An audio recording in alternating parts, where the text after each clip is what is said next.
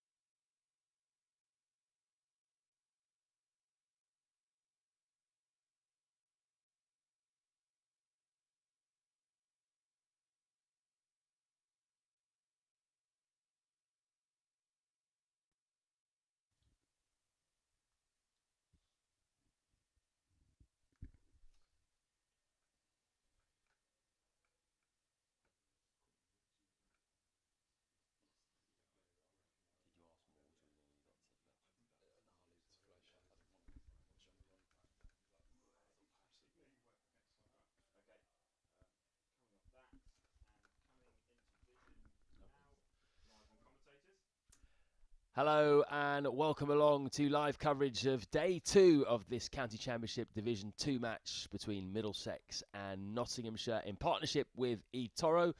Look, you've got a code that you can scan there just at the top left of your screen for more information on all things eToro. I'm Matt Kabir-Floyd. This is Kevin Hand. We will be your commentators for today's play and for the rest of the game as well. We saw a good start to the match, didn't we, yesterday, between arguably, Kev, the two strongest sides in this division. Nottinghamshire put into bat. They've made 329 for 5, which, if they decided to bat first themselves and won the toss, would be a good position. But the fact they've been put in, does that make it an even stronger position? Yeah, I think it does. I think there's a lot of pressure on Middlesex today now. So that heaps onto them that, one, they've got to take these 5 wickets pretty quickly. And 2, they've got to have a good start. They recovered from 45 for 4 last week down at Hove, and recovered in a big way.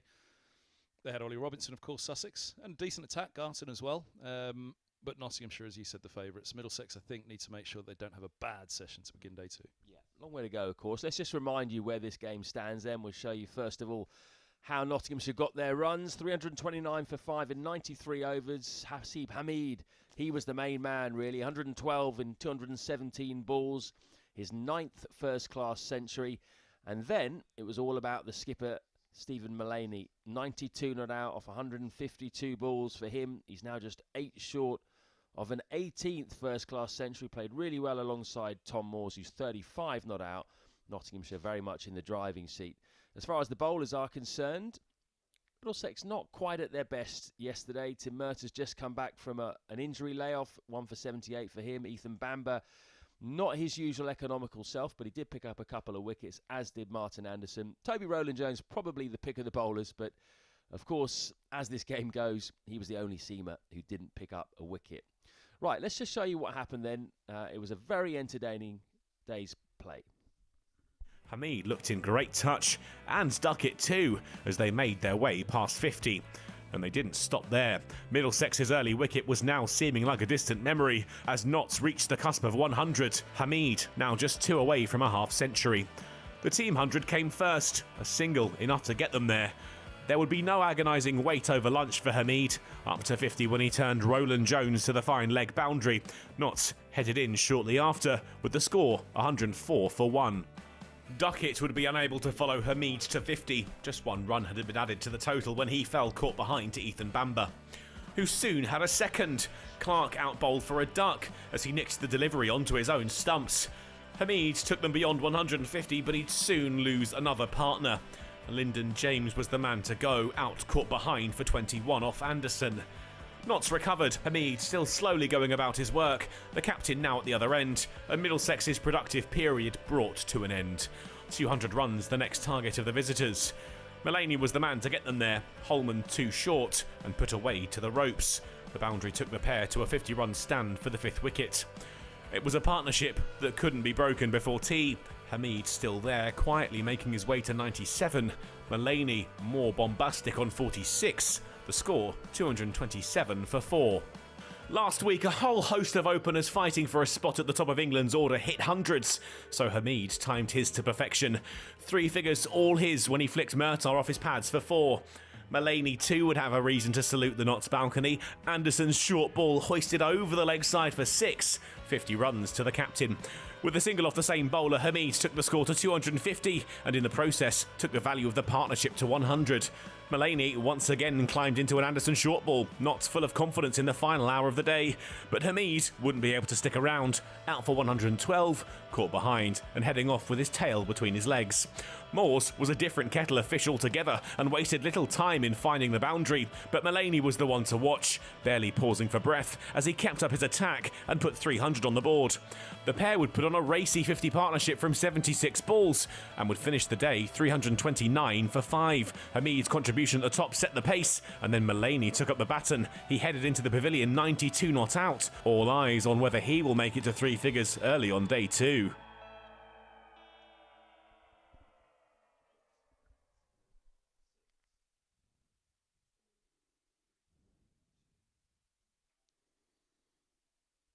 So, Nottinghamshire very impressive with the bat, but let's get a Middlesex point of view. Ethan Bamber spoke to us at the close of play.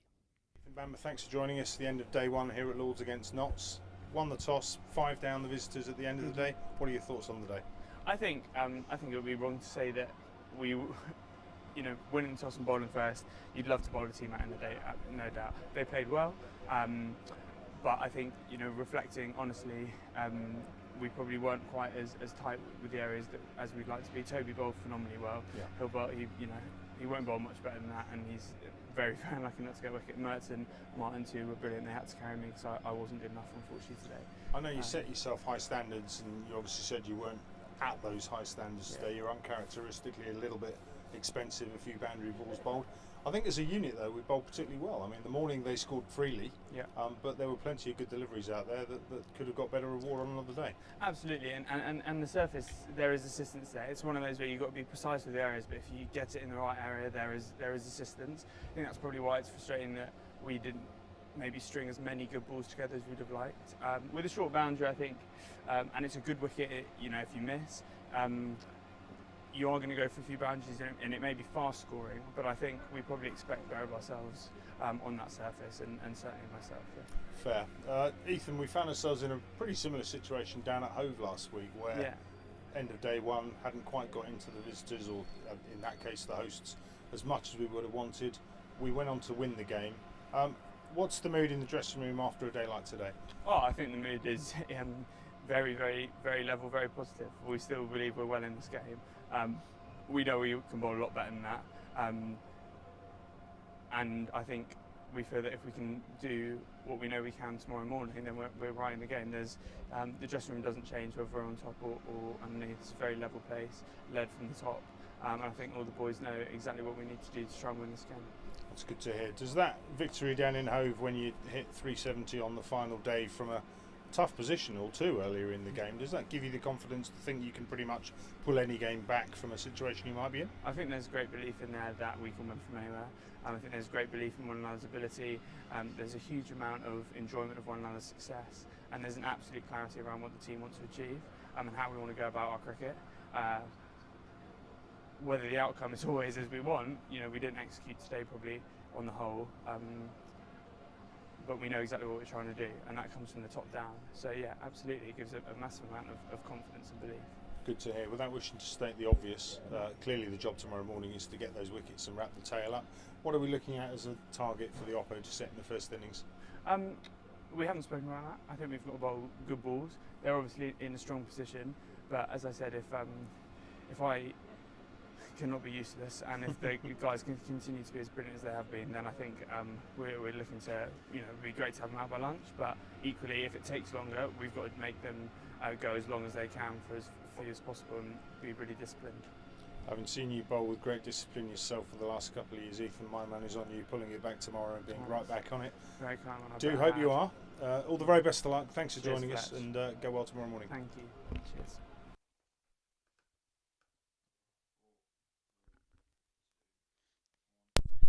Well, I've said it before, I'll say it again. Ethan Bamber is probably the nicest man in county cricket. He wasn't at his best yesterday. Economy rate over 4. He's normally extremely parsimonious. Is he being a bit hard on himself? They call himself useless. Yeah, I'd probably wake up most days and try to say to myself, just don't be useless today. That's poor old Ethan. Look, he didn't bowl that badly yesterday. He started up at the nursery end, didn't he, with 3 overs, which were okay. Then he went to the pavilion end, and it took him 2 overs to get going, didn't it? By the 3rd over, he was into a bit of a rhythm. It wasn't his best day overall, no, but I did feel for him a little bit with the way that the bowlers were changed up yesterday morning. I thought that's not easy here at Lords. It's better to settle into a rhythm, isn't it? Especially here at Lords, especially with the slope. So was he hard on himself? Yes. Did Middlesex as a whole bowl well enough yesterday? I think the 2 things that he took away from it, or that we take away from what Ethan said anyway, they didn't have enough balls in the right area often enough. There were too many 4 balls. You can see that from the scoring rate, but in their defence there is a very short boundary. The key to all of it is Middlesex put Nottinghamshire in. How much are they going to pay the price that Nottinghamshire have now got their noses in front, aided by that short boundary? Was it the right decision to put them in? It's so difficult, isn't it? It's very difficult to sit here and say yes, it was the right decision. However, if that catch was held in the 3rd over, Mercer's 2nd over, and all of a sudden Nottinghamshire are 2 down within 15 balls at the start of the match, then yes, it's absolutely the right decision. And all of a sudden, the morning session yesterday has a completely different look to it. But as we sit here now, 329 for 5, Middlesex have got a lot of work to do. A lot of work to do. Firstly, these 5 wickets. But are they going to have them out for fewer than 400? Possibly, with 2 quick wickets this morning, possibly. But equally, could they be looking down 500? Yeah, if the morning goes wrong, and then all of a sudden it's a long way back, even with that short boundary, because Nottinghamshire have got their noses in front with that short boundary, and that's where that decision on the toss. Again, we look at the cloud cover this morning. We talked about it on the preview when we were downstairs. There is cloud cover at the moment. It's expected to burn through later. That could play a big part in today as well.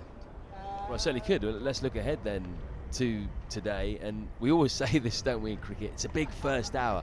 When you look out there, though, it actually is a big first hour. As you say, a lot of cloud at the moment. It could well burn off. So Middlesex, really, this could be the ideal time, the best time to bowl today with the cloud over at the moment. The ball is still relatively new. What is it? Just 13 overs old. So this first hour is going to determine whether they bowl out Nottinghamshire for sub 400, which is still very possible. It's definitely on if they get early wickets. But if Mullaney gets to 100, if they don't get early wickets and he goes to T20 mode, then we're looking at a different game. At what point does the score get too big for Middlesex to be able to win the game?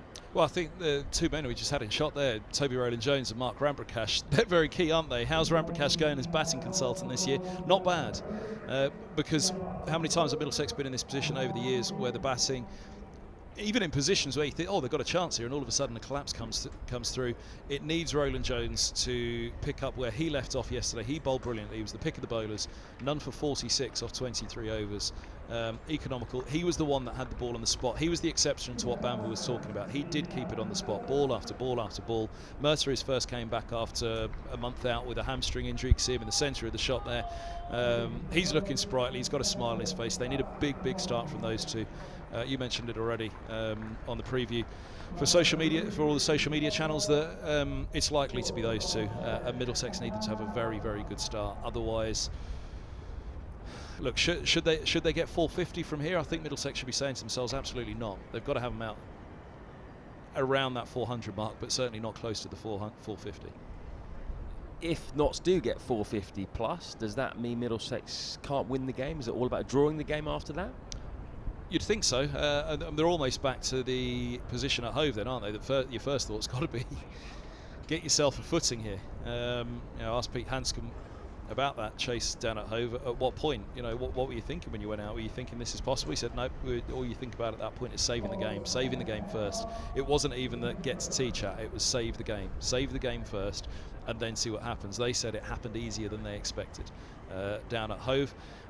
Don't expect it to happen easy here, especially if this cloud cover doesn't burn through by the time that Broad and Fletcher are running in, if they're the opening pair. Whether it's going to be those two that go first up or Pattinson, we'll have to wait and see. But yeah, look, again, you also go back to the other big names for Middlesex, and with the bat, it's Stoneman and Robson. One of those two's really got to come off today for Middlesex, you fancy. For Nottinghamshire, it's a much more straightforward equation for that man out there. He'll hope these next 8 runs are pretty straightforward. Just doing his sums there, just counting where the fielders are. 8 away from an 18th first-class century, Stephen Mullaney. And it's Toby Rowland-Jones first up from the pavilion. Oh, that's close. Big appeal. First ball gone. Middlesex strikes straight away. Exactly what they needed. Oh, let's see a replay of that one. I feel a little there for Mullaney. Right arm over, pavilion end. I think you see a fair bit of the stumps. Oh, dear. Oh, dear. I'm not so sure about that from a Nottinghamshire point of view. There's another angle of it. Actually, this one's more in line, so we'll get a better idea, but I think that the umpire can see a fair bit of... if they've gone upstairs, maybe it's clipping. That looks a slightly better angle, but Mullaney, first ball, does he feel like, come on, slope at Lord's, umpire, give us a chance. He didn't go that far across. A very big shout, a very good shout for Middlesex. But if you're the batter, I think you're maybe feeling a little hard done by. But first ball of the day, well done, Roland Jones, and that's what they talked about. So Ethan Bamber talks about get enough balls on the right spot. Well, Toby Roland Jones has done it first thing this morning.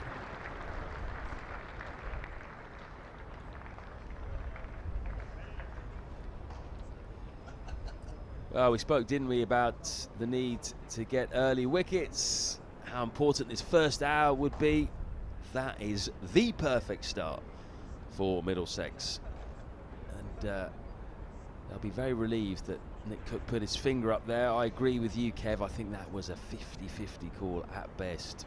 Maybe slipping down, clipping. If it was hitting the stumps, it was only clipping. Umpire's call. You could see at least 2 of the stumps from the down the line angle from the pavilion. We should say that's not dead straight, that angle. So it might have looked like it was going more down leg side than it actually was. Mullaney, that is a big one, because had he got to 3 figures, I sense he would have switched into one-day mood, T20 mood. And he's a really dangerous character when he gets into that frame of mind. He got 192 against Sussex earlier on in the season, quickly as well.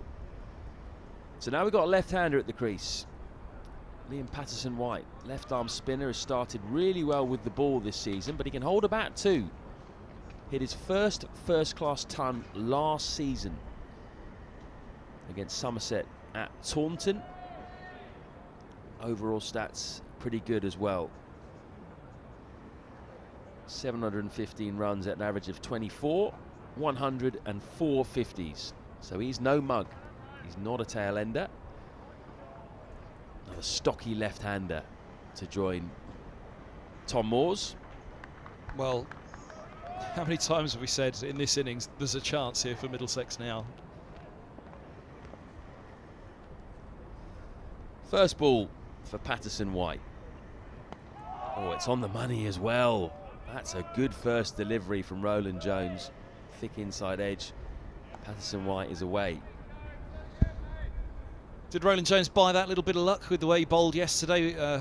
We talked about it all day long, didn't we? And there was comments from around the media centre and those watching on that the performance of Roland Jones yesterday was outstanding. It warranted far more than a nought in the wickets column at the very end after 23 overs and just 46 runs.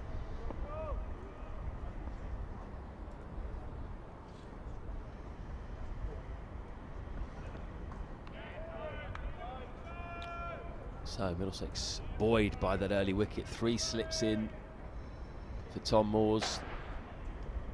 It's 329 for 6, not 329 for 5 as it says on the graphic. I'm sure that'll update at some point in a moment. 330 now, isn't it? Because they got that single. Now you've got to think the home side thinking, right, we can get this lot out for sub 400. Oh, that's a good delivery. Definitely played at that one. Tom Moores pushed across him. Roland Jones looks in the mood. Maybe he's going to have a bit more luck today. Well, Roland Jones has picked up where he left off, and that for Middlesex will be a mighty relief. He's immediately on to the spot that he bowled all day yesterday without any luck at all. Hey, let's say you make your own luck. He really did. You know, it was just one of those days, and it happens. Went past the edge a lot. Just didn't get those little few inches here or there that help.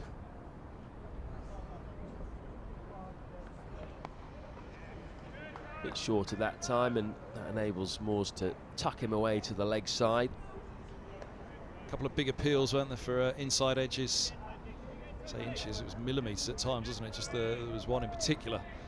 He was pleading with the umpire on an LBW yesterday, and they couldn't believe it when it was given not out. There were a few instances like that, but overall, look, that happens. Umpire's call is umpire's call. Much like Mulaney first ball, we feel it was probably drifting, but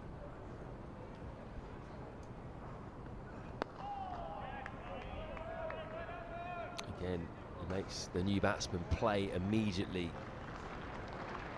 Really good first over from Toby Roland Jones. Middlesex on the board today. Roland Jones on the board for the match. Just reward for all of his hard work yesterday. Beat the bat a number of times. So this ball is still, remember, only 14 overs old. We've got cloud cover, got a bit of moisture out there today.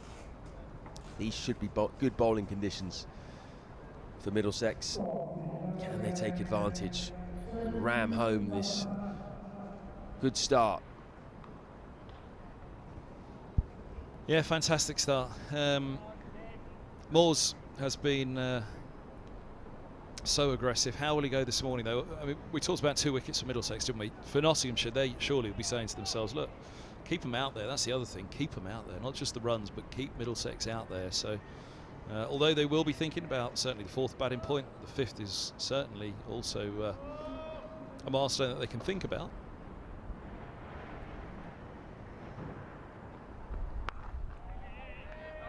And little Murtagh as well. This is a much shorter run-up. Don't think yesterday was on as short a run-up as this. You know, every year you look at him 40 years of age and think he's still off that. You know, for a guy who's not express pace, it's always been a very long run-up for Tim Murtagh. It's noticeably shorter by at least a good 5. Mind you, I think he's come a little bit longer now.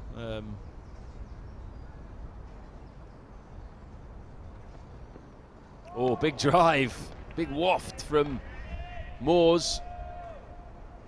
He's so good at suckering left-handers in to play that shot when the drive's not quite there.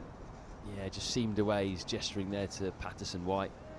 I think Murtagh just trotted in off the shorter run-up for his first ball, just to warm up a little bit. And now he's back to coming in from the side screen. I mean, where he's turning at the moment looks about right for Murtagh over the years, but a couple of shuffled Oh, now the Jaffa. Just got a little bit brighter of late. The sun's trying to poke through, but the clouds are still there. It's been a really good start by Middlesex this morning. Perfect situation is they knock over Nottinghamshire with this cloud cover around, and then the sun pops out. We get good batting conditions again. Yeah, that's what they desperately need. They do not need cloud cover like this for Broad and Co.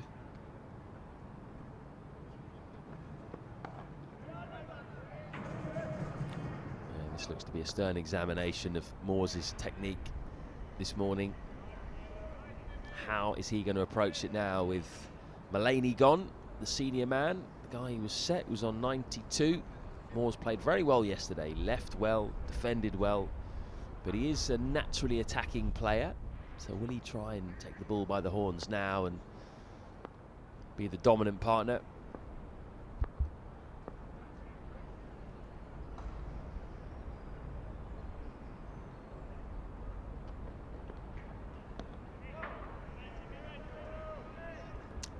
To go back to Mercer slightly, look, I could be wrong, but having watched him so much over the years, it looks as though what he's done is the marker where he actually is fully into his stride has gone forward a little bit for Tim Mercer. Maybe they needed a crane to get him off the field last night. He's felt like he needs a few steps to get him going this morning. That's a decent view, that, isn't it?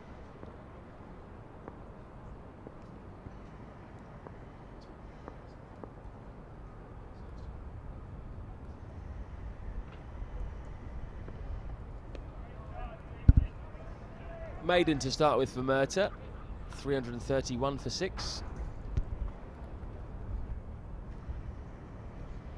Yeah, it feels as though there's just a couple of a few more stuttered steps to get him going, Murtagh, before he's into a stride. I don't know, it's been said to him over the years, you probably could put a few more years on your career by shortening it a little, but it looks as though he likes still that relatively lengthy run-up. Another one who's got one is Toby Rowland-Jones, continuing from the pavilion end, and Patterson White to face him. This won't be easy. Rowland-Jones putting it right on the spot with it, nipping away down the slope to the left-hander.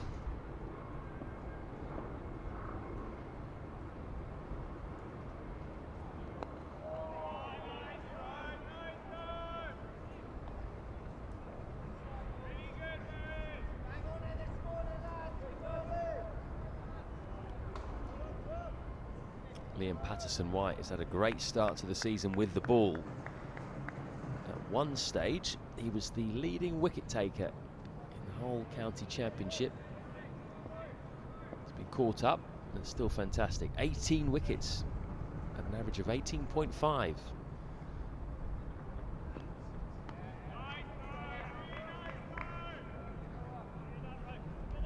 He hasn't done much with the bat so far this season.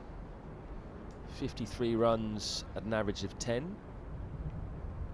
Top score of 44, so that means he's only got 9 runs in his other 4 innings. Feast or famine? More famine at the moment.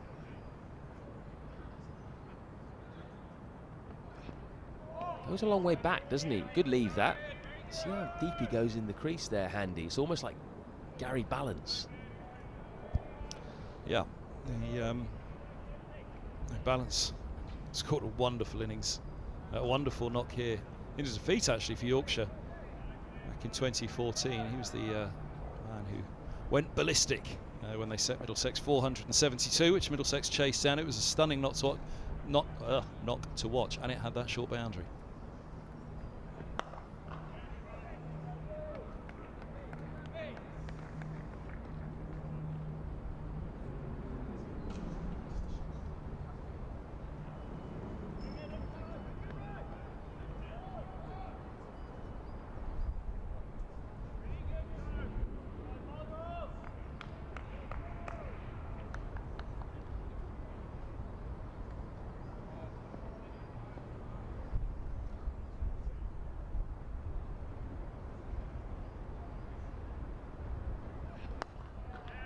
Good spot. Good spot for the new batsman. Good length. Right, let's just show you what we're talking about in terms of Patterson White, how far he goes back. He stands a long way outside of his crease. Well, a good few centimetres, but then he goes a long way back. So how far back does he actually go when he hits the ball? Yeah, pretty far back. He's stepping, what, about a foot behind the popping crease. Pitched outside. The problem with that, and Gary Ballance found this out, is when you go that far back, is you get pinned in front, you're likely to be given out because the ball hasn't got very far to travel. Yeah, I was just about to say, especially to Roland Jones, exactly that. I mean, right arm over to a left-hander, it's difficult to get LBWs at Lords, but if you go that deep in your crease, you are giving the umpire something to think about. We've already seen one go up this morning from umpire Cook at the pavilion end, but that was exactly where I was going to go with that one on that. There's that crane that we saw a few moments ago, that wonderful view over Lords. Just peering in over the back. I think that's going to be the Edgeworth stand. Yes, it is. That comes into view. So the new block of flats being built next to the Danubius Hotel, right on the roundabout, into the St John's Wood Road. Pretty sure he wasn't working, was he? He was just chilling out there. That's got to be one of the best seats in the house. Right over the back of the Edridge. You can see everything from there. Just a little tempter there for Patterson White. He was tempted to have a full-blooded drive there, but he just reined himself in.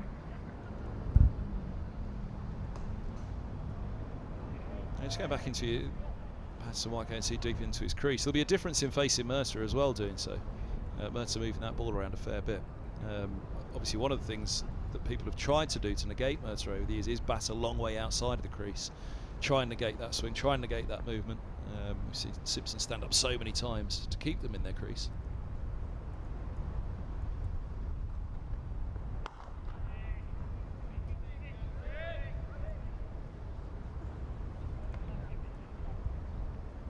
For Roland Jones, likewise from the other end, where sometimes, I think we talked about it in the last round, didn't we, when, you know, especially early season in England, 6'5" guys, 6'8" guys don't want to be going too full with their length.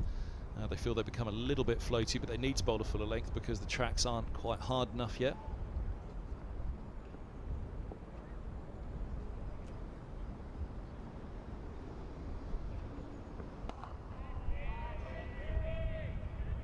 That's the kind of length where you're not quite sure whether to go forward or back to Tim Murtagh.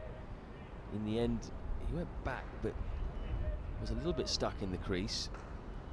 We touched on it yesterday, didn't we? You know, having sat on a few conversations over the years and talking about just how Tim Murtagh does it. Can you not bat, you know, bat a fair way outside of your crease, which is what Patterson White's doing, but as we said, he backs up.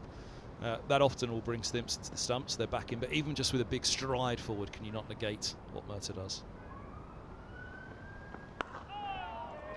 Yeah, long way back, isn't it? You can see it, how far that step back goes initially. I suppose it does give you a lot more time if you're playing that far back, but it does have its drawbacks. Yeah, a bit like balance. I guess when you're in really good nick and you're in good form and you're seeing the ball well, and that's your style, that's your technique, it's something that works for you, great. If you're all of a sudden just a little bit out of it, you're not quite got your timing right.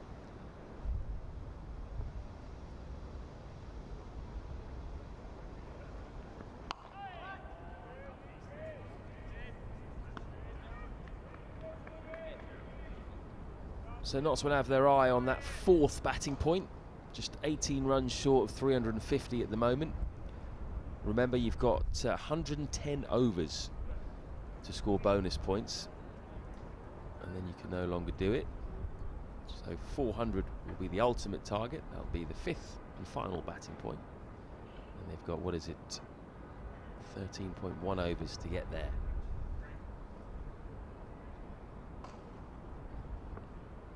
Waft beaten. Just a bit shorter from Tim Murtagh. I think Patterson White will be happy with that. He almost played it off the front foot. Which is front foot here, it comes across. That's how not to play the shot. Yep, that doesn't look good, does it? We could replay that a few times from varying angles, and it's never going to get any better, that one. It's not a bad scoreboard, though, for Nottinghamshire, is it? 332 for 6. quite rightly put it, had they have won the toss yesterday, they'd have been very happy with their overnight score. But a chance for Middlesex. 232 for 6. If they do wrap this up somewhere around 350, which is going a lot here, still with 4 wickets standing.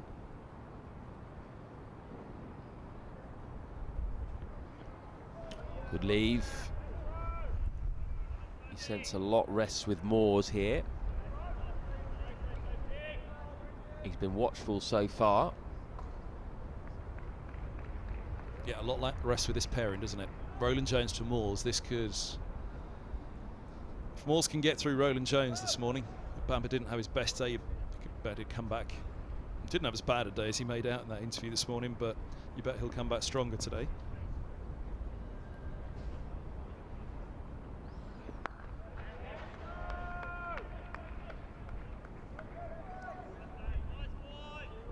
Don't want to jinx it, and it is early days, but Middlesex look focused this morning. Roland Jones and Murtagh, they look like they're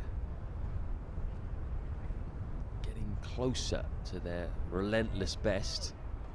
When they are on top form, these two bowlers, they give you nothing. They just hammer away at a good length. Eventually one seams or swings and does the batsman.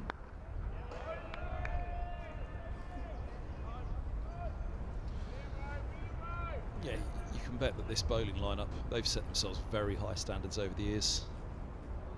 As is always the case, we heard a little bit from Ricky Alcock yesterday, didn't we? The bowling lineup has set the batters at high standards over the years. There's always that battle in the dressing room, isn't there, between bowlers and batters. It's certainly been the bowling that Middlesex has prided itself on for so long now. So they won't have been pleased yesterday, walking off just 5 down, having put them in.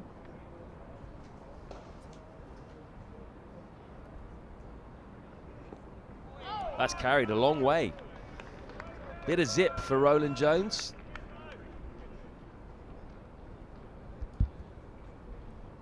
Yep, John Simpson, he was tested down at Hove. The pitch had a lot of talk there as well in terms of the way it changed in pace in day 1 and day 2. It quickened up on day 2, and all of a sudden Rizwan and Simpson for days 1, 3 and 4 were taking a lot around the ankles on the second bounce. Day 2 they were certainly taking them around neck height.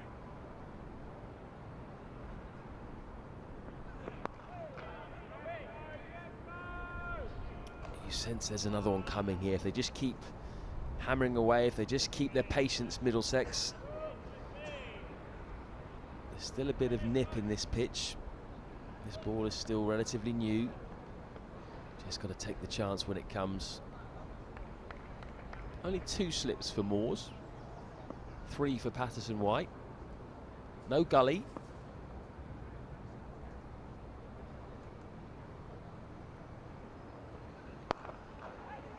Induces the drive. That's well fielded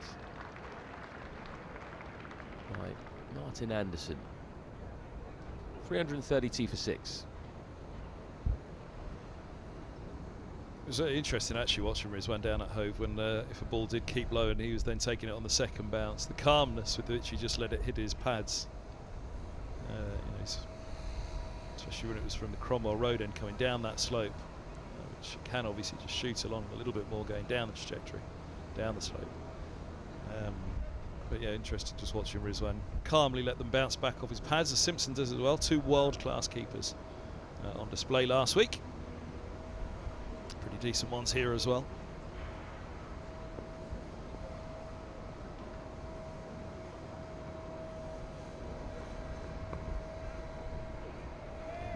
Came down at a slightly odd angle there, wasn't totally straight. You can see there Patterson White practicing the shot again.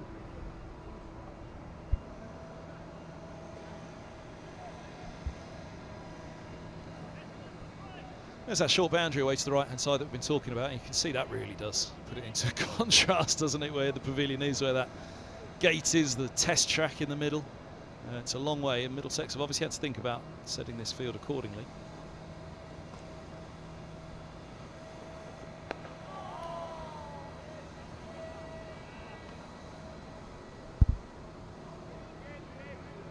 don't think there's a massive difference there in that field to what you'd see. What we did see yesterday was mid-wicket back to square leg, and almost the Andrew Strauss field, wasn't it? Immediately, point goes back, deep square goes back, protect the good balls is the theory on that. At test level in particular, where you bowl that a little bit shorter, just a little bit of width you cut, if you're a little bit straight you clipped off the hips.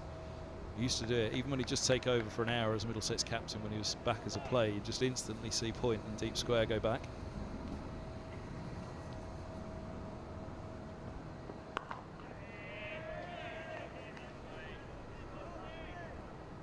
You can see there as well, the away dressing was basically right behind the bowler's arm, but if you're in the home dressing room, you're actually quite wide. Unusually for Lords, you're down towards fine leg for the left-hander. It's not as good a view as you normally get. Yeah, I saw they set up a bench, Middlesex. I was wondering why. Perhaps they just felt even on the bench at ground level they were a little bit closer below the dressing room balcony. Edgy in the air as well, in between gully and backward point. First boundary for Patterson-White. Yeah, nice shot, and that's why we were looking at that side. The other option is third. There's no third in place, be it third slip, indeed, which wouldn't have mattered on this one, or a third man back there, but point is up, so to third up at gully, whether that gully could be a third slip or how they deploy it. The one thing is that it's difficult to go to a 7-2 field, I guess, at the moment. They don't want to hang it too much outside off. They want a little bit of protection on the onside.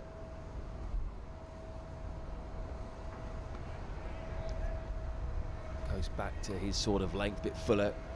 To Patterson-White. 4 was just a bit shorter from Murtagh. Should have 2 left-handers coming in next as well. Should be Pattinson and then Broad. So bowlers at least will be able to get into a rhythm.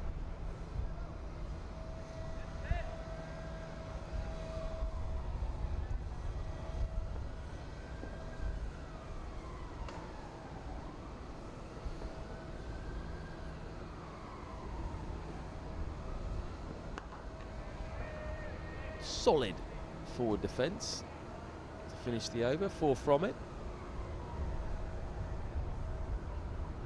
We pointed out yesterday, didn't we, there weren't many wickets around the country. It was a lovely day for batting in terms of the overheads. It's just getting to that stage of the season as well, isn't it? Only coming into the 3rd week of May beginning. The tracks are starting to harden up a little bit, but only 2 matches across the 8 rounds yesterday are into their second innings already. Glamorgan 44 for 3 at Durham, who are 311 all out. Sussex 61 for 1. Reply to Leicestershire's 210. Other than that, everyone else still in their first innings, and not too far through either. 6 down the most of the ones that are all still in their first innings. That is a reflection of the time of year that they're just getting towards better batting services, better overheads.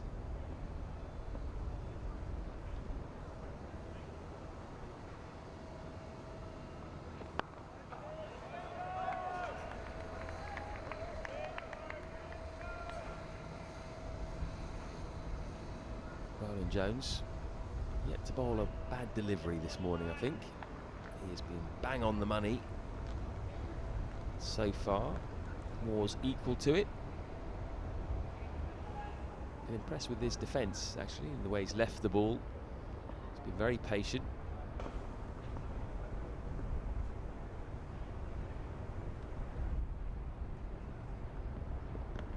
Bowled him. Right through him, Roland Jones. That's a Jaffa. That has seamed up the slope here at Lords. And finally, Roland Jones getting some just rewards for all of his hard work. Fantastic. Absolutely fantastic from Roland Jones. Difficult, as we were saying, for the left-hander with Roland Jones on the spot, nipping it away down the slope. He does bring them back up the slope as he's done there. And, oh, look at that. Beautiful for Middlesex's main man in this match, and now in amongst the wickets with a couple of them.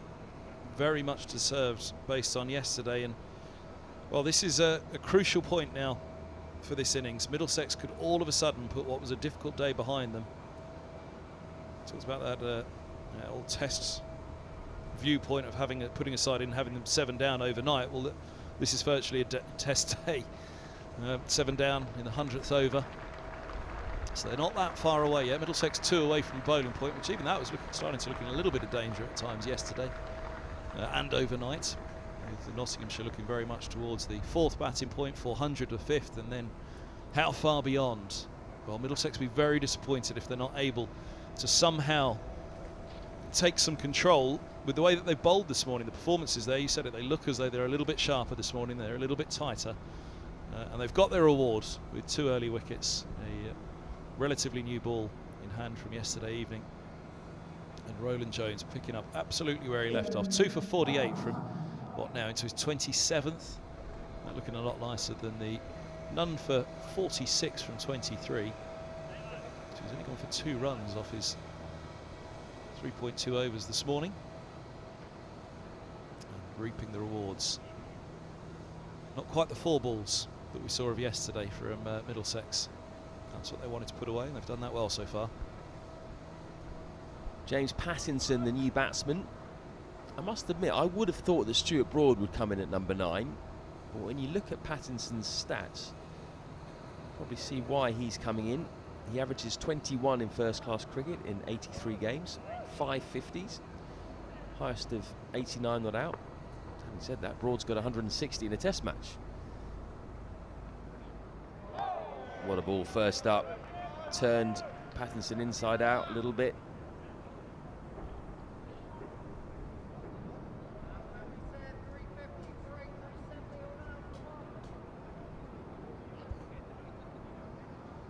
Yeah, so Pattinson averages 21 with 5 50s. Stuart Broad, on the other hand, averages 18, 113 50s.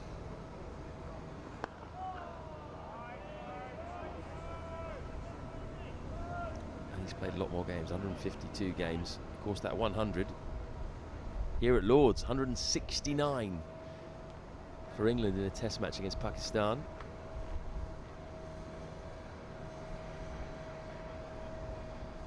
Pattinson yet to get a test 50. Top scorer in test matches, 47 not out in 21 tests. That's a nice straight drive to get off the mark. Just a single. Anderson comes around quickly.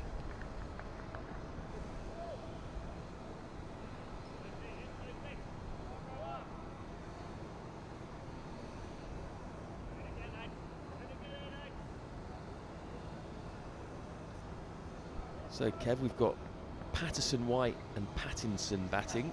It's a good job that Dane Patterson isn't playing. That would be a bit confusing, wouldn't it? Was that the trio a couple of weeks ago? I think it was, isn't it? Clipped away nicely by Patterson White. Maybe the first slightly loose delivery we've seen from Roland Jones, and he took full advantage.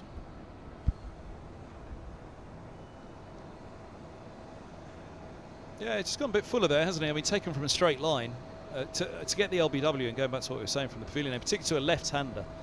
That ball's got to do a lot to come back up the slope and convince the umpire that it's doing a lot. We've seen a ball come back up the slope to bowl Moores just a moment ago, haven't we? But convincing the umpire for an LBW that it's done that much when it's hitting the pad is a little bit more difficult. So as a bowler, you do go that little bit fuller, as you say. That just serves it up, and on that length, even taking it off quite a straight line. Patterson White happy with that? Yeah, he played the shot off length, didn't he? As you said, it's probably about middle and off, roughly, that line. Now, what's Murtagh got for Pattinson here?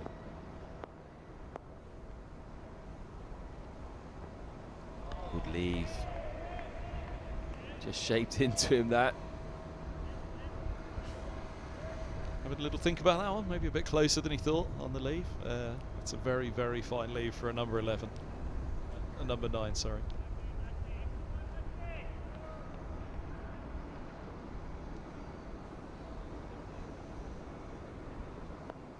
Got a big stride in, didn't he? He's a big man, James Pattinson. Got a very upright stance as well. That's a loose delivery, clipped away just for the single though, not too much damage.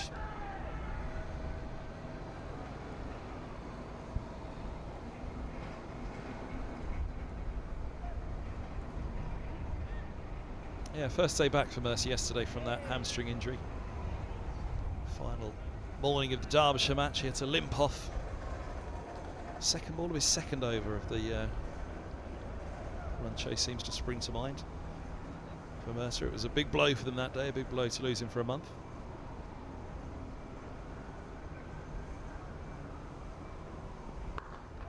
He was stuck in his crease there. I think that's a delivery you need to get forward to. You can see he does prefer to play off the back foot if he can, Patterson White.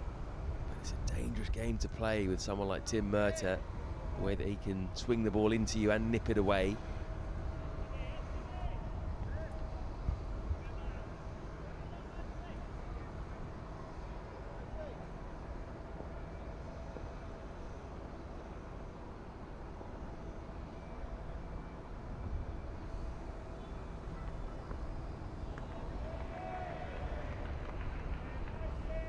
They have won every game since Mercer's absence, though, haven't they? Middlesex picking up wins. Glamorgan and Hove. Game here against Leicestershire as well. Success for that man Hanscom. He was absent for the Derbyshire game. 100% record for the skipper this year. And runs as well for him down at Hove. That will really please him.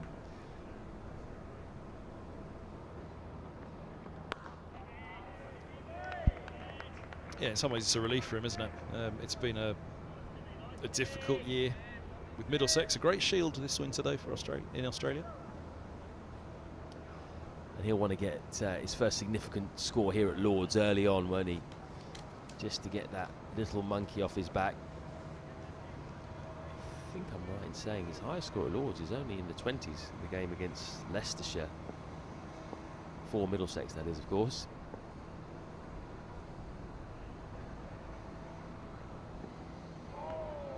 Left. 101 overs bowled, 342 for 7. So 9 overs left in terms of bonus points. Middlesex can get 1 more bonus point if they get up to 9 wickets before that time. Notts need to get up to 400 before 110 overs to get maximum bonus points. The way they're going about things at the moment, it looks like they're not too bothered about getting there right now. Just want to get as many runs as possible. That might change in the next 3 or 4 overs. You never know.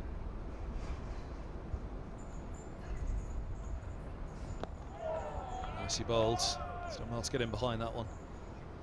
Pattinson, perfect line, perfect length. Roland Jones. Just unsettles batters. The extra bit of bounce that he is able to find. It's the second time that Pattinson's got slightly squared up to Roland Jones. I think that's something he will have noted. Just try and push one across him, find that edge.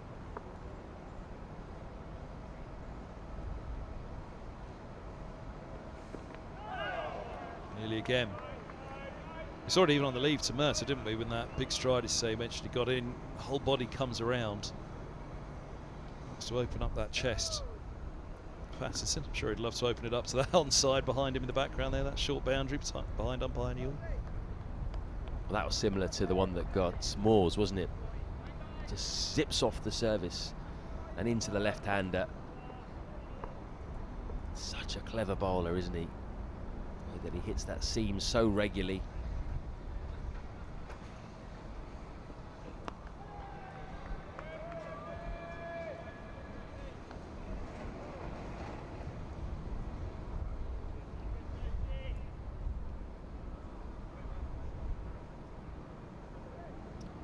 Yeah, Pete Hanscom, before that innings down at Hove last week, he averaged 17 in 13 innings for Middlesex. Before the half-century and that big partnership with Robson that set things up for 8th highest chase in Middlesex's history.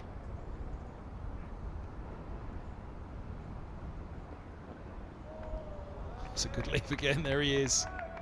Look at that for a pose. Just like to show that the bowler that he's right in behind it, but as you say, he got squared up a couple of times. I think all he's showing is that he's getting squared up by remaining in that position. Andrew Cornish, Chief Executive of Middlesex County Cricket Club, just checking on his charges. The 2 young men to your right of screen there, the 2 12th men, Blake Cullen and Jack Davies. You'll see a lot more of them out on the field over the next few years, I think. Very solid block that from Pattinson.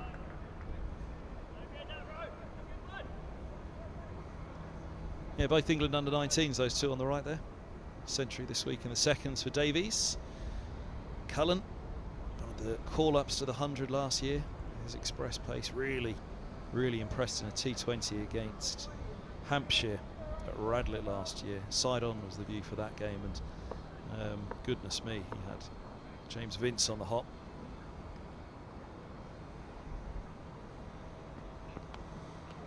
Edged and put down. Really tough chance to Robson at second. Got both hands to it. Went a long way. It felt as though he was hanging in the air for an awful long time. Just couldn't hold on. Burst through the fingers. And the chance goes down for a third this morning for Roland Jones. This went really quickly, didn't it? Threw his hands at it, and Robson threw his hands at the delivery. He got a good palm on it because the ball actually ended up going forward. So I think he got a good hand on it, but it would have been an absolute screamer had he taken it. He fell almost ungainly, having dropped it. I guess he wasn't that far off the floor was the thing. As he went down, it wasn't a huge leap, but it was the pace, as you say, that it went that had him outstretched. So it wasn't that he had to leap so far. For it ended the over 242 for 7.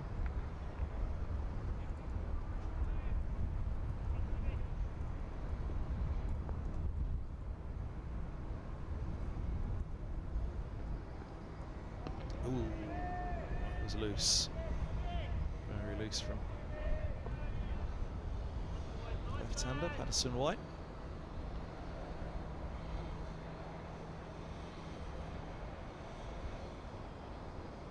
He was almost goalkeeper-esque, wasn't he there, Robson, the way that he dived. At one point, he thought he might have been able to parry it to third slip, but he got too much of a good hand on it. Strong wrists, as they say in football. The ball went back towards the bowler.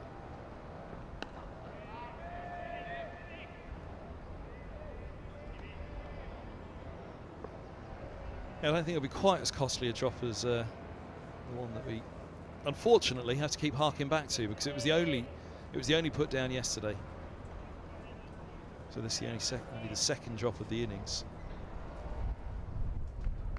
Again, I think that's going to be the really big call from Nottinghamshire when they go out. Look, if you get a chance, hold on, because it's not a pitch that's going to give you a lot. Bamber did say back up what we've been saying all day. If you have it in the right spot, there's enough for the bowlers.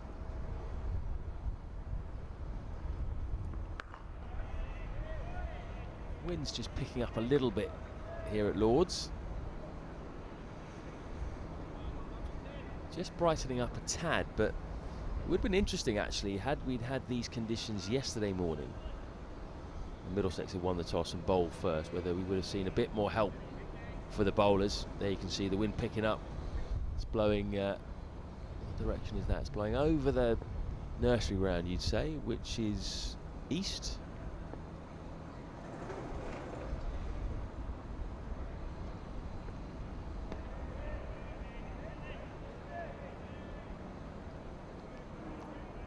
I know you love the theories here at Lord's amongst the bowlers.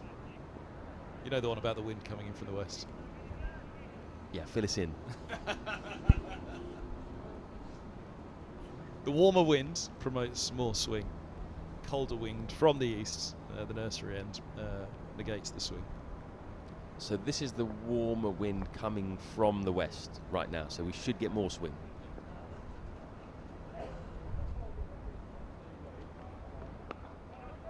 Any issues with that, take it up with the president, Mike Selby, he told me. He said whenever they turned up, they'd see if the wind was whipping in from behind the pavilion, which is the warmer wind, the direction of warmer winds, a colder breeze coming in from the nursery end. If it was coming in that day, then don't expect much. Does it matter which direction the wind's coming in? Because Merter's running into the wind now, isn't he?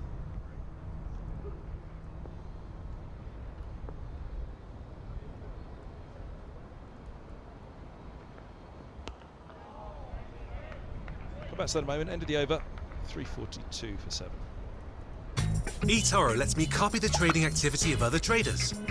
From now on, whenever I make a trade, I make the same trade automatically. Join over 20 million users and start investing now with eToro.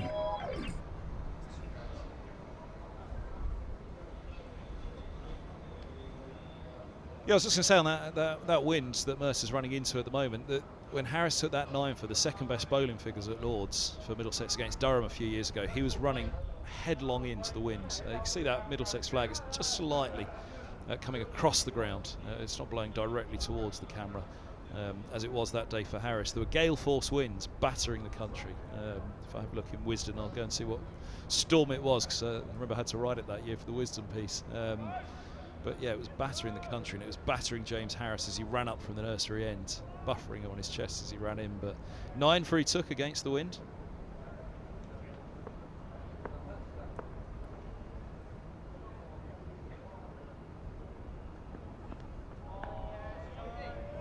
Up the hill and into the wind, as he was that day. But 9 for the second best bowling figures at Lords, and the second best in the history of Middlesex. I'm just looking over to the balcony to see if we can ask the cameraman to go to it. He's not sat there at the moment. The best bowling figures for Middlesex, post-war that is. Richard Johnson, 10 for 45 at Derby.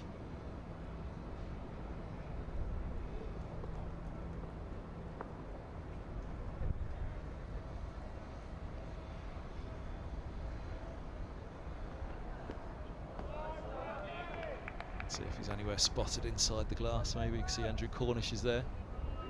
He's in there, arms folded, talking to the CEO. And as he greeted James Harris as he walked off with his 9 for that day, the bowling coach, Richard Johnson, who's, if you look at the very darkest spot of the door being open there, his words to greet Harris as he came off the field: "Might be the very best take 10 for." It is an incredible achievement, isn't it? 10 for in an innings, so rare.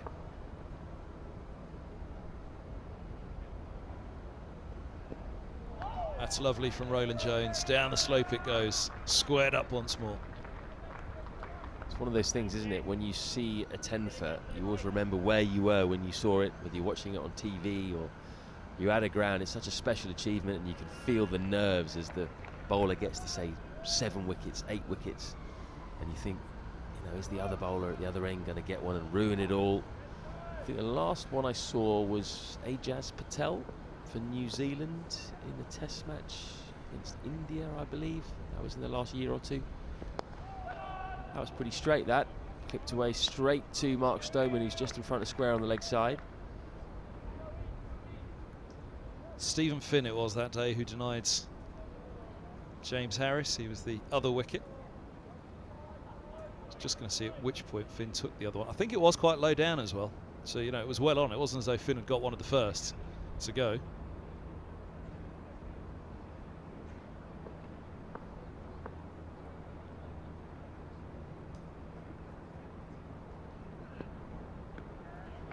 We're both going to draw up the scorecard now and destroy that, aren't we, and see that Finn took the first wicket. I'm pretty sure it was a fair way down before Finn got one.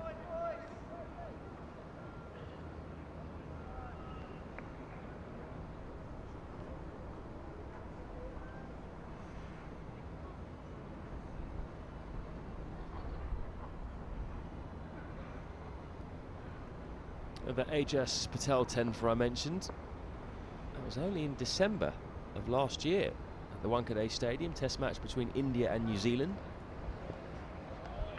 I remember watching it on TV. I was out in Sri Lanka at the time, and amazingly Ajaz Patel took 10 for in that second test, and New Zealand still lost the game by 372 runs. Because they were bowled out for 62 in their first innings. Patel becoming just the 3rd bowler ever to get a 10 for in test match cricket. 10 for 119 in the first innings. India bowled out for 325. How many did he get in the second? 4. 4 for 106. 14 in the game. And lost.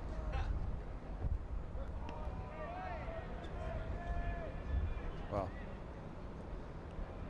That's hard to take. We talked about the hat-trick for Nottinghamshire in the last meeting between these two for Jake Borland losing. That's something else. Yeah, imagine that. Imagine what you're like in the bar at the end of the game. It's like, I took 14 wickets. What did you guys do? We lost by 372 runs.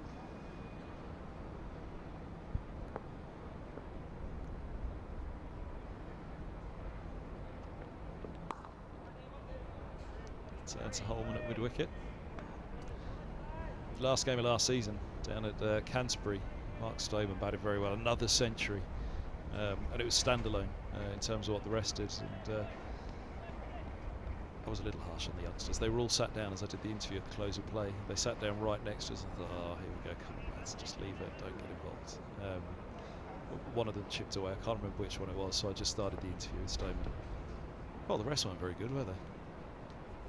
Obviously hadn't pressed play, but pressed record by that point.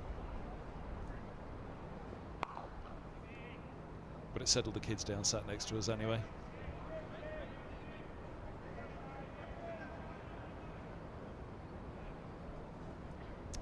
Mertz is into his 6th over this morning. Roland Jones has also bowled 6. It's getting towards the time where Hanscom will start to think about making a change. Maybe worth giving Bamber a go. But from which end? Prefers bowling from the pavilion, but he has bowled this season from the nursery.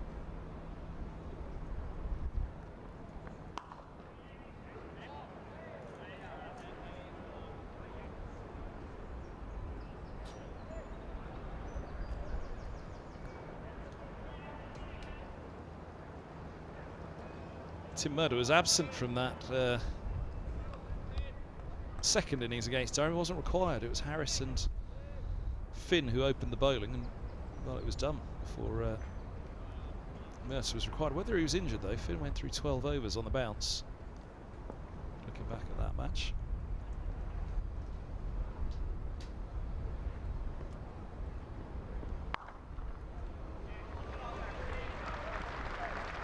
It's a single taken, good stop at points by Holden, backed up there by Stoneman. Yeah, so usually the man who runs up the hill and into the winds. Here at Lord's, Tim Murtagh. Usman Arshad was the wicket that Stephen Finn took to deny Harris the 10-fer. Batting at 9, so it was the batting at 9, so it was the 9th wicket to go. So he was well on the way back then. Now with Glamorgan, James Harris.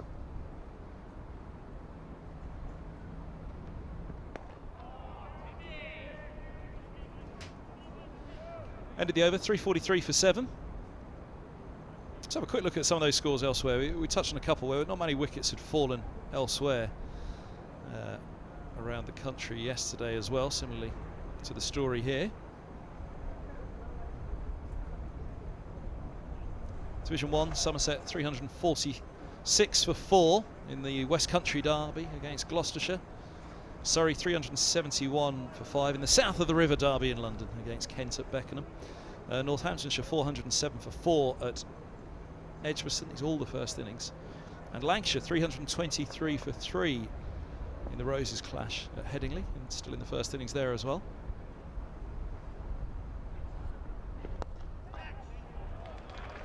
That's a nice little clip. 4 runs for Patterson, White.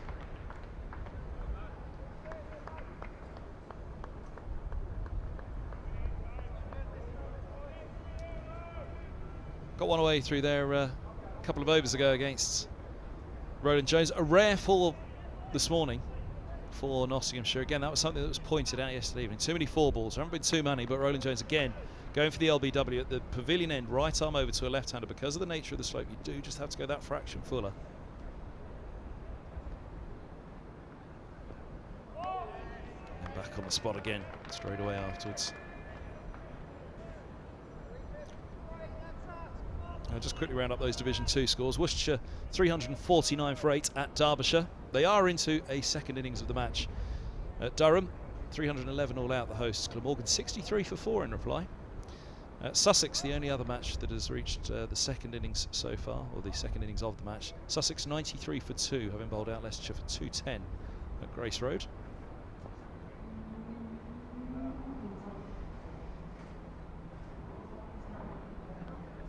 Oh, goes past the edge.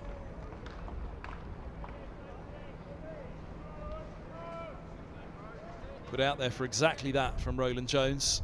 3 slips in place, ready. The edge is taken. Just goes away. Down the slope.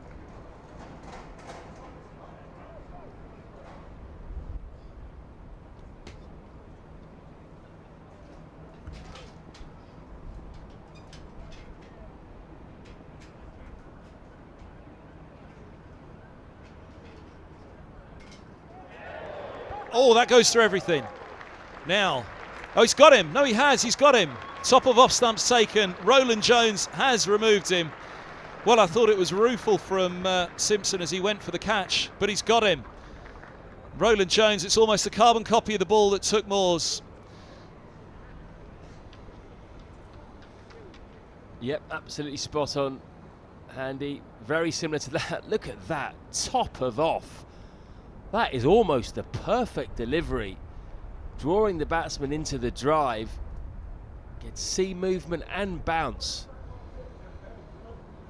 Roland Jones is at it this morning, isn't he? He's taken all 3 wickets to fall. He should have had wickets yesterday, but he didn't let his shoulders drop.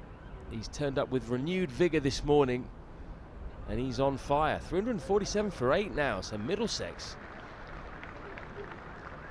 now thinking maybe we can get Notts out for 350, 360, and that is a big change from what we saw yesterday. Not starting the day, 329 for 5, but then look at that. LBW Roland Jones, bold Roland Jones, bold Roland Jones. He's been targeting the stumps this morning. And now Roland Jones to Broad.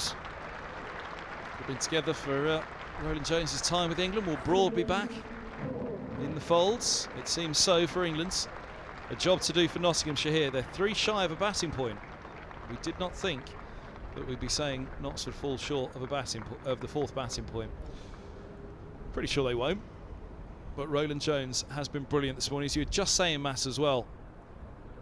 He was, or he will be close to the end of this spell. 54 minutes. We've been going 3 wickets.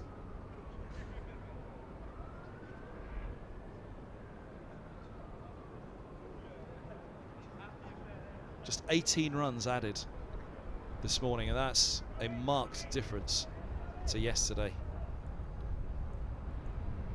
Laney in the 90s overnight, Moores in the 40s, and a couple of decent, powerful lower order batsmen. Well, this man knows how to hit it as well.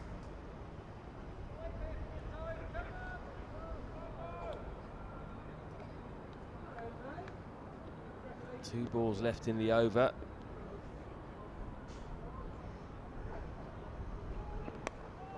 Oh, edgily, thick edge along the floor to backward point. Stuart Broad's technique has certainly changed, hasn't it, over the years. He had that nasty blow through the helmet. Varun Aaron, I believe, was the bowler for India. Ball went through his helmet, really horrible, sickening blow. Since then, he's tended to back away a little bit and try and carve through the offside. His average has been steadily dropping, but he's still a really clean striker of a ball. Very tall man. He used to be an opening batsman when he was a colt coming through, and you can see that in the way he plays. Over bowled 347 for 8. So what does Hanscom do with Roland Jones here, who is steaming in? He's got the bit between his teeth, but he's bowled 7 overs now this morning. I'm sure he won't want to finish up. He'll want to continue, but to give him 1 more, 2 more even. He's just got the pat on the back, but whether that's well done for, maybe he's asked him, can you stay on? And he said yes, and he's given a pat on the back and said well done, or whether that's a pat on the back and said that's you done for now. We shall have to wait and see. Mercer's got another one in him.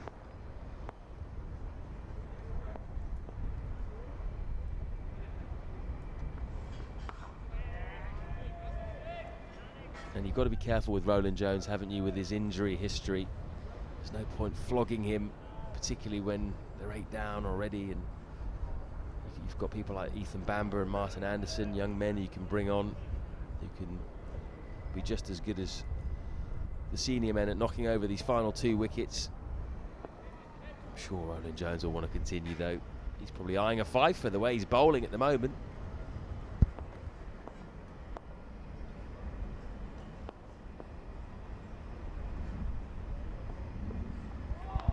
That's good. That's good from Patterson. Top order batsman would be wary of that one dipping back in from lovely line, fullish length. Patterson not forward to it. In the end, that may well have saved him getting the edge. But he wasn't close enough to the ball.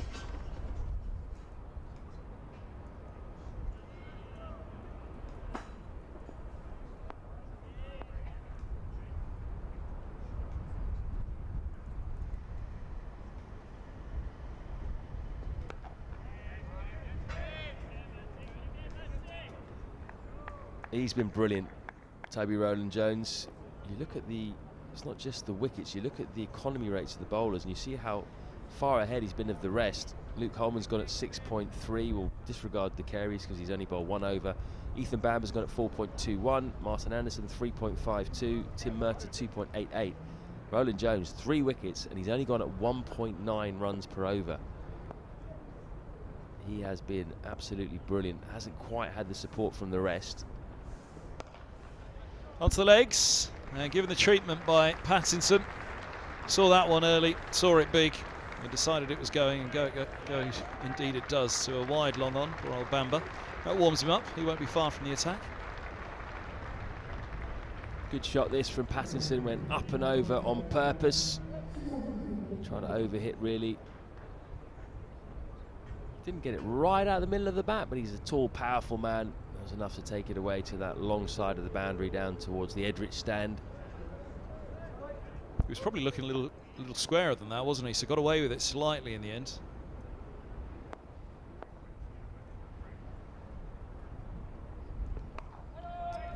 Use of the feet to Mercer. And they've got the 4th batting point now.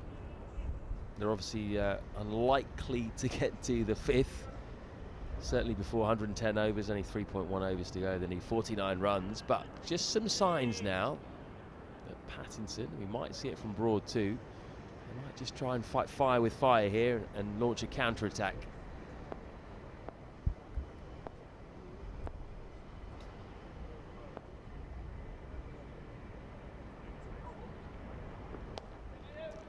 Leg side again from Mercer. That'll be a single to end the over. Down to long leg and Roland Jones. Does he continue? We'll have to wait and see.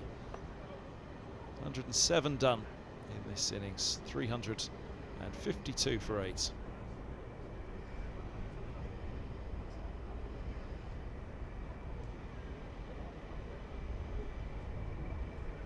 So it looks as though it was a pat on the back to say well done, hanging on for one more.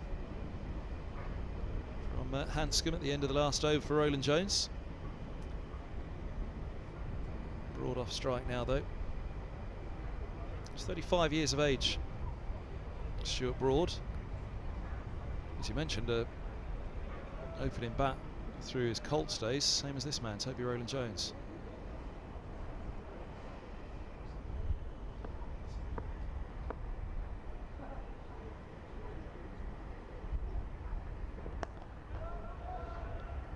Now, this will be fun if Pattinson does try and tee off to Roland Jones. I think he'll have an eye on that short boundary, which he's facing at the moment, behind umpire Newell there.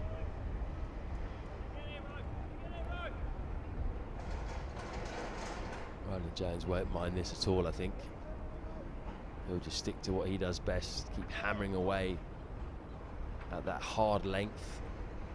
If he keeps hitting the seam, then Pattinson will be in trouble, regardless of whether he's trying to be aggressive or not.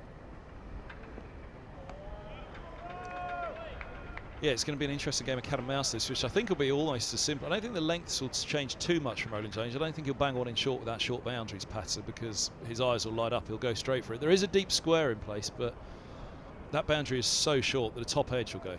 A decent connection, and it'll fly. I think it's quite simply a case of if it's on the stumps, Pattinson will try and give it some bottom hand.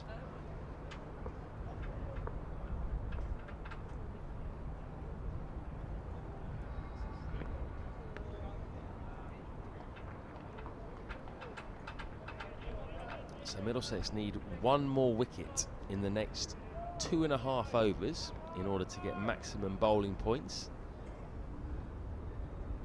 Once we get to 110, if they're still 8 down, then it's all about just bowling Notts out. You can't get any more bonus points. And the same will apply for Notts with the bat. They won't be able to get up to 400 by the looks of things.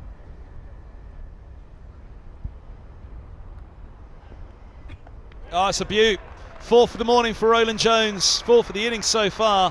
All of them to go on day 2 so far for that man. He's having an absolute flyer, just as he did yesterday.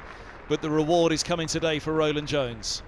This is a masterclass in seam bowling. Look at that. Beautiful carry. That has gone down the slope. It's bounced. He's squared up Pattinson again. This time he's got a healthy edge. You can watch it from this angle. Down the slope. Got to play at it. That's about an off-stump line just outside. That is perfect. So he's shown us to the left-hander this morning, the one that seams up the hill and hits the top of off. And that one from a very similar line goes the other way, carries through and takes the edge. Really, really good bowling this. It's how you bowl to left-handers from the pavilion end. Bit of a word, I think, as well. He said something as he went past Pattinson. I wonder if that will come back to bite him when he goes out to bat. Pattinson has a bit of pace. Yeah, I was just going to say Broad as well at the non-strikers, and they won't mind seeing what Roland Jones has done this morning because he's shown them. And that dressing room, which is immediately away dressing room that's immediately above the track, has shown Nottinghamshire. You put it on the spot, you keep it on the top of the off, and there is plenty of trouble for batters on this one. Luke Fletcher is the number 11. Again, he will not just pass it around, you wouldn't have thought, but for Roland Jones this morning, that's 4 for 14. Now into his 8th over of the morning. 4 for 14 for Roland Jones this morning in an hour. Absolutely brilliant. Can he top it with a 5 for? A couple of deliveries left, and again, Matt, whether it be a pat on the back for him at the end of this over to, can you go one more, or a pat on the back to say, no, come on, bow out. But could you as skipper deny him the chance of another over for a 5 for? The only thing that would worry me is his history, his injury history, and he's also, you need him for the second innings, the way that he's bowling in comparison to the rest. So, it's a tough one, isn't it? He certainly won't want to give the ball up. Maybe he'll get it done in these next 2 balls.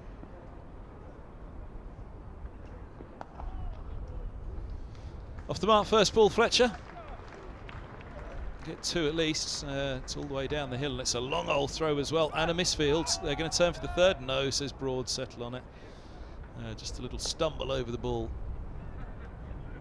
as it was being retrieved. Big Luke Fletcher, not exactly renowned for his batting. Top wicket taker in the county championship last year. But in terms of batting, he's only got 140 runs in his career. Is that right?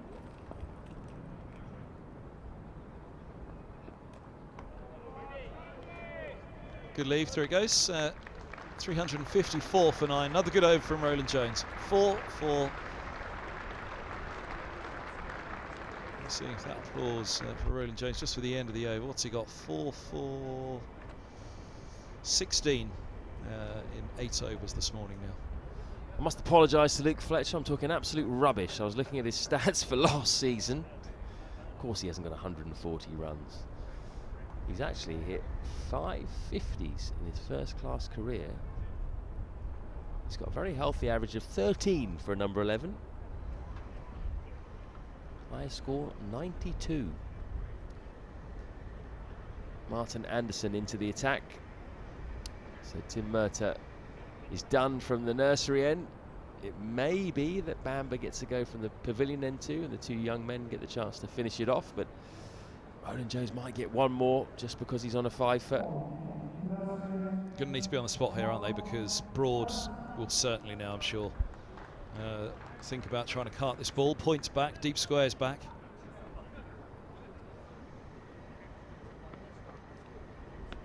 Loose start.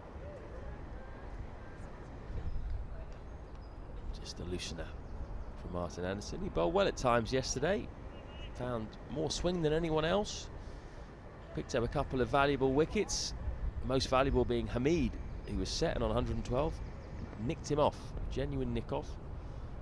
Got Lyndon James in the same way for 21.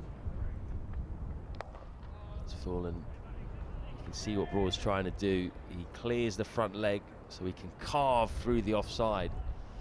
And if it's in his arc, he could be very dangerous. He's a good striker of the ball. Generally just sits back and plays off the back foot with that front leg open.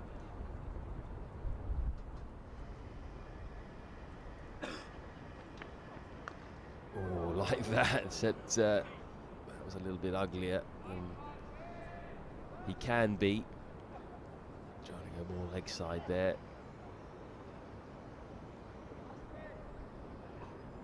It's going to be fun, this, I think. He's going to go down swinging, Stuart Broad. It's always fun when he bats these days. He's there for a good time, not a long time, generally. There we go. Big hit. Clears the legs. Bosh, straight over mid-off. It's going to plug a little bit, but just creep over the boundary.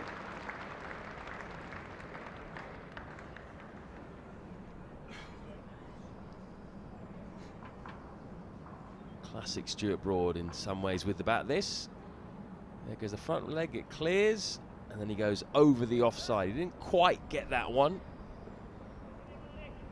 Middlesex have got to be a bit careful here.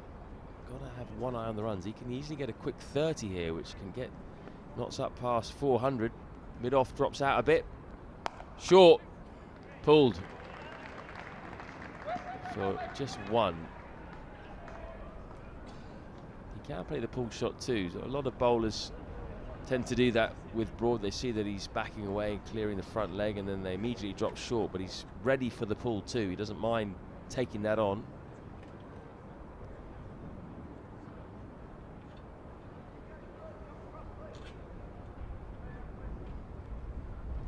So how's Luke Fletcher going to play it then? Is he just going to try and play for Broad? Just see off the bowling. He's only got one delivery to face in this over. Or is he going to try and have a biff as well?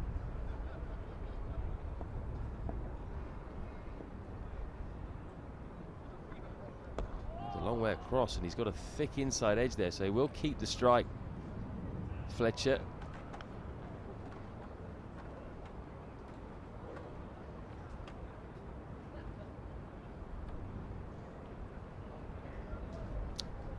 Middlesex now have the final bowling bonus point. They're 9 down, Notts. Now it's all really about a question of how many they can score. Bonus points are irrelevant now for this first Notts innings. Roland Jones will continue on the hunt for his fifer.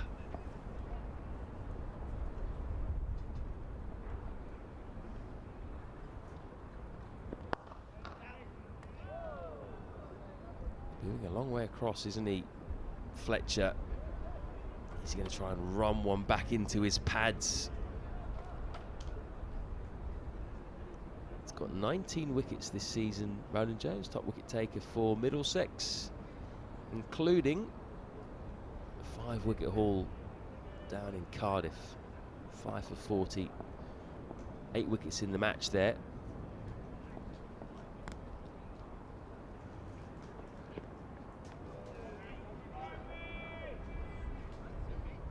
What he has done consistently this morning is find a lot of carry from the pavilion end. People forget that about him sometimes because he doesn't operate at express pace, never really has. But he's certainly a few mile an hour slower than when he played for England. He's probably somewhere around high 70s at the moment. but he hits the bat hard. Consistently gets bounce and carry. It's a pleasing looking straight drive from number 11 Luke Fletcher. No cigar though. I was just looking up that Broad turns, what, 36 in June? Roland Jones turned 34 in January. There's a certain Rob Key sat in line downstairs at the moment, but I think, sadly, the England days are behind him. Those injuries have taken their toll.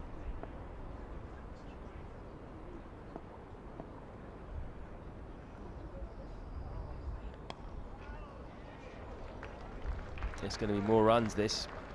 Possibly 4. Holden's after it. Does well. We're going to come back for 3. So Broad will have the strike.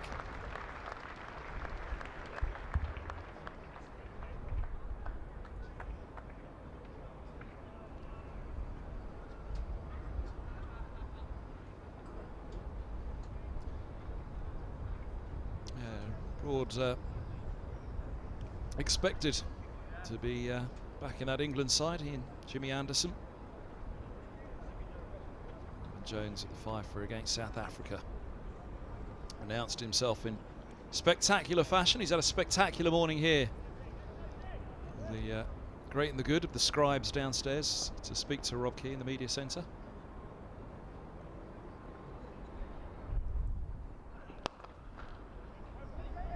Oh, Broad wants a quick single here. Chance of a run out with Fletcher. Oh, that was out if he'd hit. Definitely out. He had 3 stumps to aim at as well, Roland Jones. Well wide in the end. Didn't want to give away the fifer, did he? Good point.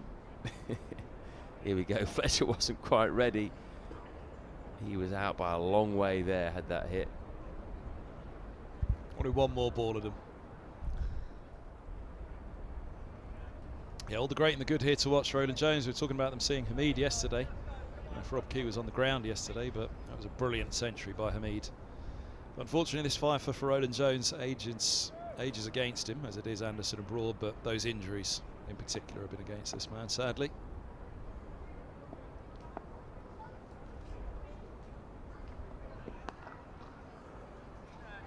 So having worked so hard, Broad, to keep the strike, Fletcher's nicked it again.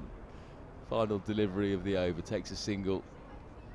Roland Jones, I think, is getting a bit tired and having a laugh. That might be his last over. Let's see, Hanscom has a word with him. Having a long chat with him, actually, isn't he? There's a chat with Anderson now as well.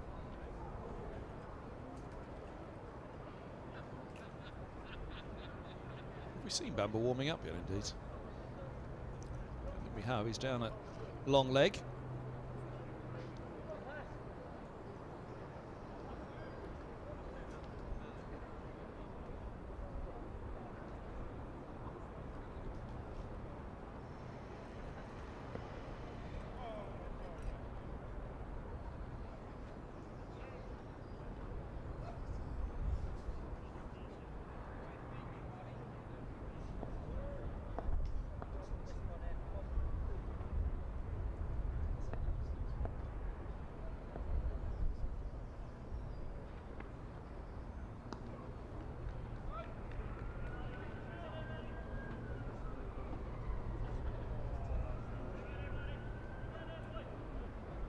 Ben Stokes has piped up in the YouTube comments. Can you give a birthday shout out to my mate Rohan, please? He's a Notts fan. Happy birthday, Rohan. I don't think that's the Ben Stokes. Could be wrong though. He's playing.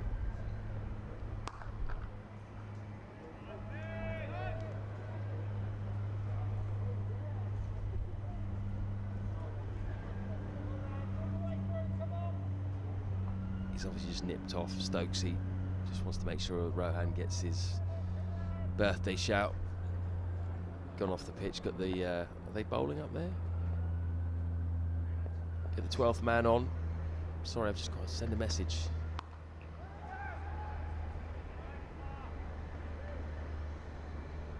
Big fan of the Middlesex live enhanced stream. Ben Stokes.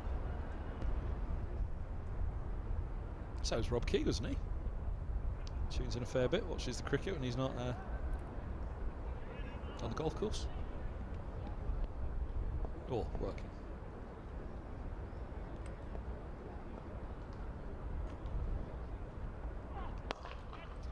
Big drive from Luke Fletcher, finds the gap.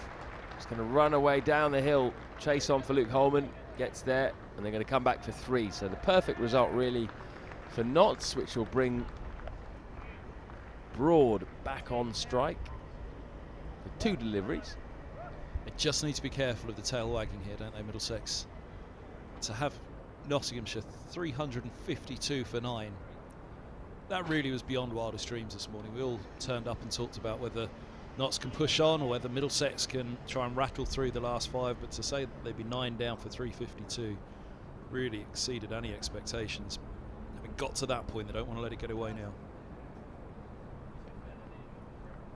Field spreads for Broad.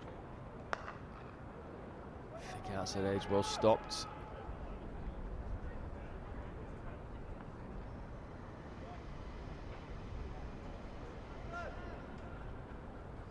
Yeah, it can just suck your momentum away, can't it? If you get a side 9 down and you bowl well, and then suddenly they just come in and get a quick 40, 50.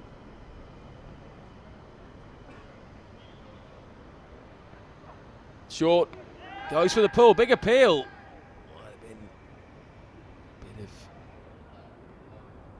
of shirt or something like that. Might have brushed on the way through.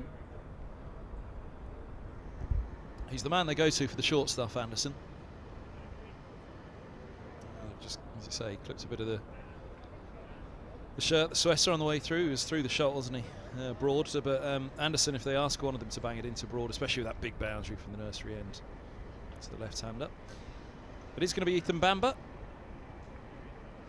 2 for 80 from 19 yesterday, going at 4 and over, which no shame in that at all, especially with the short boundary that was in place. And that is going to be a big factor in this match, I think. But again, no matter how short that boundary is, there's a bit of scoreboard pressure to apply to a good first innings total here by Nottingham, on a pitch that's doing enough for 2 strong bowling attacks.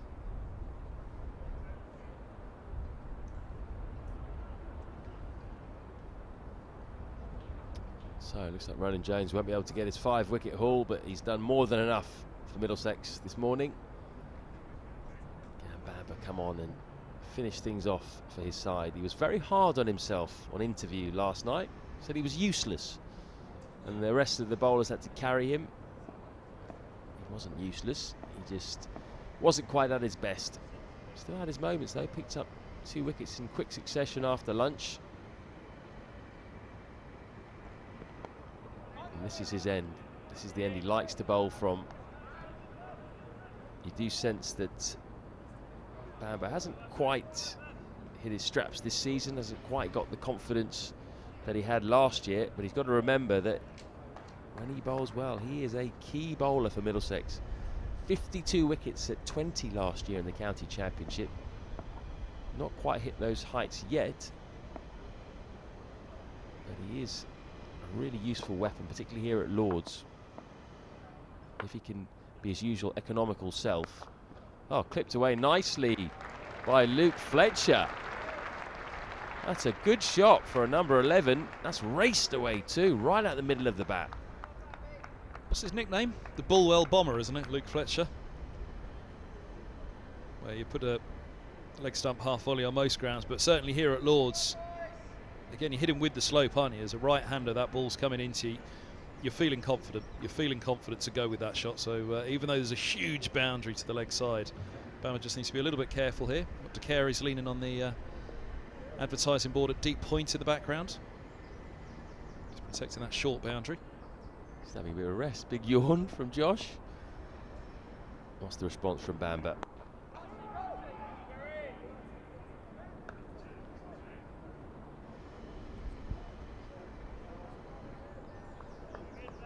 One comparison that was made between Josh de Carey's in the background there and his father, actually you can see it there even in the walk, the gait. Similar attitude. Look, they're exactly there. You could almost put Michael's head on that exact pose, couldn't you? He looks a bit like Athers as well, doesn't he? You can definitely see the family resemblance. laid back pose. Oh, this one he's taken from off stump. That's a serious shot, dismissive from Fletcher. What a cameo. Yeah, he's hitting with the slope here, isn't he, Fletcher? He's gambling. Bamber's got to try and make one go back up the slope to him. As I say, he's taken that middle off. And, just fancying, see it, it's going to go into the vast expanse of the onside. Frustrating for Richard Johnson. Stepping back inside there. 24 these two have added now for the last wicket.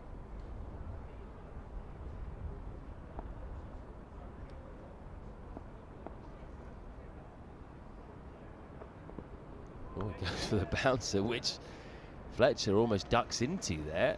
That bouncer swung after it bounced. Yeah, too often you see the bouncer from Bamber. A metronome on the top of off. Got to remember that Luke Fletcher received a sickening blow to the head, didn't he, when he was bowling in a T20 blast match, I think it was, 4 knots at Trent Bridge. The ball was smashed back at him, hit him on the head. Had to have surgery off the back of that, so I'm sure that's always going to be in the back of his mind. 376 for 9. These two have put on 24 useful runs. Yeah, it's good, isn't it? From a Nottinghamshire perspective, it's not the morning that they'd have hoped for. But if these two nudge it any closer to 400, then it is something of a recovery, because I think that is what Middlesex would have thought. Look, 5 wickets, relatively new ball, let's do it for 80 to 100 runs. 329 for 5 overnight. I mean, for sure Middlesex would have taken this if offered, but they won't want to let it go much further. He's fetched that from a long way outside off stump.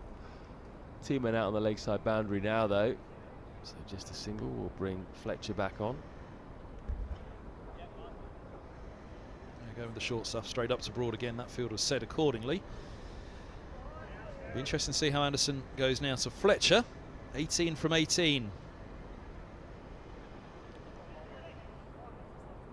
To land a few bombs into that grandstand with the short boundary to the leg side. Yeah, we'll see that clip shot again. He likes that. See if he wants to try and hit against the swing of Anderson.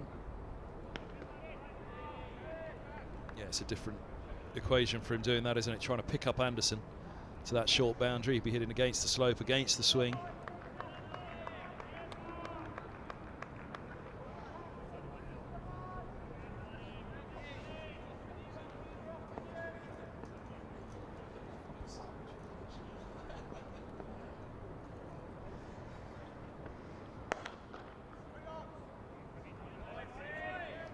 Luke Fletcher is shaping up very nicely here.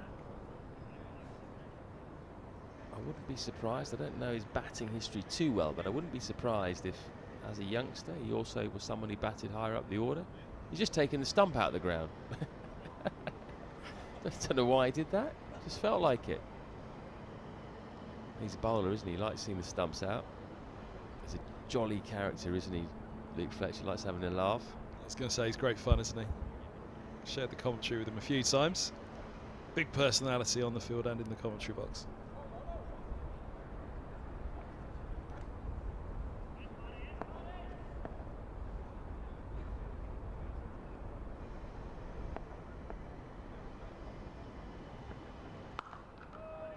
He's got a very proper technique, hasn't he? You can see, been well coached.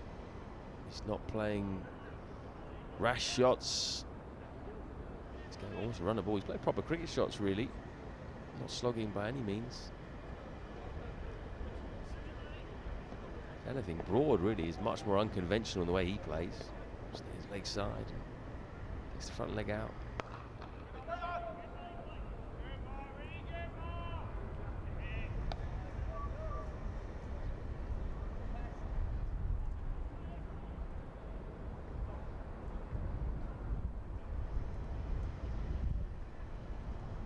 Looks like he's got a good bat as well, Fletcher. Those 2 clips absolutely pinged. Race to the boundary. Looks like a big gun and more.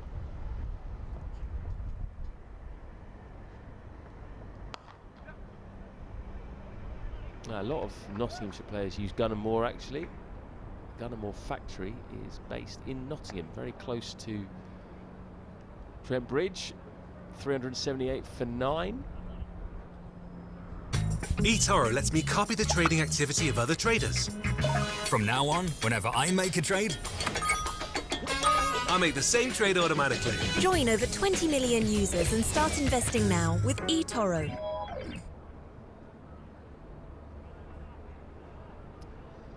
Saw a tweet this morning from Nick Compton talking about McCullum. Bold move, yes, but could prove an exciting one for England cricket. Brendan McCullum, a top man and innovator.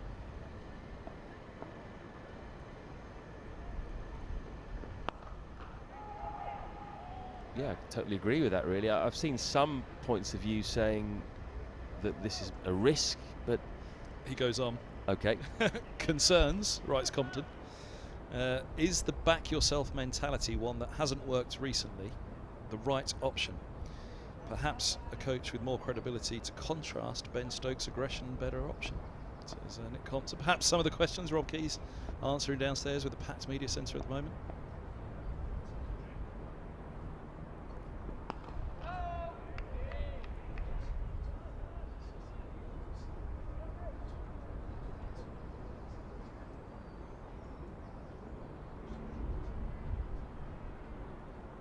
It's an interesting point of view actually from Nick Compton there. I do understand what he's saying. A bit of light and a bit of shade. It's nice to have different views, different approaches.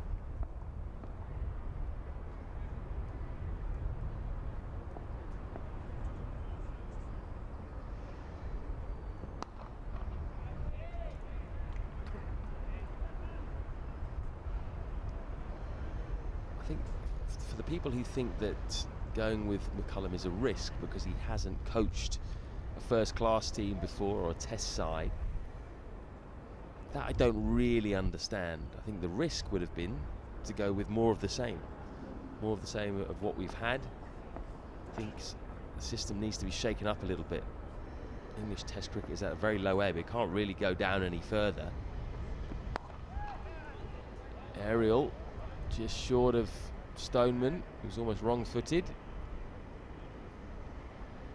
I think at that level, the coaching, any technical coaching that's required, they've got specialists for that, haven't they? So the head coach, really it is man management. It is controlling the individual and controlling the team rather than controlling the technique or issues relating to that.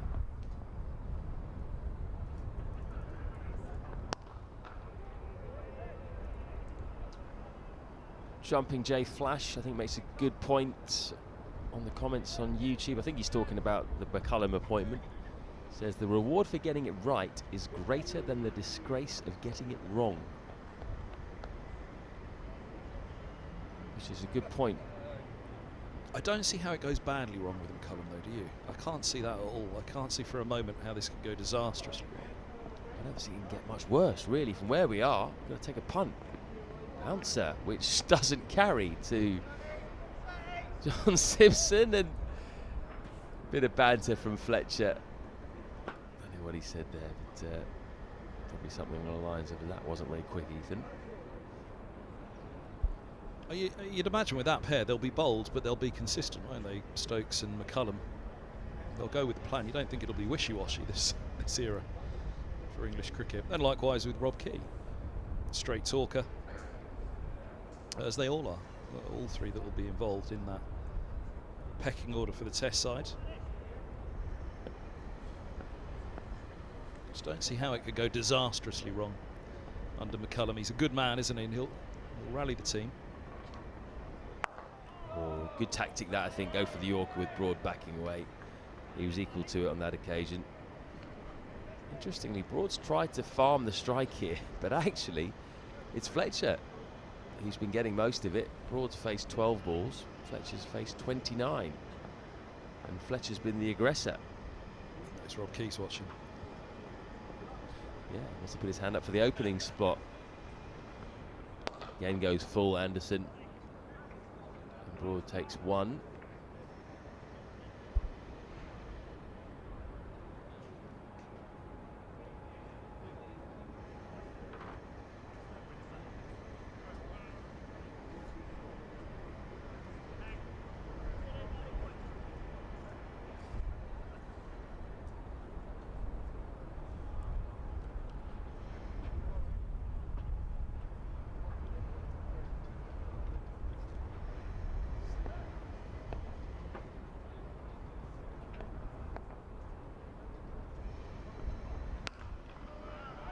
Solid defence from Fletcher. John Simpson, by the way, has taken 5 catches in the innings. If he takes one more, he will have taken 6 catches in an innings for the 2nd time in his career. Wilfred Price and Ben Scott in 2005 and 2008. Ben Scott have both done it. Price got 7 against Yorkshire at Lords in 1937. That's the record for Middlesex. Ben Scott was a brilliant keeper, wasn't he? And John Simpson's the man who basically took the gloves off him. Scott was regarded as possibly the finest glovesman in the country in that era. John Embry always saying it. Just a few more runs. He actually struggled to keep his place in the Middlesex side due to a lack of runs.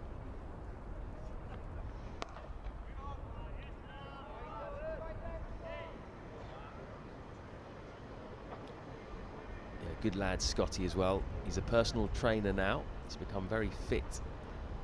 Not that he wasn't fit when he was playing, but he's become even fitter since he stopped playing cricket. Trains in a gym out in the city of London.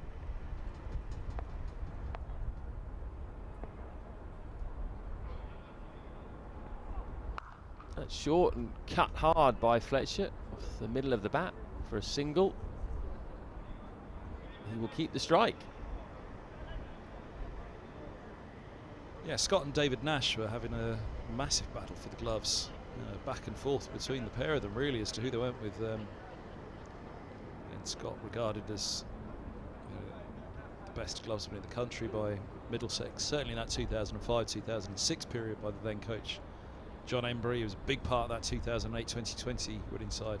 Ben Scott, excellent behind the stumps.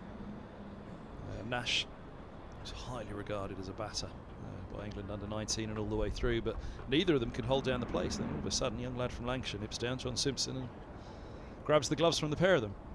You needed to mould the two together, didn't you? Nash and Scott for the perfect keeper batsman. Simpson came along and he could do both. That's why he ended up getting the gloves.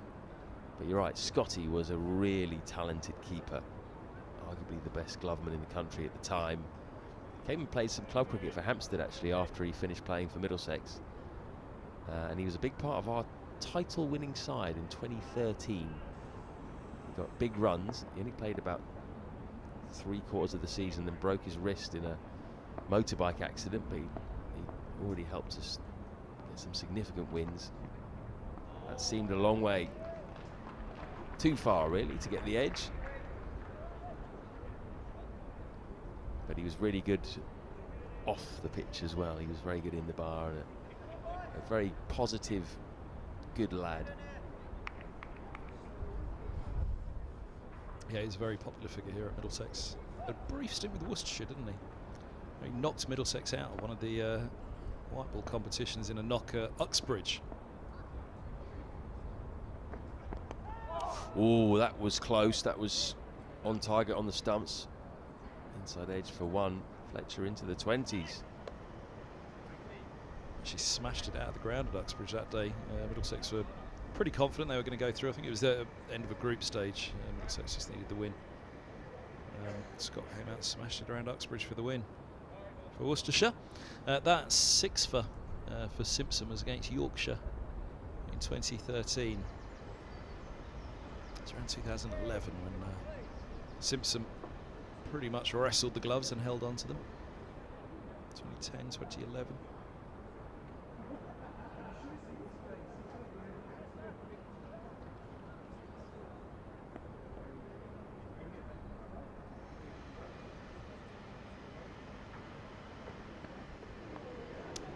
Big heave from Mr. Broad, eyeing up that short boundary over down towards the grandstand. If he got hold of that, that might have gone over the grandstand, to be honest with you. He's only scored, Fletcher, sorry, has only scored 3 off his last 18 deliveries, hasn't he? Broad has been going to a reasonable place. They've slowed them down a little bit. We talked about Middlesex needing to wrap this up quickly. Nottinghamshire loving this at the moment, but they have managed to just put the brakes on slightly.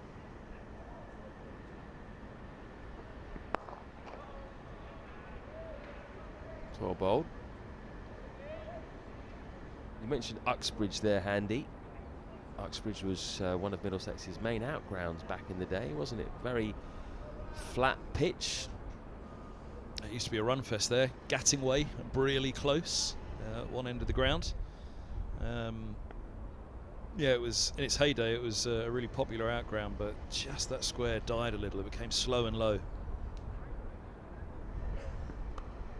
There's a pace off that, a little bit of a slow delivery, and hung out wide.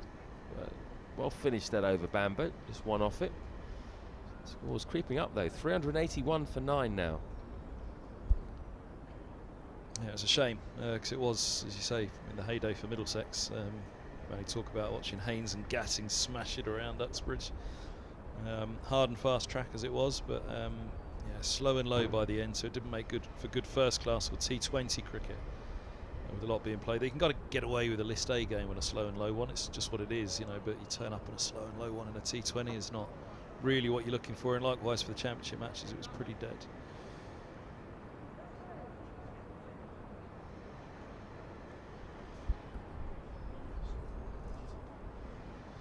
Luke Holman, he's got the end I wanted him from yesterday. So Fletcher, the right-hander, will be hitting against the spin and against the slope to the shorter boundary. Holman none for 38 from 6. Again, it was a little reminiscent of what happened at Hove. None for 34 from 4 at the beginning of one of his spells, and came back well from that at Hove. Middlesex sending it to the spinner to see if the tail end of Sky won here at Lord's.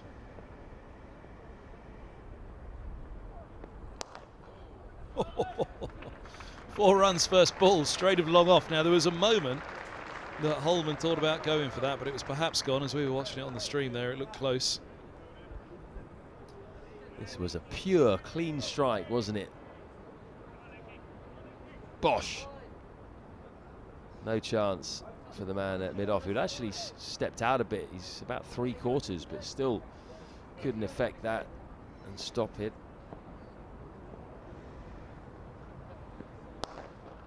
Step across from Fletcher, drives down the ground. That'll be 4 more. Very, very good from Luke Fletcher. Raw power, this one. Just bludgeoned down the ground. Look how far across he steps to try and target the short boundary, but then ball's in his slot and he just pumps it down the ground. This is getting damaging now for Middlesex. This partnership up to 37. Intention is clear here. Turns way down the slope and cut for a single wide of Roland Jones at long off. Roland Jones, who missed that run out chance with all 3 stumps to aim at from the non-striker's end. Could have wrapped this up at that point. It didn't feel as though it'd be too costly. It does now. So Broad's going to be hitting with the spin, but into the very long boundary. There's a deep mid-wicket and a deep square leg just in from the boundary. Strikes that one a little bit short. Holman, single out to deep cover. 2 to come. Fletcher back on to strike. He looks a bit dejected already, Holman. Just got to keep his head up here. He's not started that well, but there's a wicket here for him if he just gets the ball in the right area.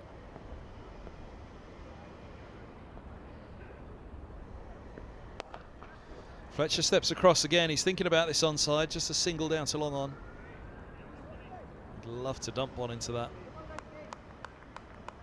grandstand in the short boundary that we keep referring to. This is playing a large part in this game. When you have a very short boundary, it does dictate a game.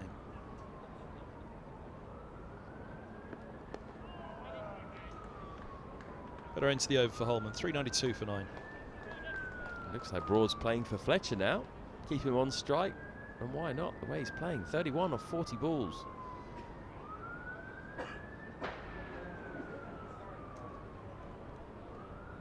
There's Robbie White in the middle, who dislocated his shoulder, his left shoulder at Hove.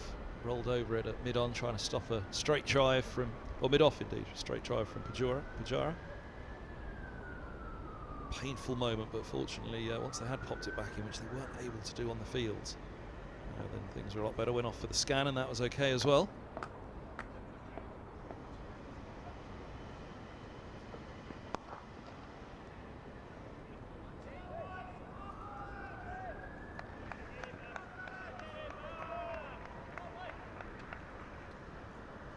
There's Mark Ramprakash on the left, Middlesex's new batting consultant / batting coach, dispensing some words of wisdom. He'll be excited about seeing his charges go out and bat against the top quality bowling attack today.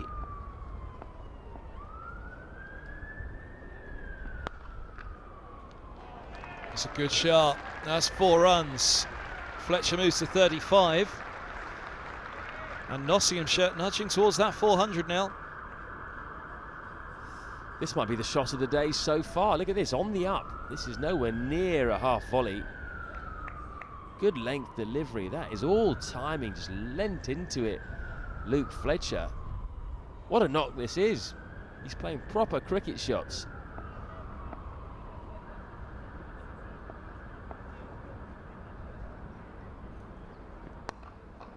Shot again. Not quite got all of it this time. Just be a single. This hasn't undone all of the good work of Roland Jones just yet, but it's a little damaging for sure. From 352 for 9, Middlesex. Well, they're in dreamland at that point, given what happened yesterday. But they are at the point where I think we could safely say now this cannot go on much longer for Middlesex. It is very damaging.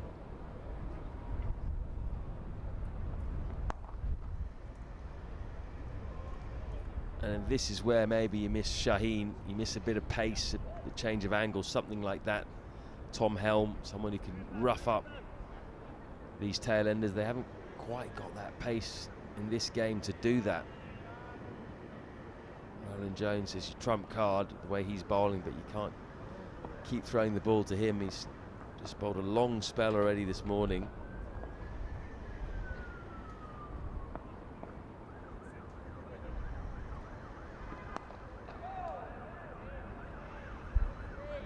It's difficult, isn't it? As you say, the options to tailenders are usually express pace or spin. They'll get blasted out by the pace or they'll sky a spinner. So they've got to hope, Middlesex, that Holman can do a job for them from the nursery end. Fletcher's certainly shown that intent. He's wanted to get to the off stump and thump to the grandstand.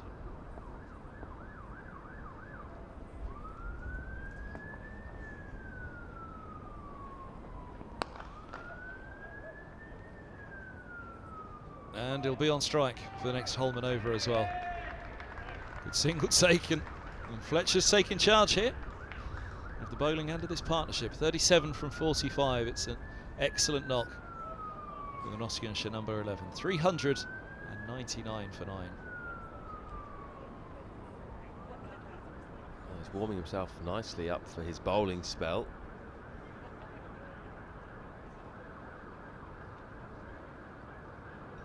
I'll take the new ball with Broad. Yeah, Middlesex, the other thing, of course, now that it's gone on so long, Middlesex now won't bat before lunch today, will they? If the wicket were to fall now, I think lunch should be taken.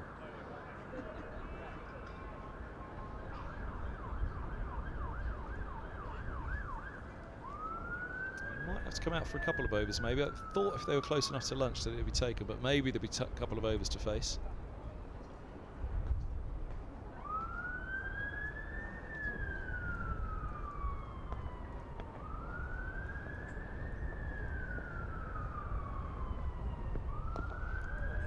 The attempt at the big one. First time he's been able to try and get down and get underneath it, but not making a connection. The other thing, of course, is if it goes on, when you take that forward, if this partnership goes on, lunch is now delayed until 1:30 because of the fall of the 9th wicket.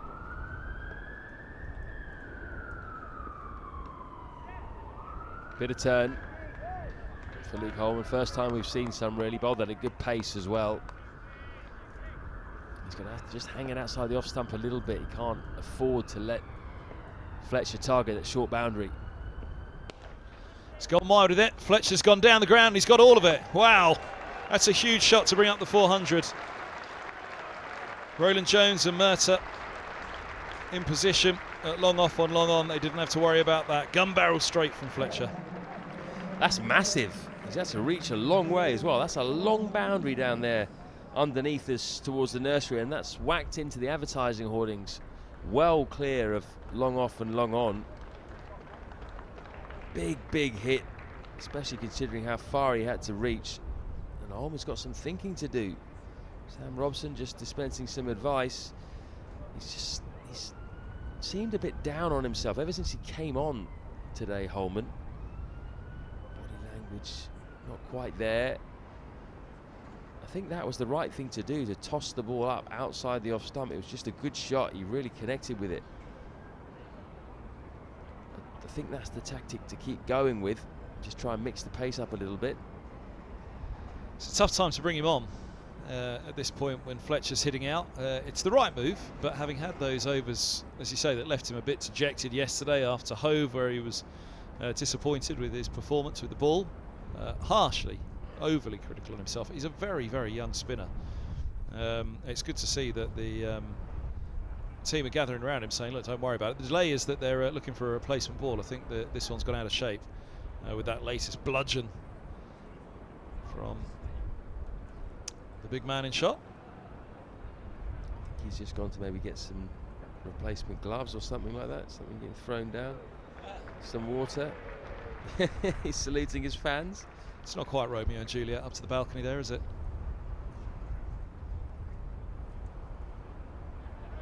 There's the box of replacement balls for the misshapen one after the Bulwell Bombers damage done with the thumping around Lords. 50 partnership between these two, as well as the 400 up now. 352 for 9. It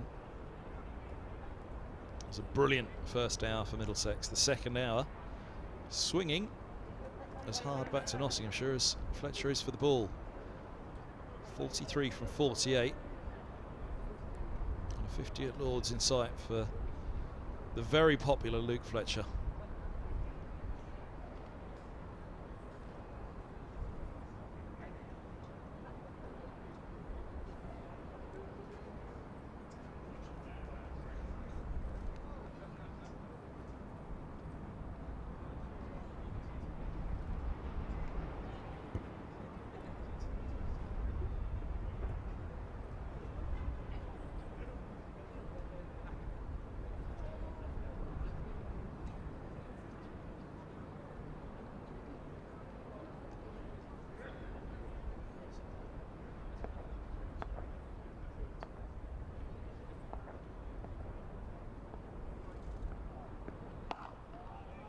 Better ball from Holman. Good length. That's the other thing he's got to do. I mean, the difficulty is you don't want that length. If it goes a little bit too straight, then it allows Fletcher to get underneath it into the onside. Now he goes again for this one. That's huge once more. Wow, that sails towards the grandstand where it meets the Compton and towards that big screen to our right as well. 49 for Fletcher with another 6. Where's this one gone? Don't tell me it's hit the scoreboard or just underneath. I think perhaps I saw the ball bouncing around in the seats directly underneath the scoreboard. Again, another massive hit. Even bigger, this one. One away from a half century now, Fletcher.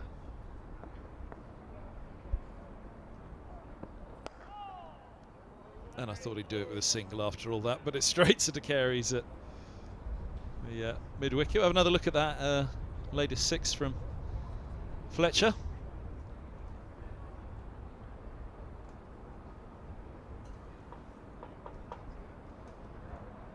Right, where does this land? Let's have a little look. Just missed it. I think it was just in those seats, just underneath the scoreboard. If it hit the scoreboard, then that is a ridiculous shot. That could be an innovation for the 100 if the track's at one side like this.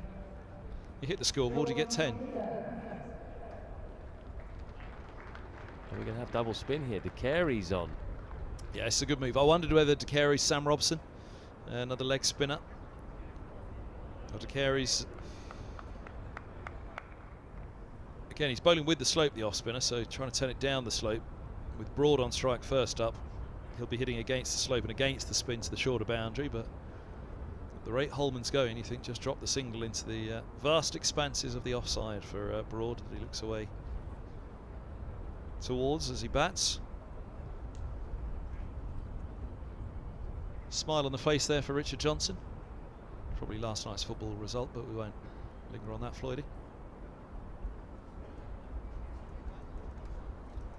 So Josh De Carey's just warming up.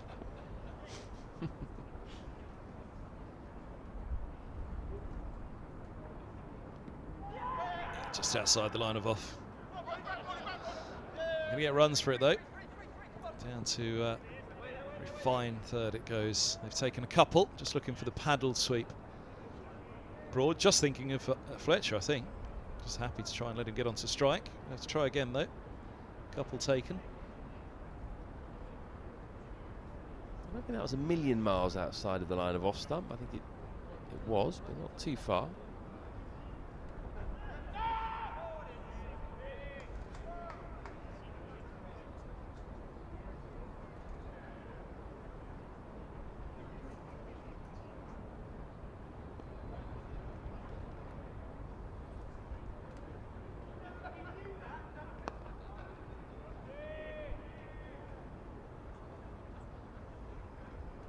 Do you want to take this one on me, Floydie? Arsenal on the left. Not sure who Rory Coote supports in the middle there, but Tottenham stood in the doorway, Richard Johnson. There's a single for Broad. It means Fletcher gets the strike with 2 left to the over.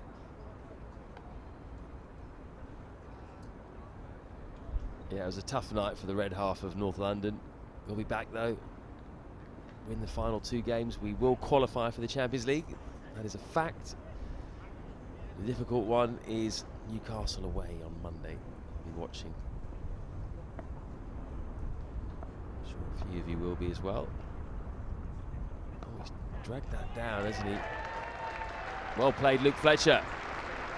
Half century. Exactly what Nottinghamshire needed after that flurry of wickets. This has been a proper innings as well. Well done. I just want to say young man, but senior man, deserve all the applause you're getting, because that is a serious innings. Hasn't slogged at all. He's just played proper cricket shots, found the middle of the bat regularly, exhibited his power against the leg spin of Holman.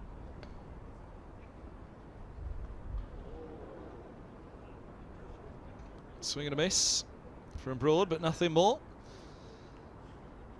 Yeah, brilliant from Fletcher. Again, for Middlesex, I don't think this has undone all of the hard work just yet. Lunch will be delayed. We're what, 5? Well, assuming that the wicket doesn't fall in the next 5 minutes, it will be delayed till 1:30 if this wicket doesn't fall, or it will be taken when the wicket falls now. If you were to say to Middlesex this morning, the final 5 wickets will go for fewer than 100 runs, they'd have been delighted with that. Absolutely delighted. But from 352 for 9 for Nottinghamshire, this is really outstanding stuff. It does perhaps, sun coming out as well for Middlesex, just say to them, look, you're top order, there's no reason to go out and be toppled now. Number 11 go out there and bat nicely like this. There's no demons in this pitch. The overheads are nice. Still a good pitch to go out there and bat on, and that's what Robson and Stoneman and co will have to do. 4:15 for 9. Actually, going back to the football, because there's the overlap of season now, isn't there, with the football season coming to the end at the start of the cricket season. It's a conundrum for both visiting teams. There's a number of Tricky Trees fans in that away dressing room, and Forest in action on Saturday. I think there's a few of them that wouldn't mind a little bit of bad light around 3 o'clock on Saturday, is the word from the away dressing room. Umpire Cook's been given the nod. Yeah, if the light's not great at that point, Umpire Cook, we'd be quite happy to be sat in the tavern.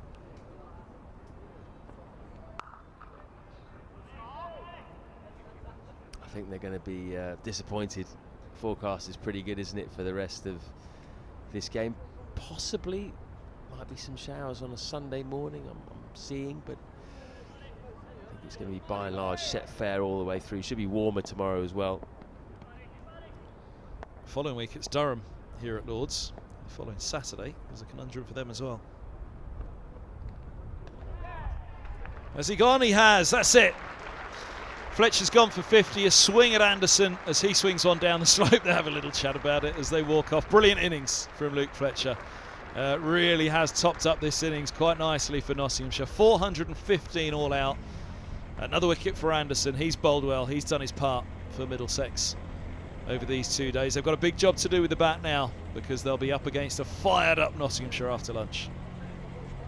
And 6 catches for John Simpson for the second time in his career. He joins Wilfred Price and Ben Scott, who did it twice, as the only Middlesex players to have taken 6 catches in an innings. But Luke Fletcher, it's all been about that man, hasn't it, the last hour or so. 50 or 54 balls. It's changed the complexion of this innings, really. At one point, Middlesex thought they might steamroller through the whole batting lineup. 352 for 9. That last wicket partnership worth 63. You'd still say, Kevin, I think that Middlesex will be pretty happy with getting Notts out there for 415 overall at the start of the day. They'll just be disappointed with how things finished. Yeah, so that's Middlesex's session, isn't it? That's still Middlesex's session. There's no two ways about it. They finished off the second half of the innings for fewer than 100 runs this morning.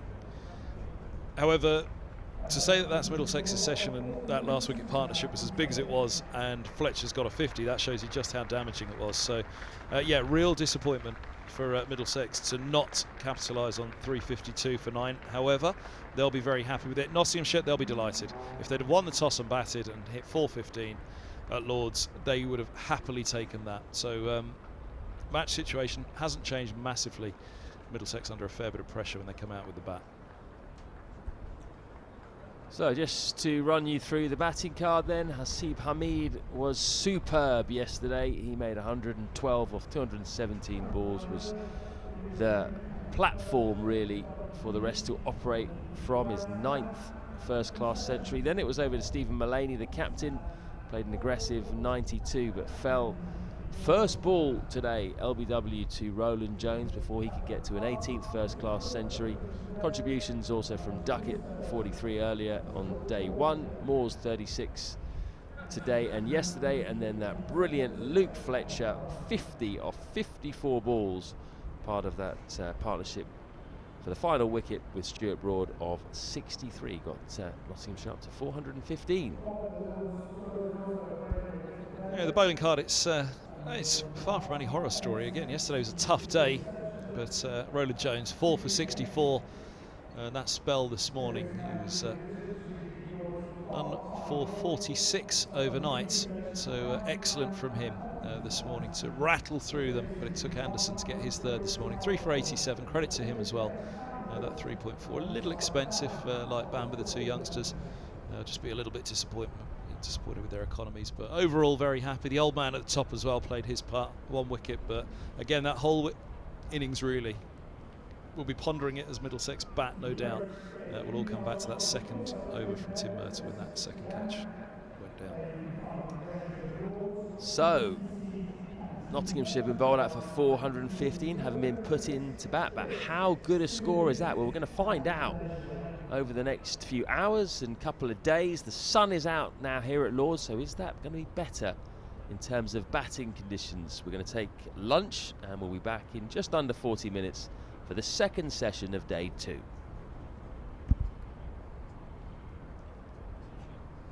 eToro lets me copy the trading activity of other traders. From now on, whenever I make a trade, I make the same trade automatically. Join over 20 million users and start investing now with eToro.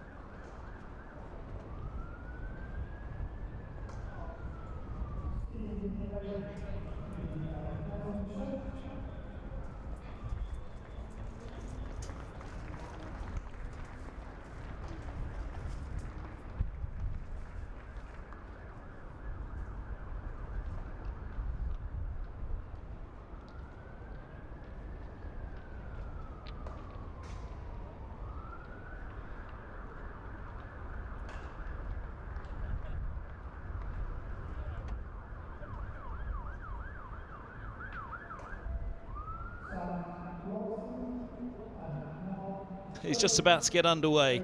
Nottinghamshire with a fine 415, having been put in yesterday morning by the hosts in this Division 2 match of the County Championship. And out skip a pretty happy visiting side. Broad and Fletcher, the front two there that you can see walking out. The last pair. Moving the score from 352 for 9 to 415 all out, and that's just heaps a little bit more pressure onto those two. Sam Robson and Mark Stoneman, a wonderful week last week for Stoneman, setting that run chase up nicely with Pete Hanscom down at Hove. Stoneman on the back of a good performance here last up at Lords, his first century at Lords for Middlesex in the match against Leicestershire. You really get the feeling that one of these two is going to have to do something special in this innings to try and bring Middlesex close to that Nottinghamshire score. The sun is out though, as you can see. It's a lovely day here on day 2. It was a cloudy morning, so Middlesex have had the best of that in the 4 for 14 that Roland Jones stormed through at one point. But it's going to be Luke Fletcher to get things going down the hill. Right arm over the wicket to Sam Robson. Robson with a fine innings last up. I'm sure he'll dearly love to carry this on. Hamid has done the job for Nottinghamshire. Can Robson do it for Middlesex too, who dearly love to get back in that England side, as with the man at the other end, Stoneman. 3 slips in place in a gully.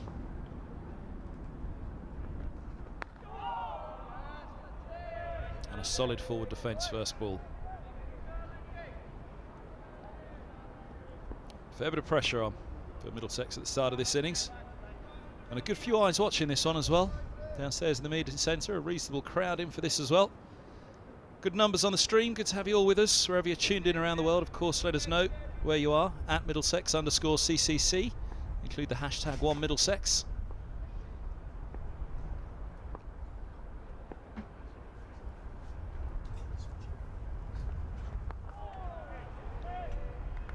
Should be a very, very interesting afternoon session. Even though the sun's out, it's a new ball in hand, and Nottinghamshire know they'll need to strike early with it on a day like this at Lords with the sun out.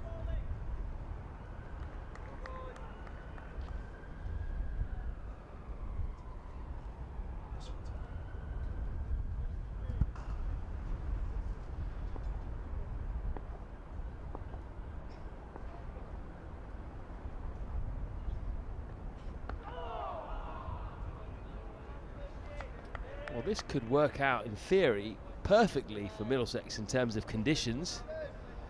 They bowled under cloudy skies, definitely a bit of assistance for the seamers earlier on today, and now it's glorious. As predicted, that cloud has dissipated. We've got a lot of blue sky now, just a few clouds over the back of the pavilion, but just wispy ones. It looks like it might be set fair for the rest of the day as well, which would be really good news for the home side.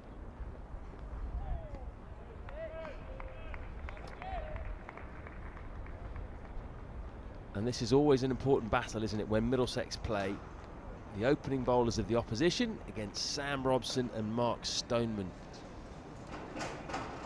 It's been said a few times before, but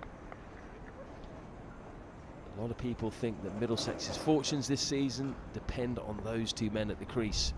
If they have good seasons, get Middlesex off to good starts, the bowlers are generally dependable. But this is going to be a stern examination today, isn't it, against what is not far off a test attack, really. Luke Fletcher, leading wicket taker in the County Championship last year. Stuart Broad, England's second leading wicket taker in Test cricket.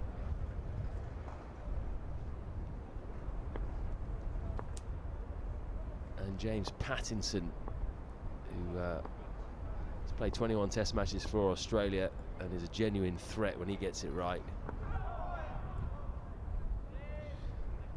A good start from Fletcher on the spot every ball. A good start from Robson, responding to it fully. Maiden start up for Notts.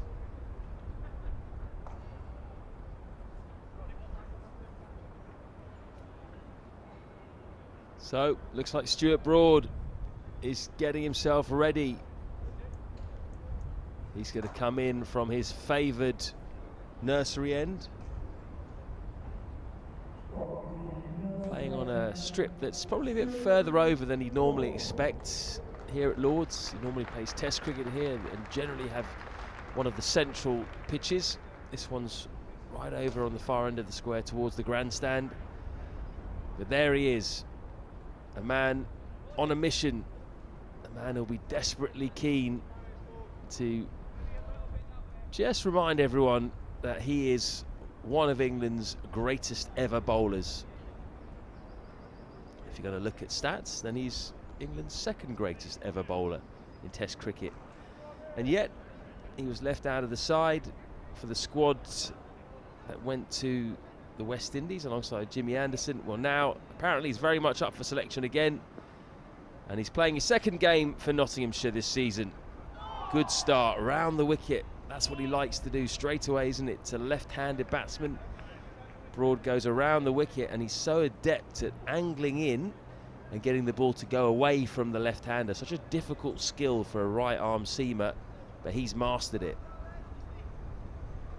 Show my age, Floydie, but I remember doing a commentary stint with Stuart Broad. I reckon it was somewhere around 2006 next door, when he was a young Leicestershire player.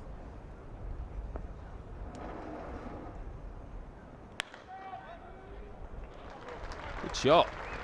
Straight down the ground. There's a wide mid-off in place, so it beats them on the inside. Looks like they're going to pick up 3 runs here as Mullaney does the chasing.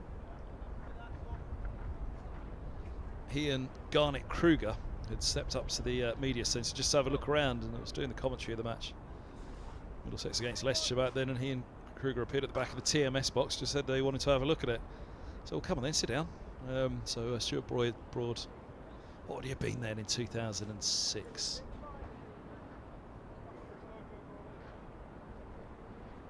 $20? 19 in 2006, and sat down, did a stint, say, love playing here. One day for England? Oh, maybe, he said.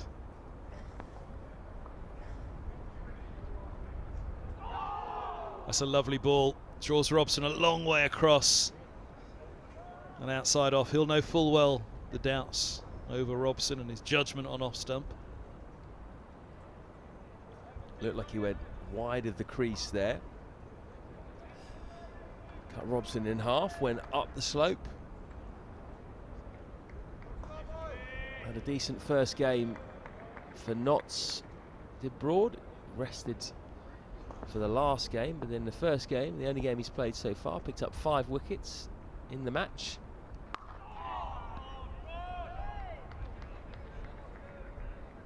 At an average of 22, so a good start for him. And I think if he carries on with figures like those in the remaining county games that he's going to play before the first Test match, might be a couple more perhaps, I think he'll be in that England squad, certainly for the first Test match, and most probably in the team as well.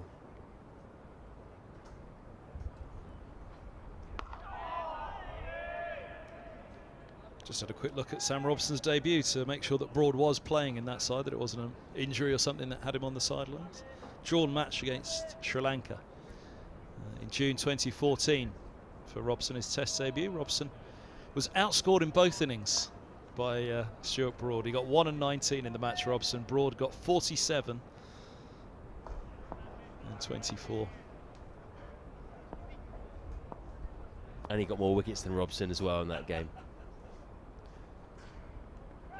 Oh, he's brought him a long way across on that one, and has he gone? Broad thinks he's got him. The celebra appeal doesn't work on this occasion, though. Umpire Newell says no. Quite a few of them went up convinced here, didn't they?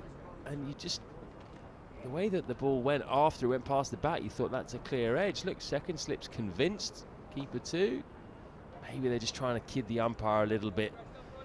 As you said, the celebra appeal. Broad is the master of the celebra appeal. He started it off, didn't he, really? Here we go. You see the ball, I think it just swings after it goes past the outside edge. Yeah, he's not edged that. A bit of kidology. Robson was a good clue himself. His head didn't snap around as so often with an edge. You'll see, well, that's usually the thicker edge, but even a fine edge through to the keeper, the battle, so often their head will snap back to sea. Fletcher Stoneman.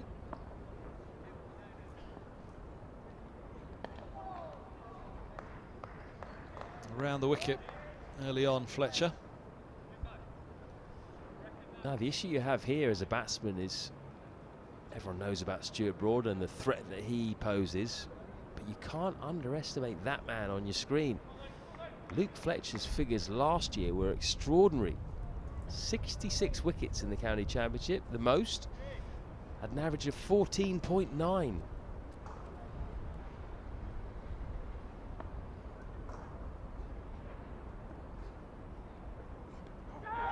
It's a lovely ball. Lovely line and length around the wicket to a left-hander, forcing him to play. And he's similar to Broad in that he's so consistent, he just keeps hammering out a length. Different type of bowler, really. He swings the ball a bit more, and he's not quite, he's a tall guy, but he's not quite as tall as Broad. I don't think he gets quite as much bounce, but he is a really canny operator.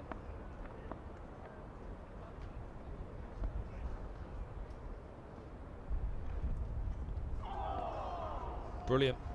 Brilliant from Fletcher, and this is a test for Stoneman. He's come immediately around the wicket, Fletcher, here, and he's immediately found his spot. That was an absolute jaffer. Had Stoneman groping forward, angled in, and then decked away down the slope. It's one of the best balls we've seen in the entire match. Tails up for Fletcher, rightly so, after that 50.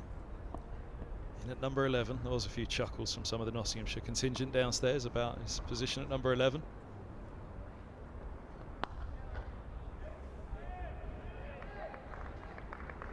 It's not as though he needs any encouragement, Luke Fletcher, but that will have G'd him up, that man in shot. He's going well at the moment.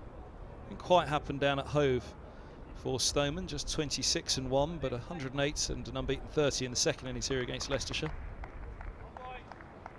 That having finished last year down at Canterbury with a century as well.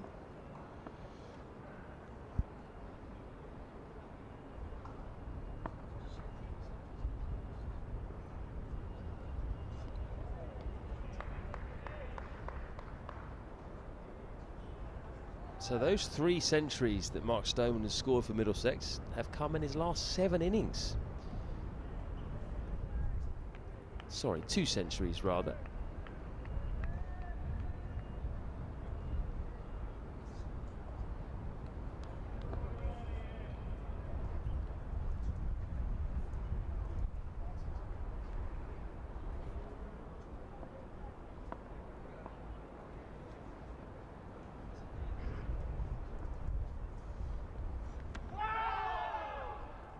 Outside the line from Stoneman.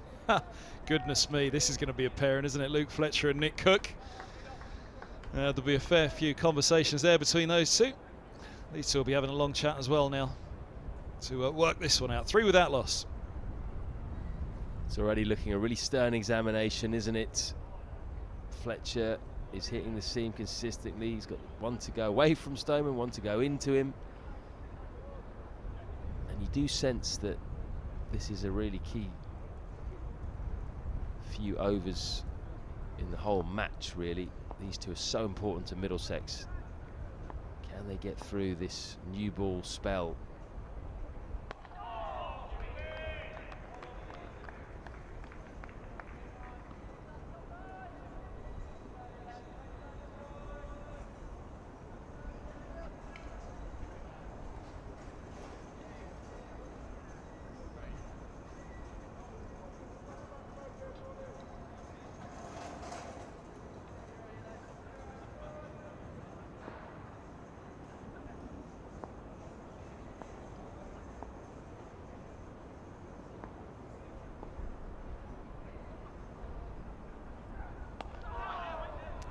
Angled in a little more, that one. Robson able to get in behind it. There's the man who did so well in the first innings for Nottinghamshire, Hamid. Another who'll be banging on that England door now after that performance. And he showed yesterday, didn't he, how to bat on this pitch. There will be a bit of seam movement, but just play the line, don't follow the ball. Put away any bad delivery that comes your way. Target that short boundary. Can score runs if you apply yourself, that's for sure. Nicely played by Robson, just a single. Long legs quite wide, around steep backward square. Gets off the mark with one of his favoured shots, the tuck off the hip. Plays that really well. Can't get too straight to Sam Robson, as he can put you away off front or back foot. Got a few more kids in the house.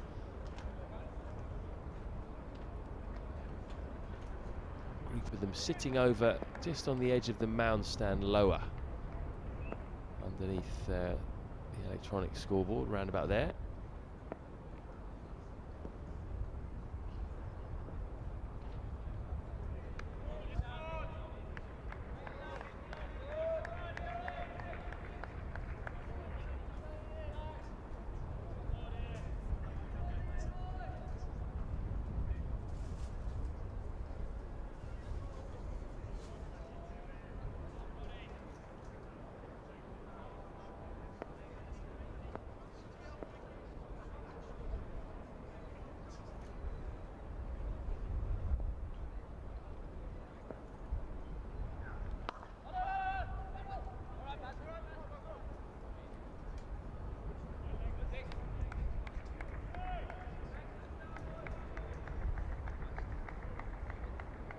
Bottom right of your screen there.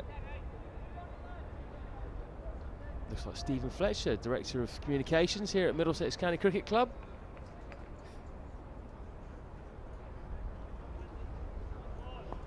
Just getting a bit of sun. Taking a break from the media centre.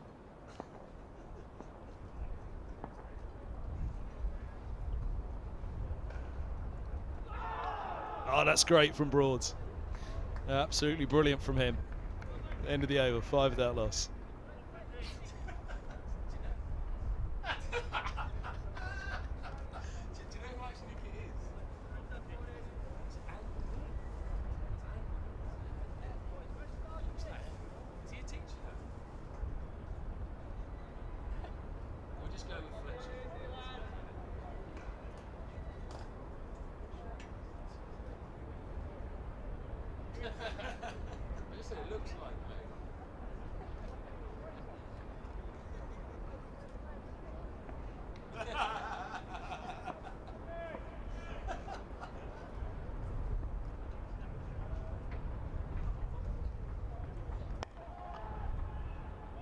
Good from Stoneman.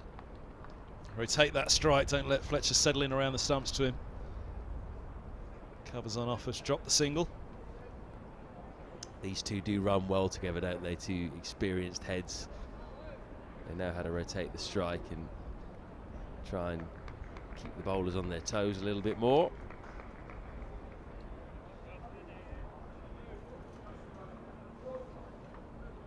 Both have already scored centuries this season.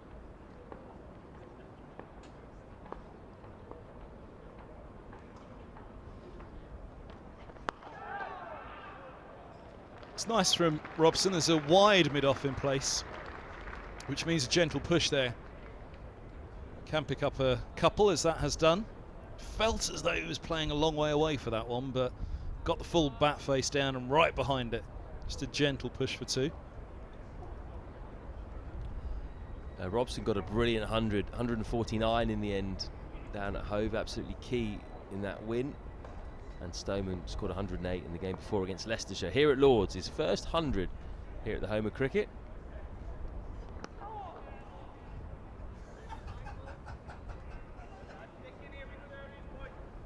That looks like you as well.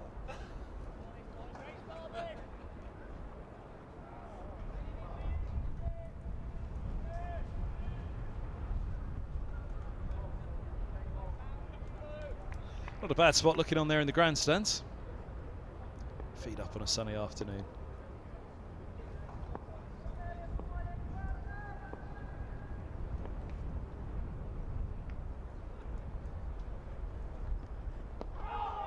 Oh, that comes back in with the slope. Thick inside part of the bat for Robson, who'll pick up a few down towards the Mountain Tavern.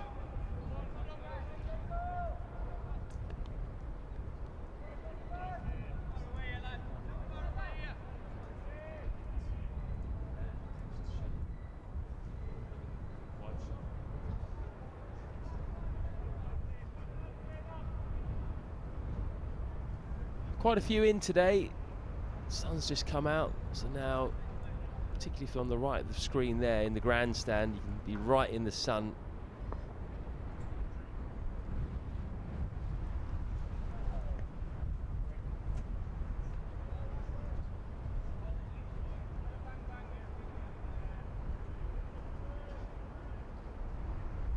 There you go, there's the grand. So, as you can see, if you're in the bottom 12 rows or something like that, you'll be in the sun. Square of the wicket, so it's not always the best view. You can see the pace of the bowling from there. Generally, I prefer to be behind the bowler's arm or close to that if you can.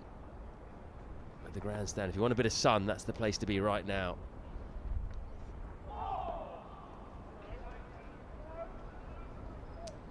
Same without loss. And Nottinghamshire have been there or thereabouts with every ball so far. Not many comfortable leaves for the Middlesex opening pair.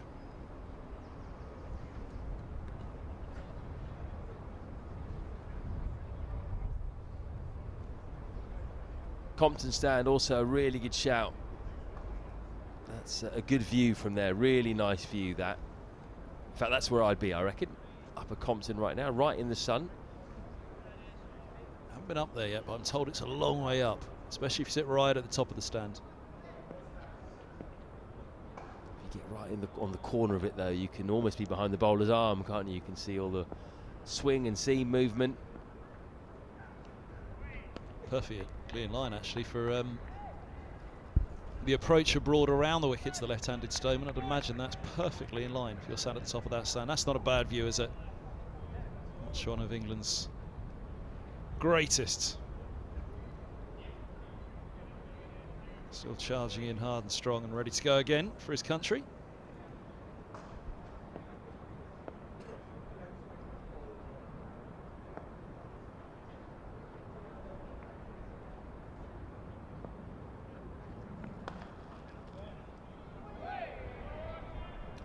Looks to have decent rhythm so far, Broad. Great to see him fit and firing, charging in here at the home of cricket. Under a blue sky. Not too many better sights. I'm sure he'll be not nervous, but certainly very keen to impress today. There'll be a lot of people watching on the stream and a few journalists downstairs. Rob Key was here earlier. Very wide in the crease for that one, but serves it up onto leg stump. Stoneman will get a couple down there to long leg.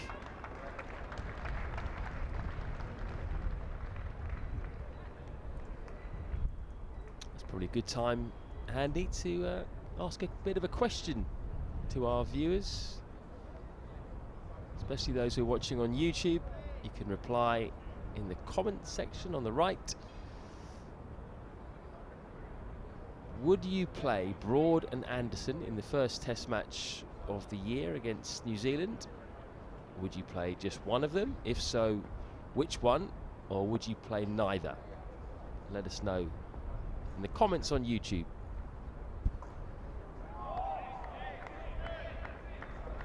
Well left by Stoneman, as much on length, but a good leave nonetheless. I'd have them both in. Have them both in from the start. They need to be rotated and managed there afterwards, then that's a decision to make. But for the first game, get them both in there and see how they go. I'm going to wait till I've seen a few answers before I give mine. I know what it is, but see what you lot say first of all. Interesting, he's gone to over the wicket quite quickly. Drifted onto the pads a couple of times to the left-hander, and that was enough for him to switch back over. Yeah, left it. discussed right arm over to a left-hander from the pavilion end. Right arm around to a left-hander from the nursery end. You're taking LBW out of the equation almost completely, aren't you? You're attacking that off stump. You're looking for a leave. The ball nips back down the slope. Batters outside edges in play as well because they're worried playing at one too far outside off. But it's LBW fully in play from the nursery end. Right arm over to the left-hander. Oh, an overthrow. It all looked as though it was tidy enough. It is in the end, backed up. No run at the end of the sixth, 12 without loss. Yeah, the ball hit the stump there. Direct hit from the fielder.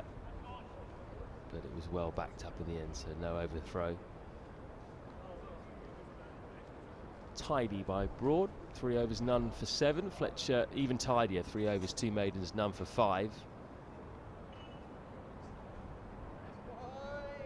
It looks like Josh DeCaries with pads on. I think he'll come in at number 3. Traditionally an opener, actually. Scored 80 in the first game of the season here against Derbyshire. Hasn't featured since. That's how well Middlesex have been batting.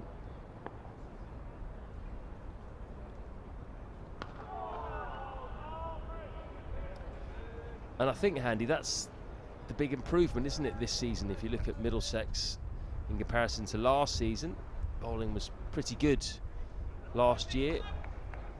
Once or twice it didn't do its job when defending a run chase, but generally the bowling was good. It was the batting that was the issue, and already we've seen a big improvement. Just been doing my calculations. Already this year Middlesex have scored over 336 4 times. Only did it 3 times in the whole of last year. Oh, he's just bailed out of that last minute. It can be a bit dangerous that sometimes, a big fast bowler, when you do that. And right now, coming into this game, it's very early days, and I'm including people who've only batted once or twice in this stat. 9 Middlesex batsmen averaging over 40 in the county championship. It's a long time since you've said that.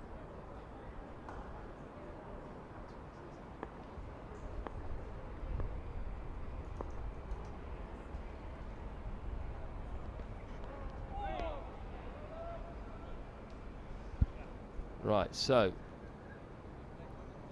got a few answers in for Broad and Anderson. Let's see what we've got. Horsey Boy says both Broad and Anderson. Ivano says Broad but not Anderson. Doik W says Broad and Anderson. Ryan Duggan agrees. Alex Blackhall says Broad has done nothing to warrant a place.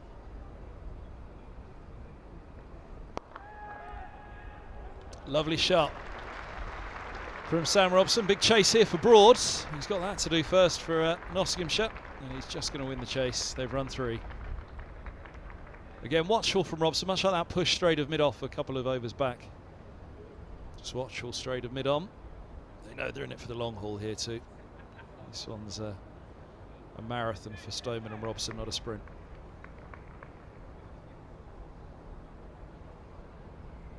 Good sign for Sam Robson, that full face of the bat, gorgeous. Raphael James says both Broad and Anderson.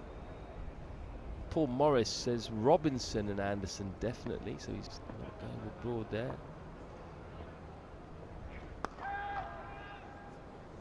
Zahor Abbas says both Broad and Anderson. That seems to be the general way of thinking.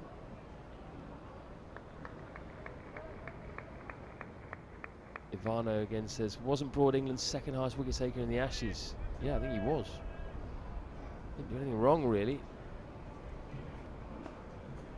That was going to be my response in terms of has it done enough, or what have they done? What have they done wrong to be dropped?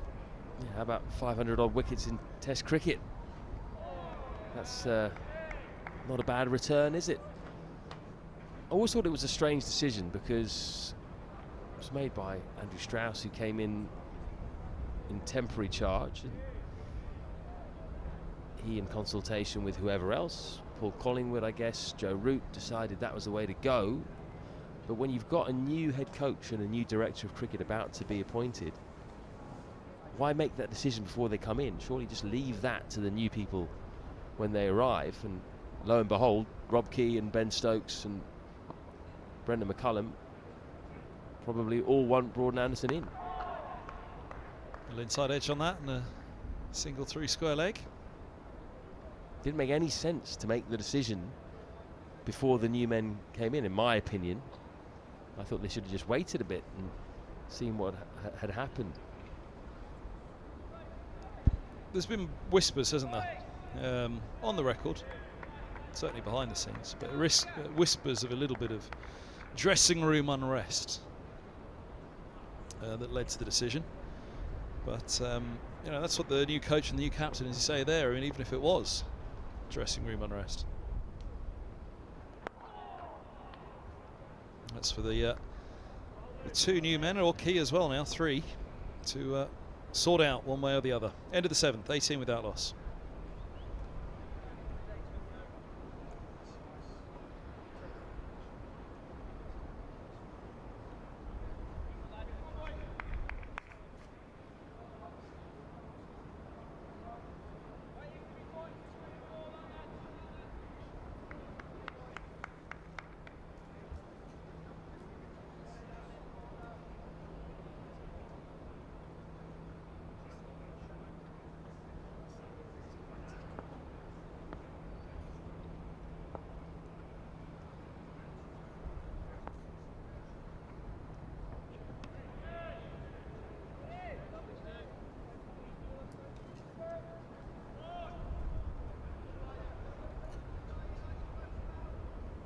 Joe Clark, who's a keeper, or can keep, is at first slip, so he should be decent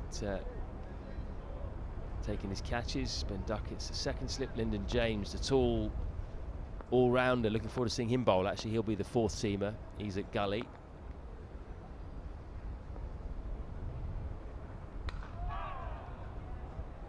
He's played with the open face, looking for that short boundary. Duckett, you mentioned there, played one beautifully like that, didn't he, yesterday? Square drive for 4. Yeah, no, all of the chat, again, we go back to the start of the Middlesex innings yesterday. Hold those catches. I think with that sun out as they'd have walked out onto the fields, Nottinghamshire. I don't think the bowlers would have needed much reminding of what to do on this surface. I mean, faced a bit of it just before the end, the 10. Was it 10 Broad? 10 and 11? No, he came in at 9, didn't he, Broad? No, it was the 10 and 11. So yeah, they wouldn't have needed much reminding, the last pair, of how and where to bowl on this track. But I'm sure that one word would have been, if that chance comes, hold it. Especially against these two.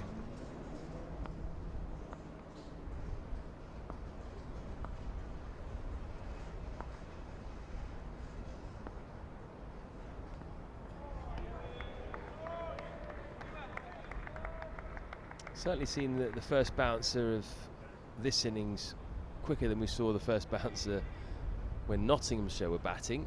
It took a while. I think it was Martin Anderson eventually bowled a bouncer, but the ball was quite old at that stage.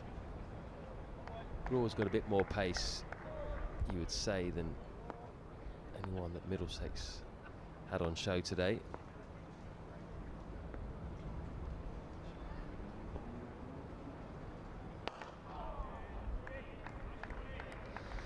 Yeah, deep square setback, long leg. It's run saving there, deep square, isn't it? I mean, the chances of putting it down his throat with the size of that onside boundary. 6-3 fields.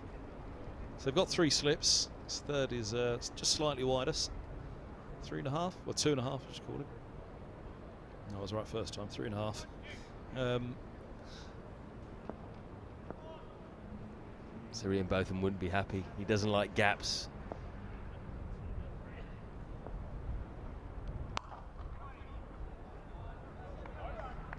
Stopping the covers there. Skipper. No, me neither. End of the over, 18 without loss.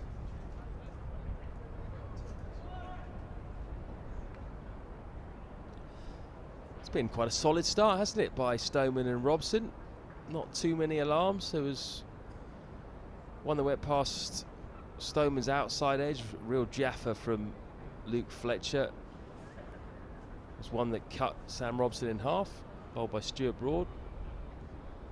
Apart from that, can't remember too many full shots. These are decent conditions to bat at Lords. You don't get too much better than this. Got a short boundary as well to aim for.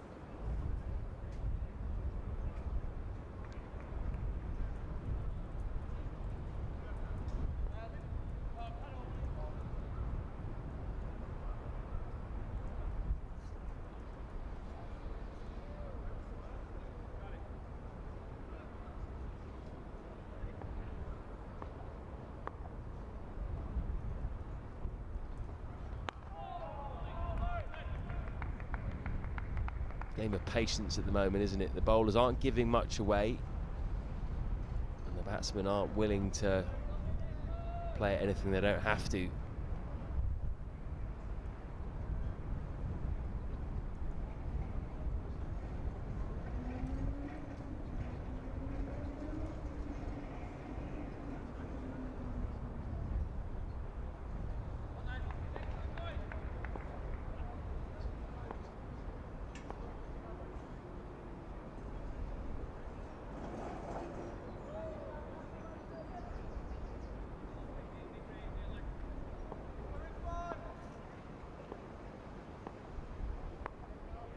Just a bit of debate about field positions. I think he's just moved Hasib Hamid around slightly at fine leg. Is he going to bowl a short one here? Double bluff. Almost worked too. Leading edge from Robson. I was going to put money on that. It was the way he meticulously placed deep square. It was, wasn't it Chris Cairns to Nasser? All those years ago, he took forever to bowl that ball. He stood at the top of his mark this way. No, a little bit more, come on. And he bowled the bouncer and Nasser put it straight down deep square. Great passage of play that was. Have a look at the ball. They've had 8 overs with it. Not too much joy. They put it in the right spot, but not a great deal's happened through the air off the surface just yet. Quite early to have a look at the ball, isn't it, and get it changed. It's not like it's been battered around and got hit out of shape. That's experience, isn't it? That's the skipper and the bowler just putting something in the umpire's mind if they do need to change it in a few overs' time. Gear on with it, says umpire Cook. Yeah, they're not happy with it, though, are they? It hasn't really done too much so far. Certainly not much in the air. I wouldn't want to be sat in between those three, the Cook, Fletcher and Mullaney. Goodness me. Bring the paracetamol if you do. Who's going to be doing most of the talking then of those three, do you think? I dread to think. Actually, Fletcher probably struggled to get a word in edgeways now, think about it. Mullaney and Cook. But he'd certainly try. Great characters.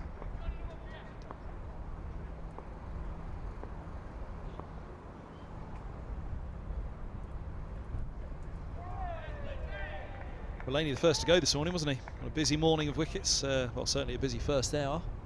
First of the 4 for Roland Jones. Saw it again at lunch. Into the Middlesex Twitter feed and just looked through the wickets, which you can see on there. The 4 for Roland Jones.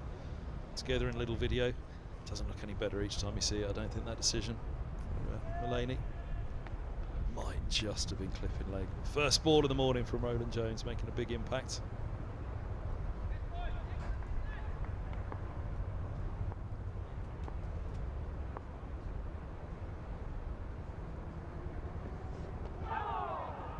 Again, that seamed in a bit and you've got a thick inside edge down to fine leg. I do think that if Middlesex can get through this tough initial period, and it's going to be tough, it has been tough already, if they can get through it, the ball gets a bit softer, pitch seems to get a bit flatter, they should have the best of the conditions today. So it could really work in the home side's favour. The fact that they had a relatively new ball this morning and had some cloud cover enabled them to nip out, enabled Roland Jones to nip out 4 wickets very quickly.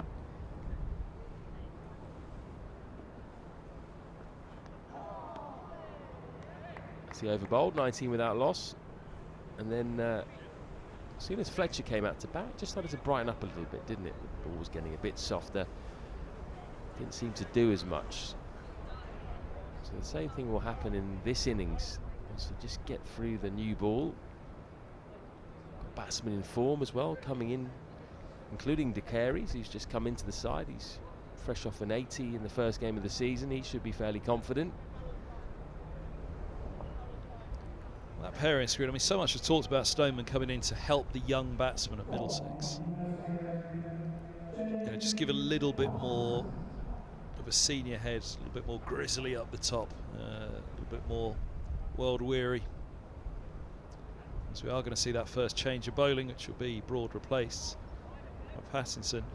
But also for Stoneman, I think Robson could benefit massively.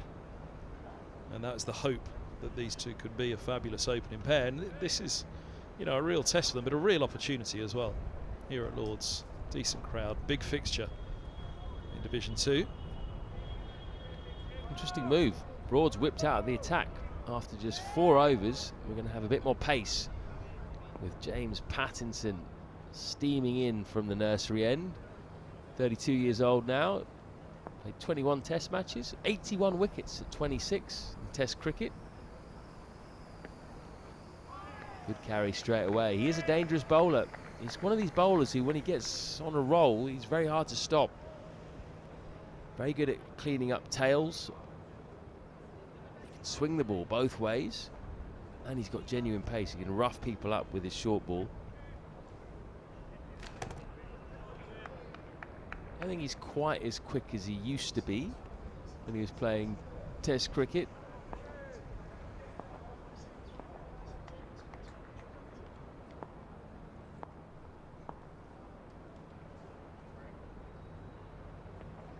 Oh, bouncer straight away. That's flown through. Wouldn't mind seeing the speed gun on that. We've got an injection of pace all of a sudden. Definitely the quickest bowler on show in this match, James Pattinson. Now they've got to think about something else, these two batsmen.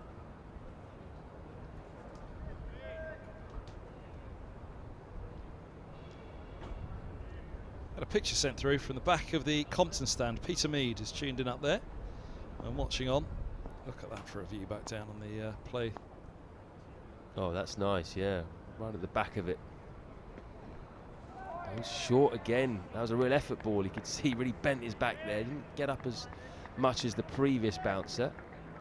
I'll put a like on it if you want to have a look at it on Twitter, at Kevin Ham BBC, at Matt K Floyd, at Middlesex_CCC. If you get in contact, don't forget that hashtag #OneMiddlesex.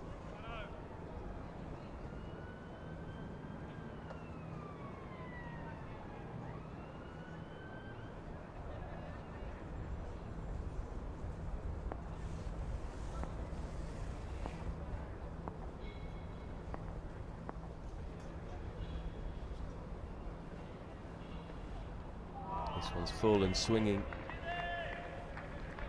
Pattinson, another one of these fast bowlers who's got a very long run up, really bounds in. Similar to Tim Murtagh, although quite a bit quicker. Probably, I don't know, maybe 10 mile an hour minimum quicker. Probably more actually. 12 mile an hour maybe. Is that a slower ball? Against Mercer's quick.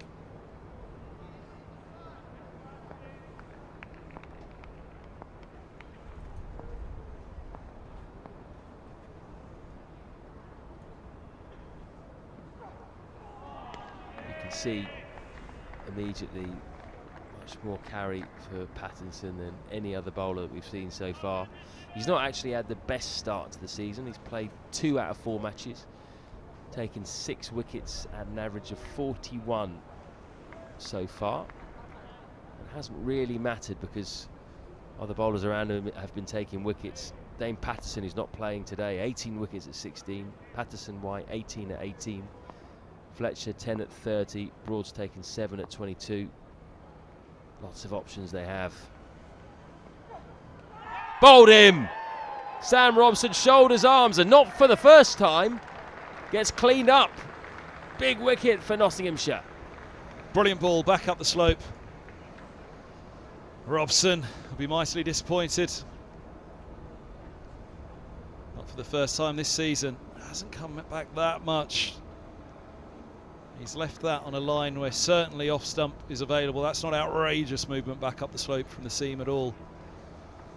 Not to be back-to-back ones for Robson then. Big score down at Hove, 149 there. But just the 9 here, and the change of bowling works for Pattinson and for Nottinghamshire.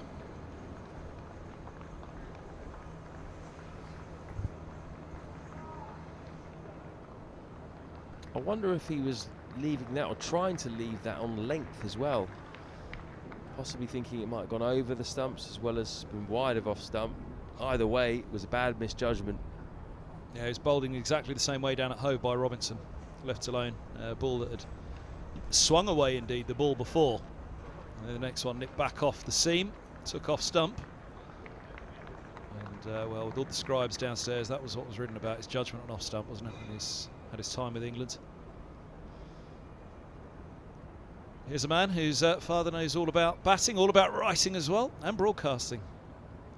Josh de Carey's grandson of Frank, son of Michael Atherton. And the Middlesex number 3 in the absence of first Stephen Eskenazi, breaking a finger, and then Robbie White dislocated his shoulder. So 81st game of the season here against Derbyshire, with Robson absent for that one and Hanscom. But back into the sides. Big job to do. What a moment for him, playing in front of his family here at the home of cricket. But he should be confident. Got 80 against Derbyshire in the first innings there. His first innings of real substance for Middlesex, and that's a significant initial barrier to get over, isn't it? Must be feeling good about things now.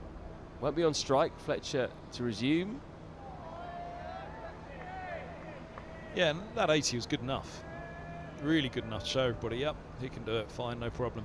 You think someone like Robbie White had to wait until he was nearly 25 to get that first innings of note. 99 down at Canterbury. His contract was running down a couple of years ago, and just worried for White that, as highly regarded as he was by Middlesex, in particular the current coach, Richard Johnson. I remember in his first time when he was interim coach for a stint at Middlesex, he really thought the world of Robbie White.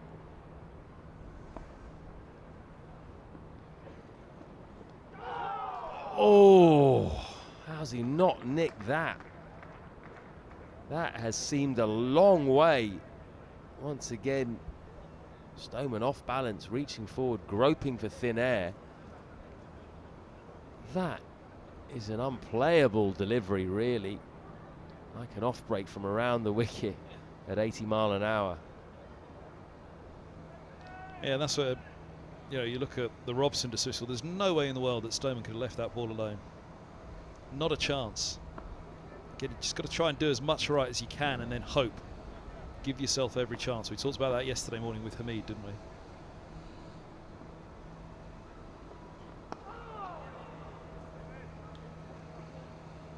Gets off strike, so de Carey's will face his first delivery from Luke Fletcher.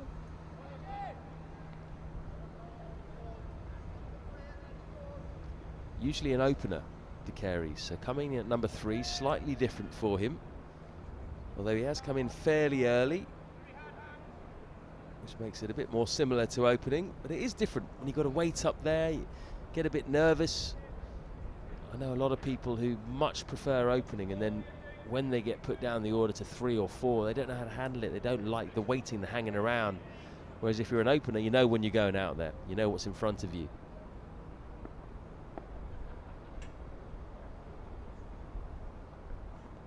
Oh, that's a good leave. First ball from de Carey's. Wow. That looks like he went straight over the top of middle and off.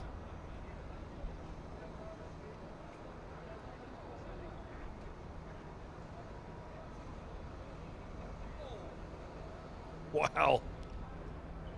Wow, wow, wow. Well, you mentioned the Robson leave. Did he leave it on length as much as the angle from over the wicket up the slope, seaming back up?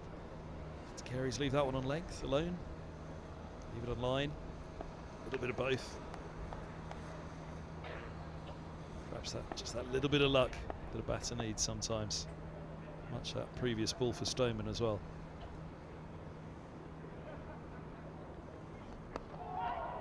Played that one, that's for sure. He got squared up slightly there. Chris Rogers is a good example of what you're talking about. I always thought Rogers preferred opening. As I understand it, he preferred number 3. And he was an opener with Sam Robson here, but actually preferred number 3. I thought he preferred to be as an opener, which is where he spent the majority of his career. He was just so good, I think, that for sides it was like, well, we need you to open.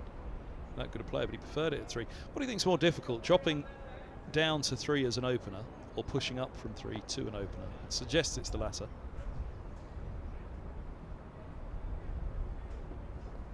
Oh, he's cut that hard for 4. That's one of Josh De Carey's shots. He's very good at cutting and pulling. He got width there and he wasn't afraid to climb into it. Gets off the mark impressively. Yeah, lovely shot. And he does like to feel bat on ball, it seems. Josh De Carey's. Again, there was a little cameo in the T20 down at Bristol where he showed he's got the shots. At Cheltenham, indeed, it was, apologies, against Gloucestershire. At the outground, and yeah, put away nicely that. Maybe a bit more frank about that one than Michael. Although Athers was a good cutter of the ball as well, wasn't he? He was. Athers was good, wasn't he, off the back foot. More like a back foot punch, really, that would go quite square of the wicket. Didn't really have a cross bat on it, whereas that was a genuine cut shot, wasn't it? Quick hands, cross bat. So Stoneman faces up to Pattinson for the first time.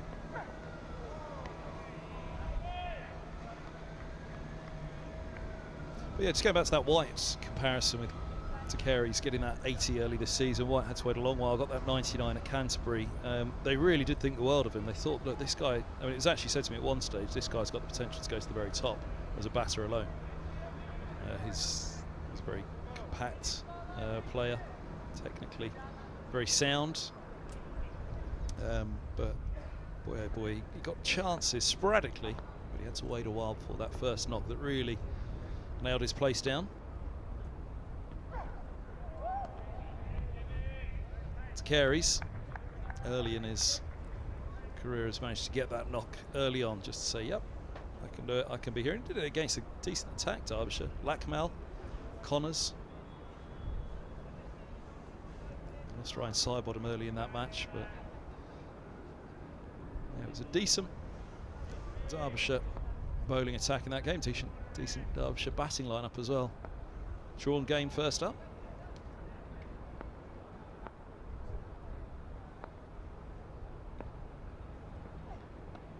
Oh, God. He was in all sorts there, Stoneman. I think that's hit him around the glove, possibly forearm. Took bottom hand off the bat, but he didn't really move. The ball sort of followed him a little bit. It's a bit stuck there. Awkward, wasn't it? Yeah, almost caught it in his left hand. He's a tough guy, though. Won't show any pain, Mark Stoneman.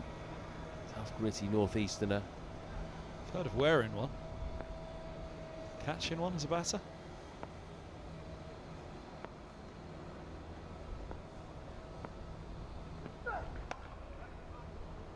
Well run. Get off strike. Sensible. Pattinson definitely causing issues here with his extra pace and the fact that he's willing to bang it in short.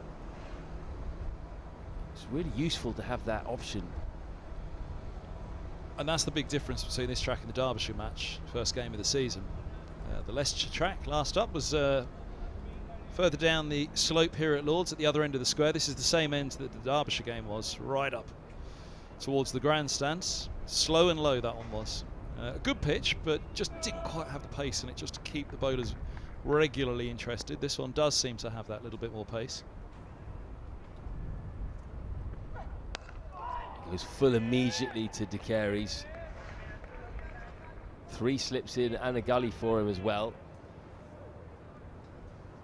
Interesting to see how he handles the extra pace of Pattinson, who's either been very full or very short so far. Which is going to be a real test, because I think he's got to... he can't get trapped in the crease here to Carey's at this stage of the innings. He's going to have to get forward, which means he might have to brave out a few of those shorter ones that are dug in.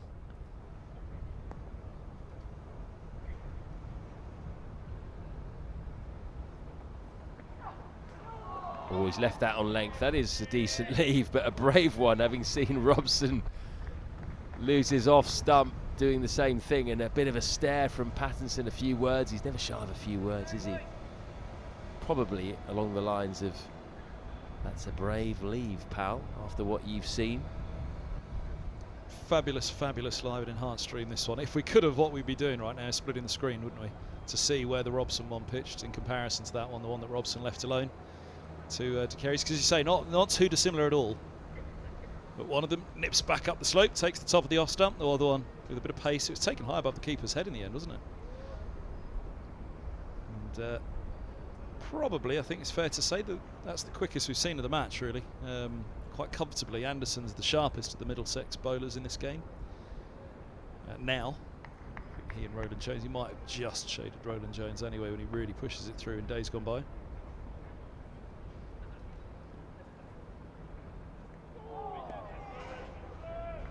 Oh, Pattinson's really shaped like a fast and nasty fast bowler, isn't he?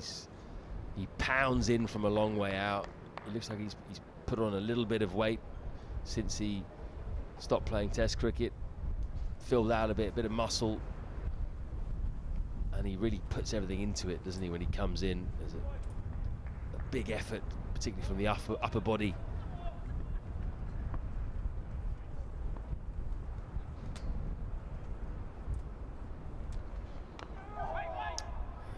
Was a bit too close maybe to cut.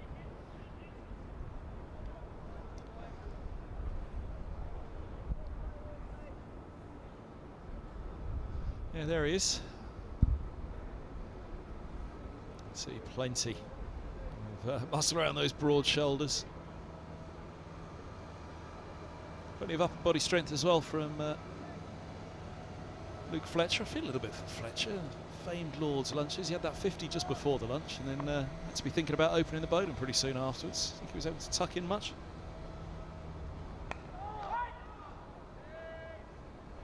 He looks like he probably would have liked to, yeah, but you never want to miss out on a nice Lord's lunch, do you? Get a lot of questions about the lunch, actually. Keith Innes is always asking, what did you have for lunch? Well, yeah, it's a really good spread downstairs. Nice spread of soup and sandwiches. We didn't have any, we weren't allowed, but maybe at the next game they'll let us have a sandwich, never know. They're normally very good though, they look good, always a good spread. Nice fruit platter as well. Almost chopped on. Just got to be careful here. Stoneman, this angle round the wicket. A couple of times he's got tucked up, trying to play through the offside. Didn't you manage to get a picture of the lunchtime menu from, was it the At Home of Cricket account? Didn't you read out the lunchtime menu last time we were together? Wasn't there a compote of something for dessert? Yeah, that's right. I wonder if we can get a shot of that again. Let you know what the players have been eating. Oh, I think he's left that. Withdrawn the bat just at the last minute. We'll see what Luke Fletcher resisted this lunchtime. The luncheon menu. There's nothing on the At Home of Cricket Twitter feed for this one. Maybe someone at the MCC will let us know if they've got a picture of that lunchtime menu up there.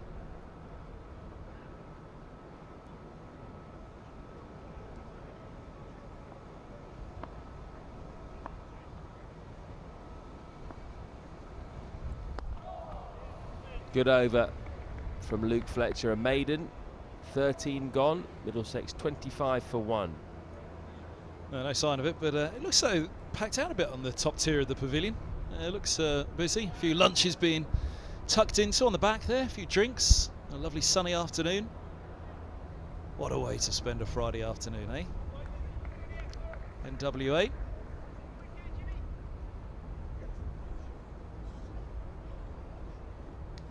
Barney Smith, who's a Middlesex fan supporting from New Zealand, has asked us if the crowd has filled out. I'd say a little bit, but it's been big really, or a decent crowd ever since ball 1. Quick single, well taken, good running. De Carey's moves to 5. could be wrong, but it feels like that pavilion looks even busier. And the lower tier of the grandstand, actually. Whether it's Friday afternoon, people have knocked off work. You know, again, this is I think undoubtedly the biggest home fixture of the season for Middlesex. So the sun's out, the forecast has been good. They might have been thinking about it all week. Get a half day on Friday, get down after 4.5 days. Nip off on the Friday afternoon. But yeah, they've tucked in nicely in that top tier and still doing so right up at the back. I wonder what the view's like from those tables right up at the very back of the pavilion that we just saw.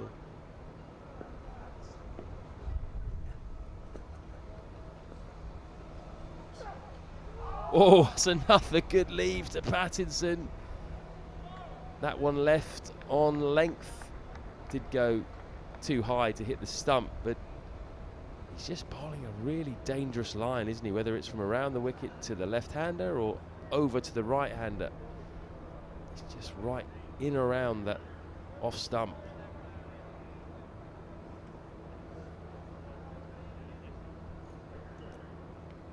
I think there's a lot that Middlesex can be enthused about with this start as well, though. I think they've left well.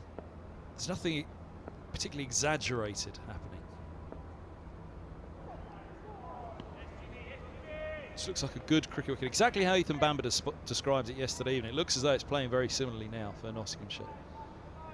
All right, we barely had an hour to look at it just yet. But from what we have seen at the start of this innings, if you keep it on the spot, top of off stump, there's plenty in it for the bowlers. If you're a little bit off, then there's nothing to alarm the batters. That one from Robson, like I said, I don't think it did that much coming back up the slope. I think he'll be disappointed. It was just a little too straight, that one that he left. Did a bit, but nothing untoward.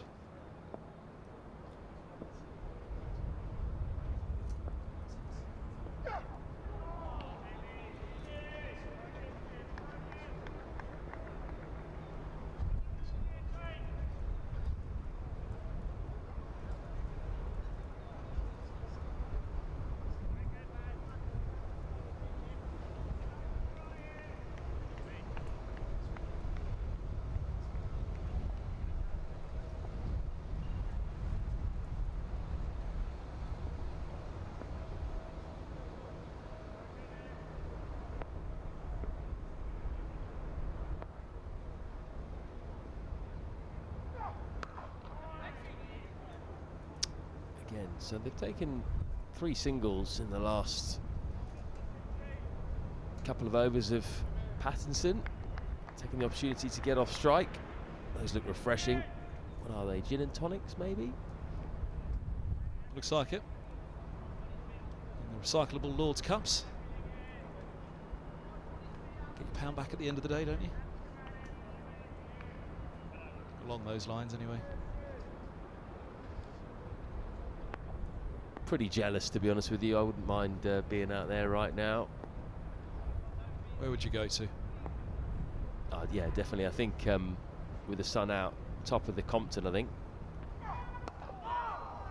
Solidly in behind that. It's been a confident start by Josh de Carey's. 5 off 7 balls for him.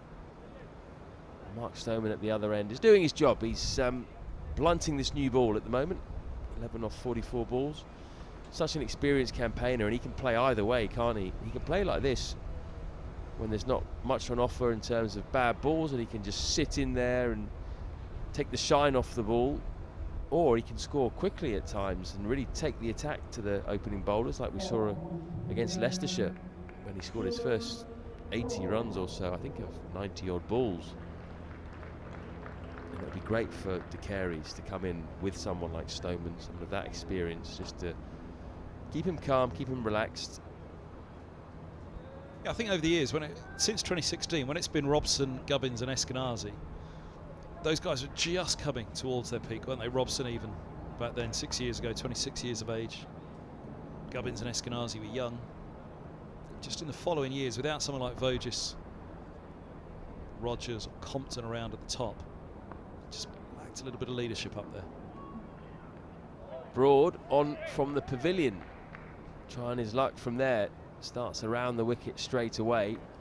So this should help from this side, from the pavilion end. Should help him take the ball away from the left-hander. from around the wicket, which is what he's so good at doing. Does make sense, particularly to the left-hander. It makes sense to the right-hander as well, because he'll be threatening the stump more coming from over the wicket. Oh, has that clipped the pad? Half an appeal from Broad. If it did, I think it was too high to be given out LBW. But that again came back a long way up the slope.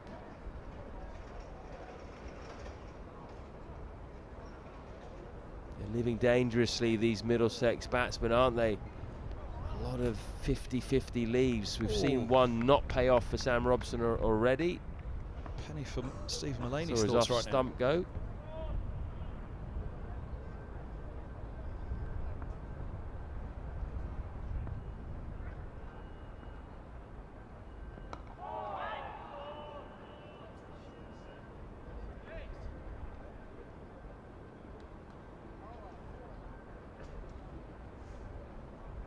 Get one of those, you go upstairs, and maybe umpire's call was just clipping on height. But gee, the line was good on that, and yeah, penny for Mullaney's thoughts. First ball of the day, one that we were all pretty much in agreement. It's probably drifting down.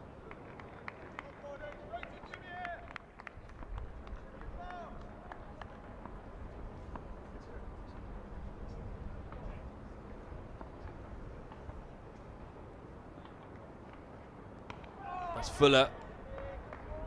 Thick outside edge from Stoneman.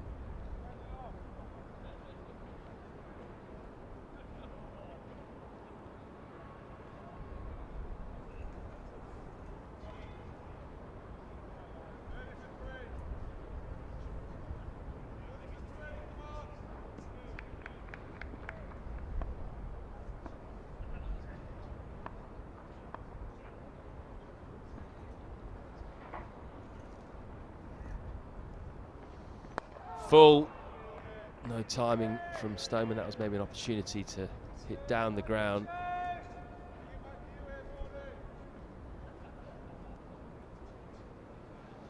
There's Mullaney at mid-off, just fielding the ball, working on it now. He was the man to go. First ball of the second day. Goodness me. So they cried for that one. And of course, they had the gradient of the slope in their favour, that it was down the slope, that appeal as well.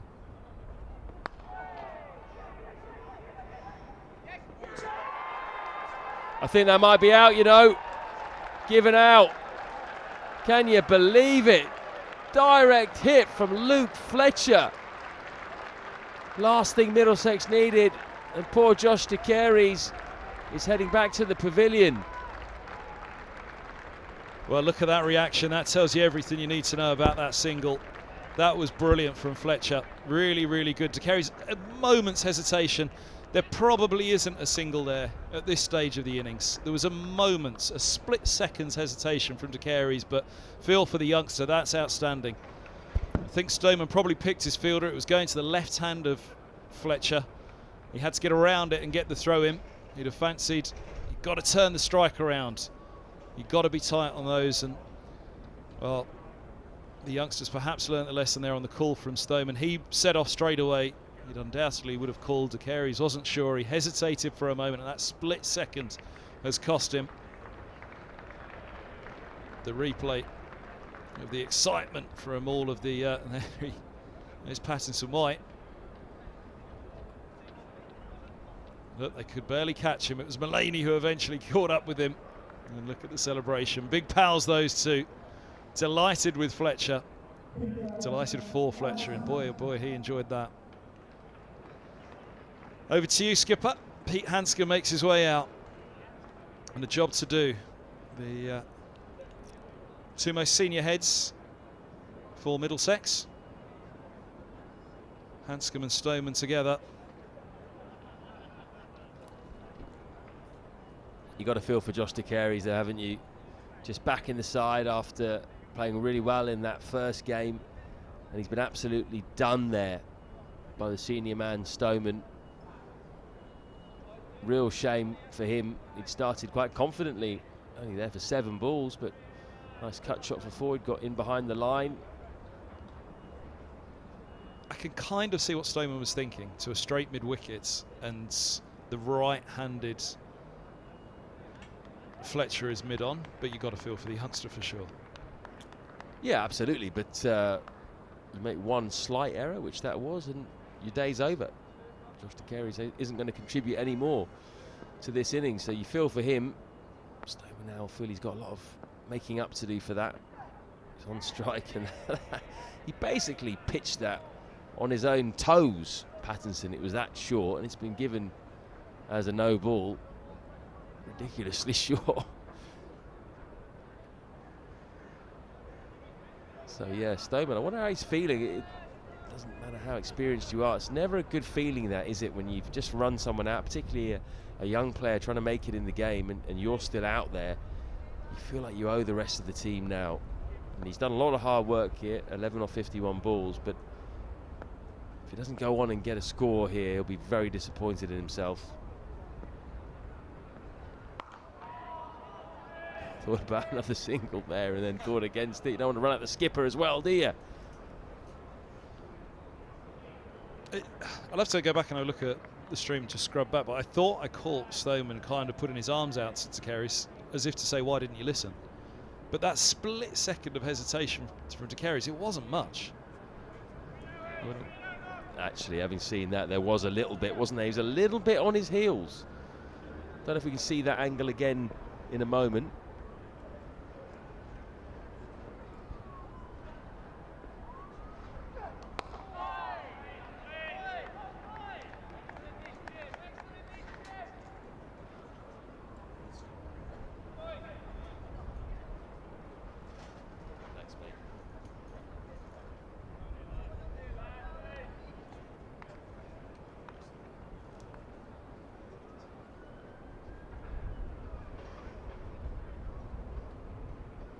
I was just coming together to have a little chat about the ball. We've asked a couple of times now, Nottinghamshire, about the shape of it. And they've got a device that they can put it through, but they're going to do so now, I think. Umpire knew all his batsers. There we go. At first it looked as though they were almost looking at it as though it was slightly damaged when first. There you go. It's not gone through cleanly, so on comes another one. Seeing a lot of that this season, but we won't linger on that. But yeah, the replay that you were talking about there was definitely that moment's hesitation from de Carey's. Only a split second, but enough to give Fletcher a chance. Here we go. Just keep your eye on Josh de Carey's at the non-striker end. Does he go straight away? No, there's a little bit of a hesitation, just a tiny one, and I think that might have cost him. I mean, it was a bad call anyway, it was a bad run. It shouldn't really be that tight. But that moment's hesitation, I think that's the difference between him just getting in and him getting out. And then look at that. What a day Luke Fletcher's having at the moment. Not taking any wickets with the ball, but he's got a 50 and he's run someone out. He'll take that all day long.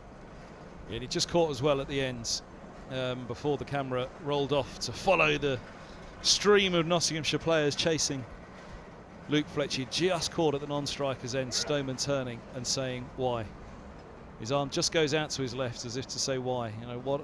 Why did you hesitate? Why didn't you listen to the call? That would suggest that the call was true, and perhaps even he had to go with the second call. Well, I would say, yeah, the hesitation obviously played a part there, but I don't think you should be taking singles that are that tight anyway. So even though Stoneman can point to that, I think he's got to set responsibility that that's too tight a single, really. Not worth the risk, is it? Risk reward. One run, yeah, or you lose your number 3. I'm fully with you on it. Don't worry. The fact of the matter is, even if he hadn't have hesitated, if we'd have had the option, the umpire would have gone upstairs on that one. So that's how tight it was.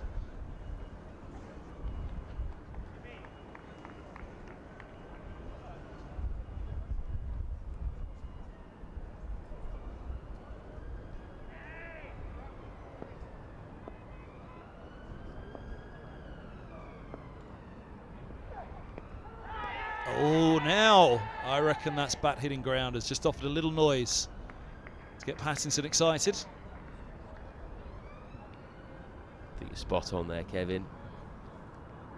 I think Pattinson was just trying to kid the umpire a little bit. He probably knew as well. Yeah, keeper and slips weren't interested, were they? All of a sudden, from a pretty placid start, tails are very much up for Nottinghamshire now.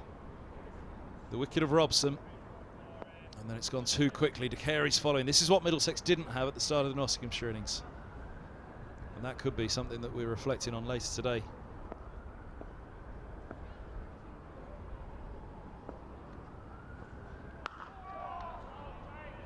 Fall of the second wicket might be quite pertinent when we reflect on both first innings. Drop catch, Duckett in the third over. Nottinghamshire going to lunch one down. Middlesex, a solid start here. Things were looking okay until Pattinson came on. Solid first half an hour, but Pattinson comes on.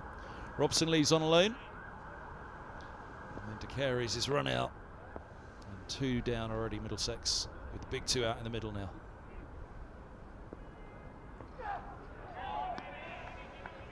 Bouncer for Stoneman. Hanscom, of course, still hasn't faced at the other end.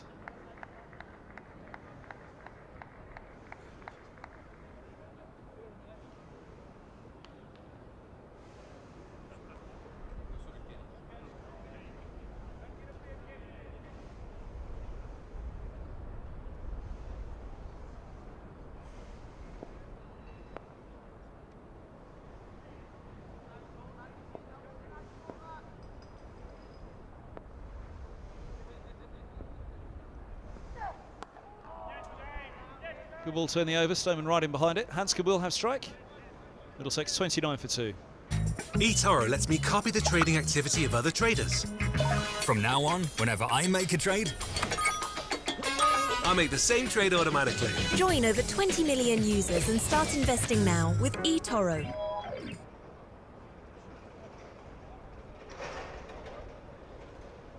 Said the most experienced pair for Middlesex. Hanscom's a year younger than Sam Robson, who had 7 tests, averaging 30.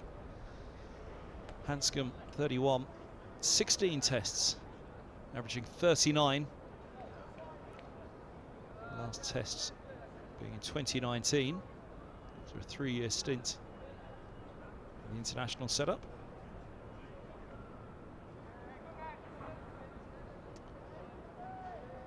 Will this man still be going the next time England face Australia?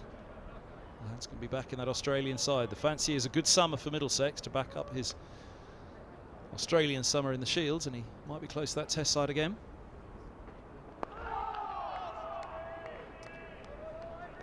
This is going to be an interesting pairing, it really is. Broad versus Hanscom. Hanscom under pressure. He's got that innings last up at Hove.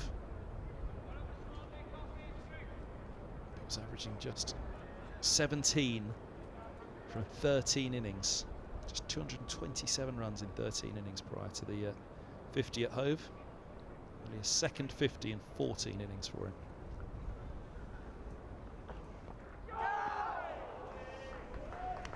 Nottinghamshire and Broad will be fully aware of that.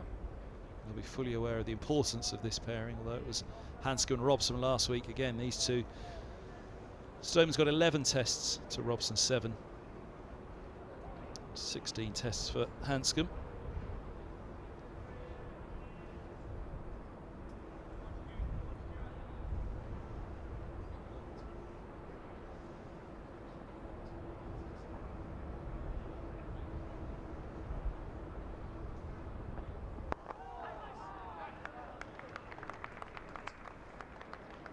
It's a good stop in at mid-wicket.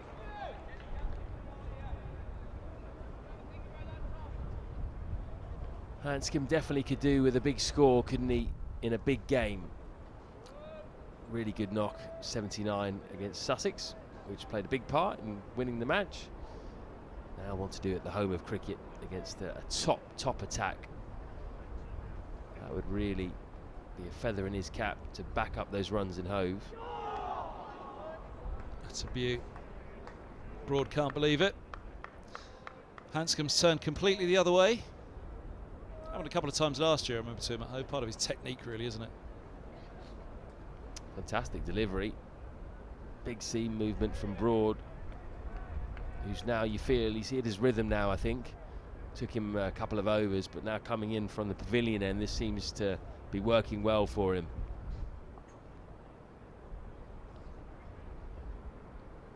Leg slip in. 2 slips and a gully. Gets that one away to get off the mark. 5th ball. 30 for 2. What the Notts bowlers have done really well here is really keep a tight lid on this run rate. 29 in 16.4 overs. They've really given nothing away. In fact, only 1 boundary has been hit so far, and that was hit by Josh De Carey's. 1 boundary in 16.5 overs. It's been really tight stuff.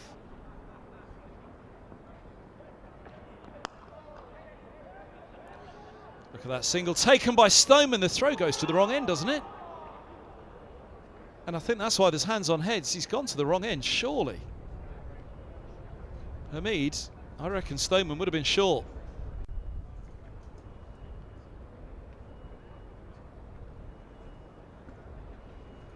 Second dodgy single taken by Mark Stoneman this innings, except this time he almost ran himself out.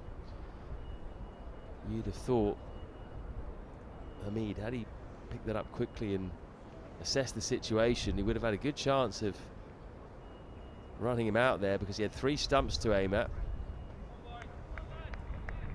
What's going on next door, Andy? It sounds like someone's... I think these holes in the floor, which have accounted for me a few times over the years, where the wheel of your chair slips into it, I think that might have just happened next door as well. One of these chairs did collapse on me live on air once.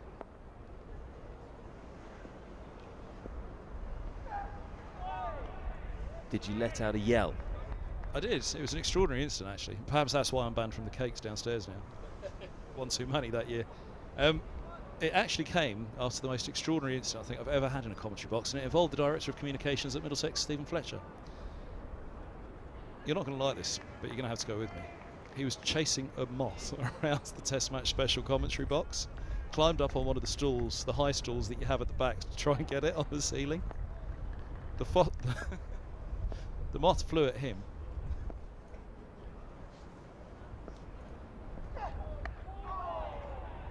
No ball called. He ended up on the floor with the high stool that he was stood on and the table next to him. The moth was quite happy, buzzing around. We were all in hysterics laughing. After we'd established that he was okay, of course, Fletch. And inexplicably, at exactly the same moment, like these chairs that were on, just the top half of it where it screwed on, the screws obviously were not too tight, collapsed on me as well. So there's 2 of us on the floor at the same time, live on air, which was an extraordinary incident. Mothgate, it was called by Fletcher a couple of years after that. That was probably him that's collapsed the chair in there, I'd imagine.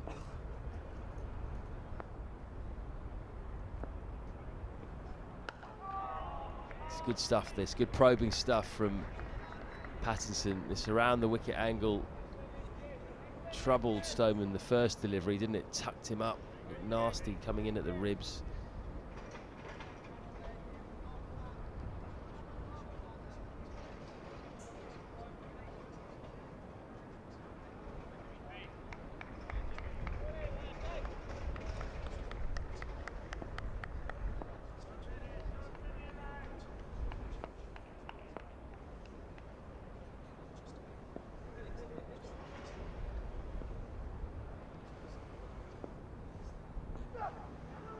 Withdraws the bat nicely this time.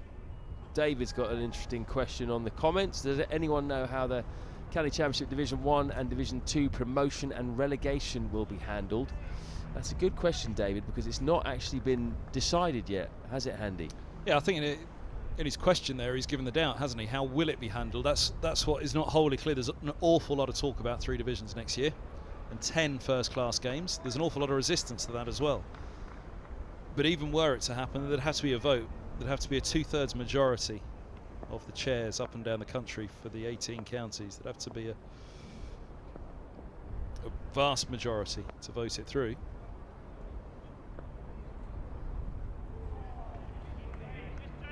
And were they to do so, then they'll have to do it quickly, because the logistics of next season, sorting out the schedule for next season, thoughts will be in place for that already, of how the slots work for each of the various competitions. So at the moment, you would have to fancy it would still be 2 divisions next year and 14 games, because of how far advanced we are this year into the season already. So that'll be 2 up, won't it? 2 up into the Division 1, which will remain 10 sides. Division 2 will remain 8 sides, which is actually a great opportunity, isn't it? If you're in Division 2, 2 from 8. Yeah.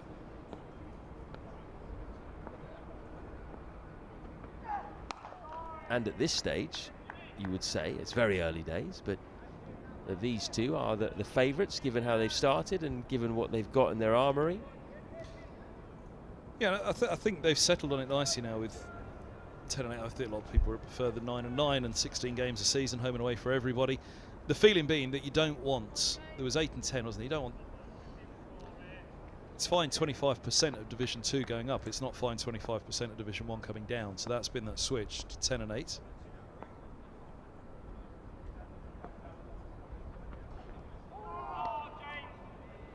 And if also in Division 2, teams aren't feeling quite so far cut adrift. If you are, the bottom 2 of 10 in Division 2, you're feeling a long way cut off from ever getting close to Division 1. So the feeling being that 25% of Division 2 going up makes it a more competitive division. And again, in the top tier, a little bit fairer on a side that might just slip in the last month. If it were only 8 in the top division. Because if you're 8 in the top division, you get home and away, and it feels like a more even playing field for the title. Everybody's played each other home and away. Now they've got that imbalance of not everybody with 10 in the top playing each other home and away, but the counter argument to that is that you at least don't have 25% of the division being relegated.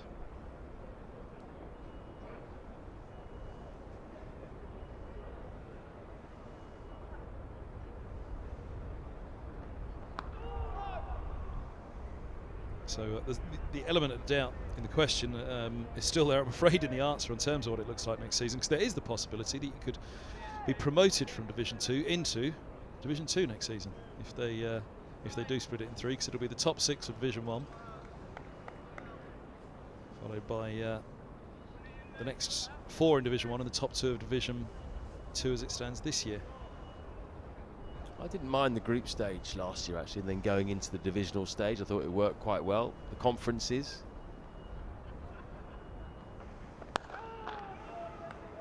Bumps back. It had an awful lot of merit, but somebody like Alex Stewart, I think, made a particularly good case for returning to the 2 divisions, that he believes sport should be a meritocracy in terms of, yes, all right, it's an even playing field in a conference. Everybody at least starts the season feeling like they can win it, but then there is going to be a disparity in some of those conferences in terms of the level, qualities of the teams.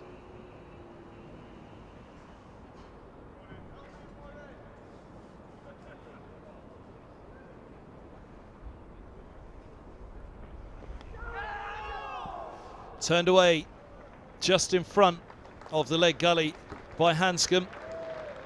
A boundary for the Middlesex skipper, but I'm sure a deep sigh of relief as well. Not far away from Lyndon James, this just to his left. That would have been some way to go, wouldn't it, if it had gone straight to him and had been taken? That would have been plan perfectly executed. Either that, or you could consider it a bit of a strangle, either or.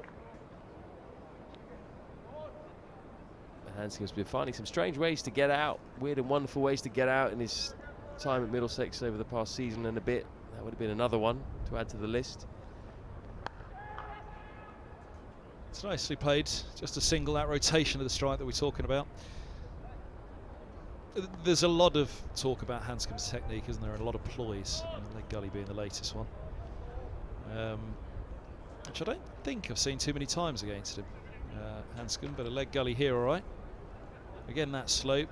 He has got an unusual technique. I was just trying to look on the replay to see how far across the head was. Is he going to instinctively lift it to the leg gully?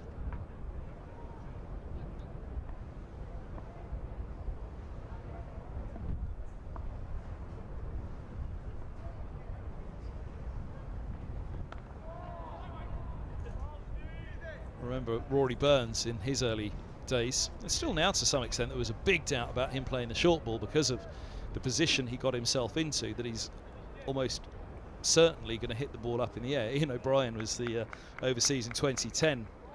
He was injured for that Surrey game. Murtagh was bowling at the nursery end, the Vauxhall end at the Oval against Rory Burns, and O'Brien was just down on the boundary rope having a natter with him.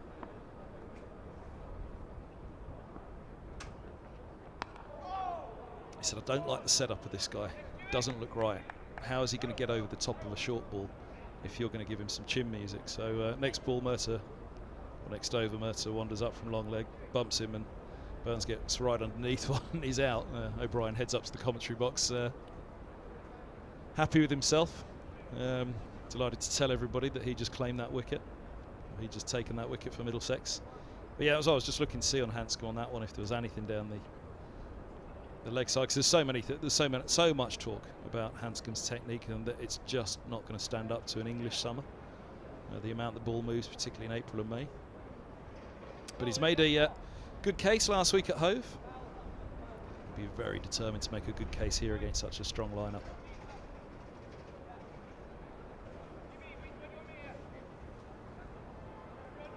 And it will make a huge difference to Middlesex's season if he can find his feet. Just get some consistent runs to back up Stoneman and Robson, who've been quite consistent over last season and the beginning of this one.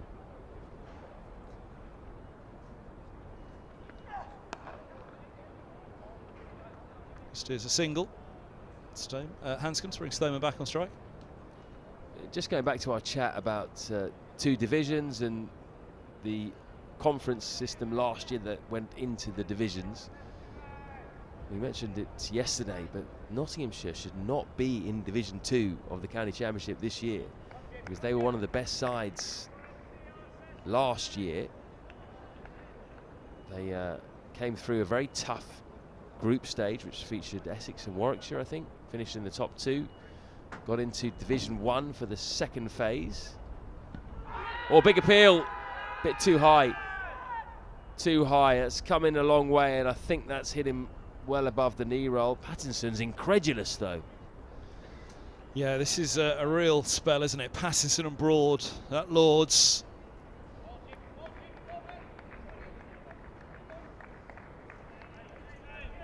Height's the only thing saved him, isn't it? But then also right arm around to the left-hander with the slope. It's got to do a bit, hasn't it? It's got to straighten. Right arm around to the left-hander. He was quite wide on the crease as well. Height and angle. I think you're never going to get that, really. I think it was there's too much doubt, really. Too much element of doubt. Good delivery though. Came in a long way. Still wide on the crease. Angles that one down. So Nottinghamshire then went into Division 1 last year, having got through that tough group, and won more games than anyone else in Division 1. They won 3 games, and yet just missed out by, I think, a point, something like that. Half a point maybe. And going through to the Bob Willis Trophy final, which took place here at Lord's, which Warwickshire won. Yeah, 1 point from the Bob Willis Trophy final. And yet they're in Division 2 this year.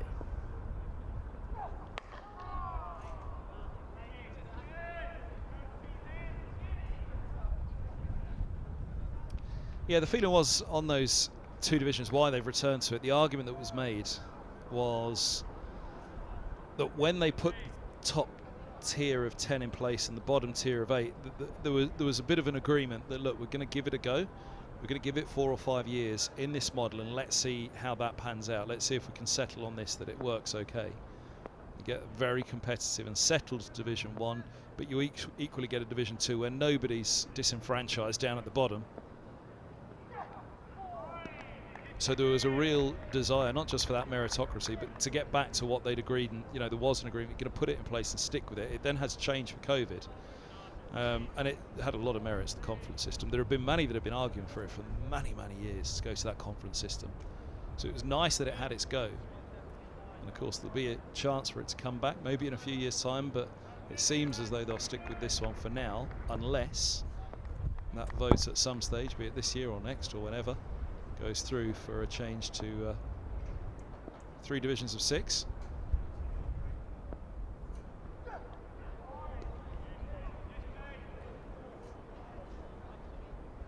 End of the over, 39 for 2.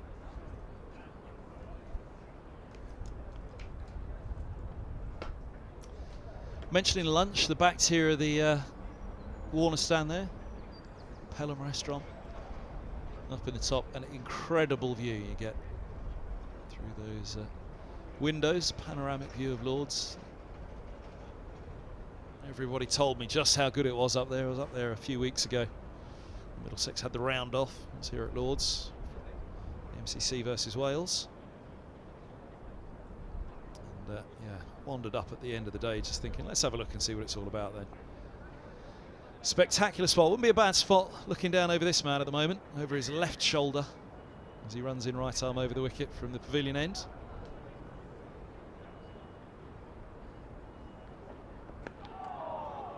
Little squared up again. Hanscom on that one, just trying to get everything behind it. Meticulous, the Middlesex captain. He knows what he wants, how he wants to do it, how he reacts to it. That was another part of bringing Hanscom in as captain at Lords, just to try and set an example on the way that he conducts himself.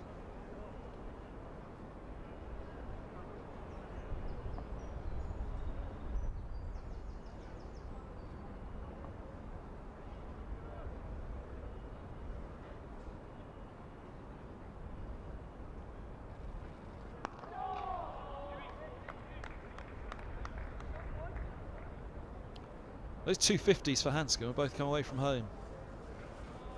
The Oval with Nick Gubbins last year really looked as though they'd laid the foundation, and Middlesex were going to canter to victory until the weather intervened. And then Hove last week said that Stoneman was relieved to get his century last up here against Leicester, just get that off his back. He scored a couple of tons away from Lords. He scored a run here for Hanscom. He's not made it out of the 20s yet at the home of cricket for Middlesex.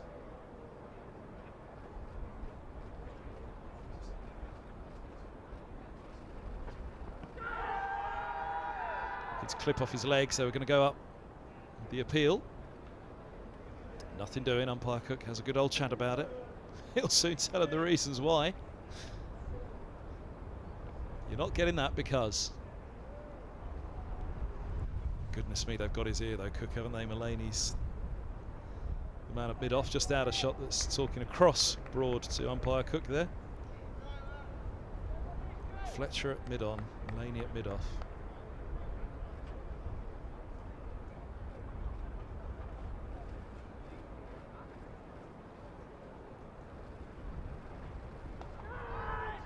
Short down the leg sides and hooked fine. Hamid will get there and hold them to 2. Oh, now, has he hurt himself?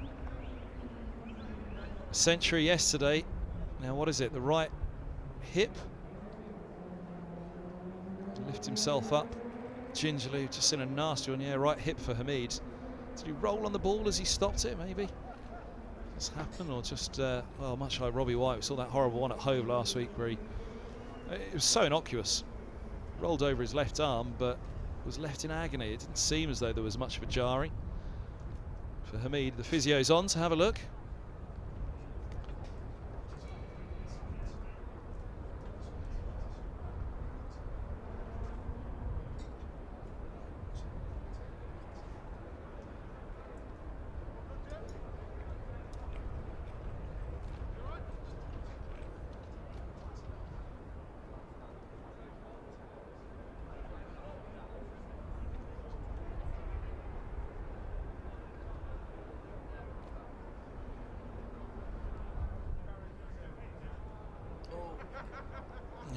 Just open the left hip as he jarred himself. We've just managed to scrub back on the stream to have a look, which of course you can do at home as well anytime you want. Just rock and roll it at home. You might want to not rock and roll it too.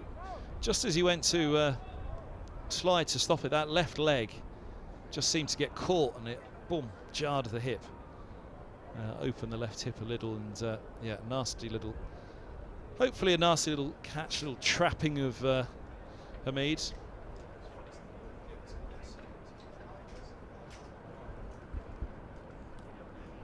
So, bit of frustration for Hamid. He'll have seen it all over the years. Old father time. Not much he won't have seen. That's a sad sight, really, isn't it? A young man who is playing so well at the moment. That was a really impressively put together century, wasn't it, in the first innings? Let's hope that's not something serious. Really do hope it's not something that keeps him out for any period of time, just when he's starting to put a run of form together. Also, maybe a problem for Notts if he can't bat in the second innings. Might need him. Long way off though. And that's very dependent on what Middlesex get in this innings. Broad's back in. Oh, Hanscom nearly squared up by that one again. Well, he was squared up by it really, but he got that bat face down clean and true. Keeps the ball out, squirts away into the offside. This is a real test. Mention those scores for Hanscom here at Lords. Yeah, that really fluent knock, which I think was his highest, was the one against 24 in the second innings against Hampshire here last year.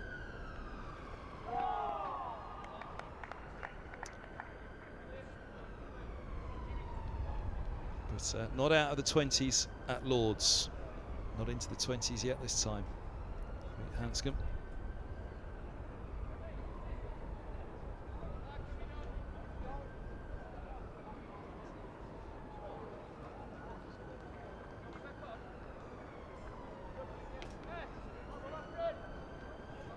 Good news, he's back on. Thumbs up as well.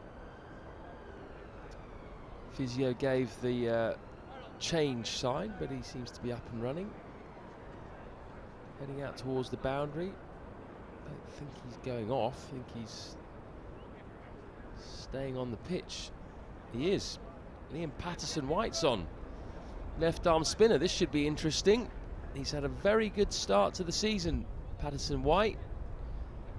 Joint leading wicket taker for Notts in the County Championship heading into this game. 18 wickets at an average of 18.5.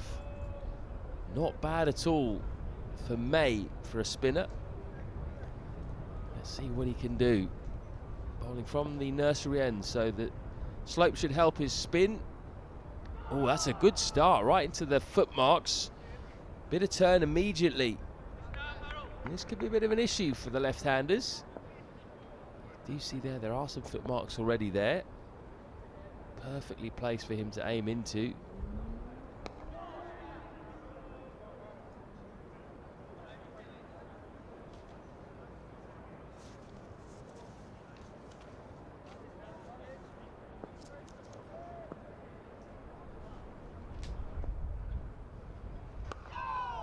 Just 23 years old, Liam Patterson-White. Can bat as well. Very good start to his first-class career.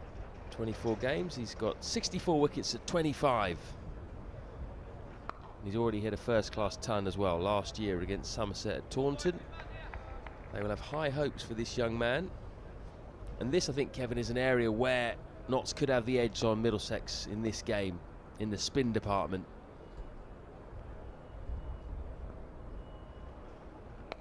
Even though he is young, he's more experienced than Luke Holman, and he's proved to be more consistent so far. Holman looked down earlier today, didn't he, when Luke Fletcher went after him. It was an expensive innings for him. He was expensive down in Hove as well. Patterson-White is someone who's more consistent, more economical. Can he be a wicket-taking threat as well, though, on this pitch? That's the big question.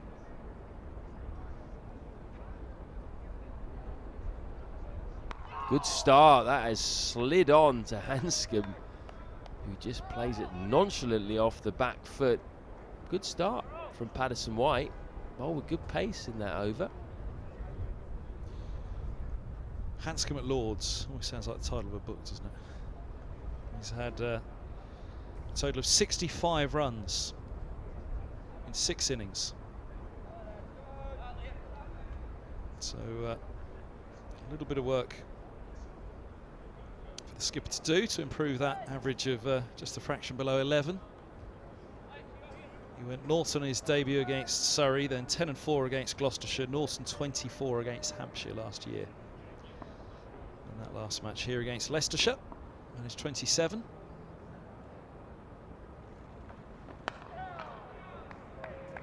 This is the reverse psychology of the commentator's curse, that you talk down the performance at Lords. You mentioned it last up on Stoneman, didn't you, against Leicestershire? It was nice for him to get that century at home. Yeah, and Hanscom in that game against Leicestershire actually looked in good nick. Yeah, he got 20 odd, as we mentioned, but he looked like he was going to go on until he nicked off to Chris Wright. There's going to be at least 2 here for Stoneman. No one that's straight mid on, so he comes back. Moves on to 15 off 79. He's been watchful, isn't he? Yet to really get going, yet to hit a boundary.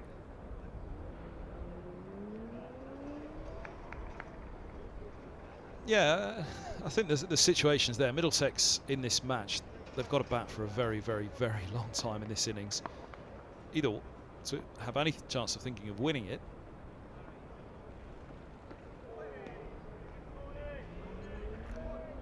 or first and foremost, not get themselves into an awful position in this innings and have themselves really on the back foot for the remainder of the game.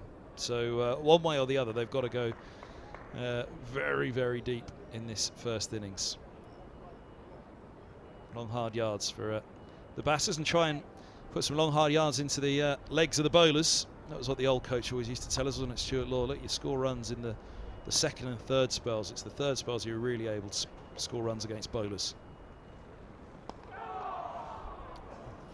Inside edge, the protection on the leg side boundary, otherwise that would have been 4.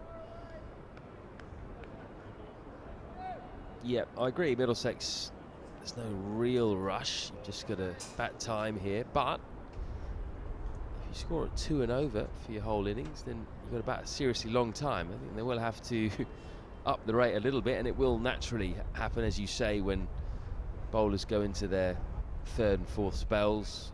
When the change bowlers come on, maybe Lyndon James, the 4th team, or someone, they might be able to score a bit quicker off, or even the spinner. That's going to be 4. That's going to help. Was there any bat on that? No. Buys. Interesting. Just slipped down the leg side. Tom Moores didn't really move. Let's have a look at Hanscom's head position on that one.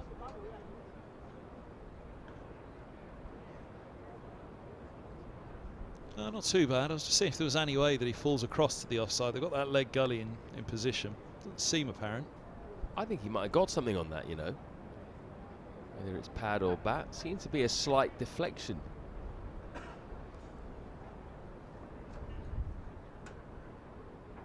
leg slip's just waiting.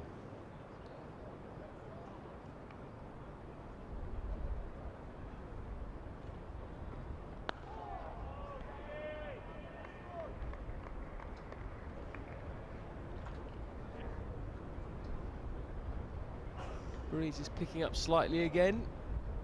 More of that warm breeze that you were talking about, Kevin. Warm breeze coming roughly from the west to the east. I've done this job for too long, haven't I? Sort of all the old wives' tales that I've picked up in the commentary box over the years here at Lords. Every last theory's been wheeled out. But certainly some merit to that one. The westerly breeze is a little warmer than the easterly. Good local knowledge, mate. That's what we'll say.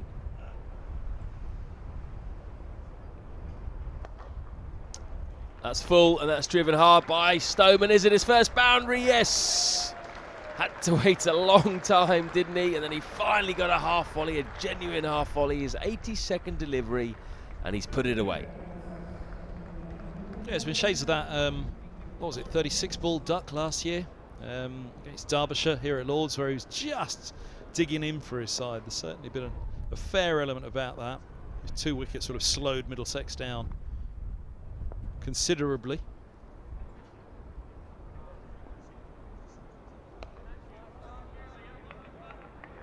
Paul Raj Kumar has asked us whether we've spotted any England selectors at the ground today. Haven't seen any selectors, Paul, but I have seen Rob Key. Rob Key, my old colleague from Sky Sports, who's now the main man, England's director of cricket. He was here earlier. He was downstairs in the media centre having a chat with Mike Atherton, who's here writing for the Times, another ex-Sky colleague. Obviously, he's based at Lords, isn't he? His office is just around the corner at the ECB offices, just behind the media centre here at the nursery ground.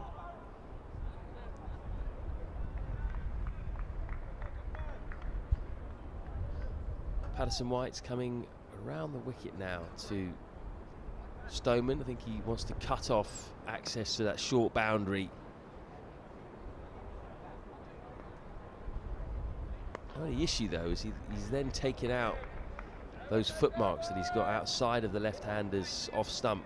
Those footmarks created by all those right arm seamers coming over the wicket from the pavilion end. Doesn't have that option anymore if he comes around the wicket. Full again, hit hard and straight by Stoneman. That's a gorgeous shot. Didn't try to overhit at all. There's a big gap there because mid-off is quite wide. Look at this. Just a push, really. But when he hits it, it stays hit, Mark Stoneman. So having waited so long for a boundary, he has 2 in 1 over, like London buses. 2 come along at once.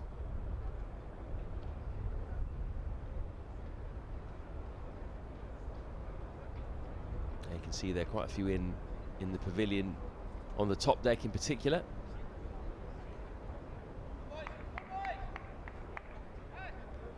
Quite a few bottom tier as well, but it's the top tier that's mostly populated. Good view up there. It's a nice spot out the back as well in the sunshine where you can get a table if you're lucky. Have a drink up there.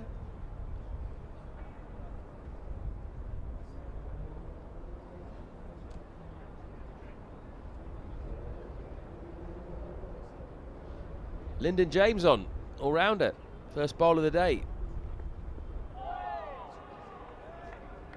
That's seamed in quite a bit.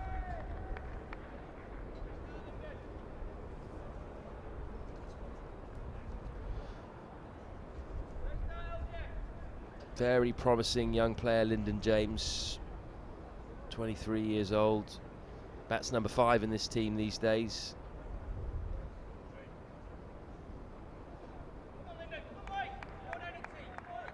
And he's also a genuine seamer.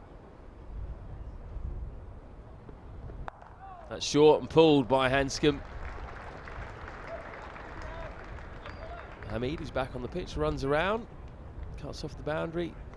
Saves 2 runs.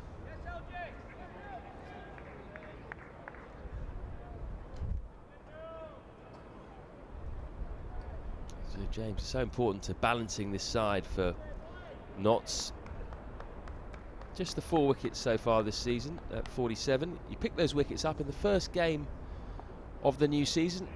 Hasn't taken a wicket since.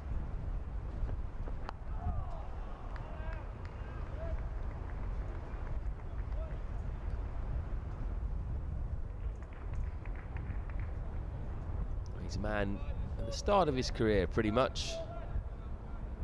Only 18 first-class games. He's got 100, and he's averaging 35 with the bat. And he's taken 24 wickets at an average of 32. Those are good all-rounder numbers at this early stage. And he's got the batting average higher than the bowling average, which is the way you want to go. Very full. You do think that maybe this is the opportunity for Hanscom and Stoneman just to up the rates slightly to cash in with the spinner on Patterson White without too much assistance for him, and now the fourth seamer Lyndon James on. Just the chance just to nudge that rate up a little bit. Yeah, they've seen those first spells through, haven't they? Fletcher, Broad, Pattinson. So 11 overs to tea on day 2.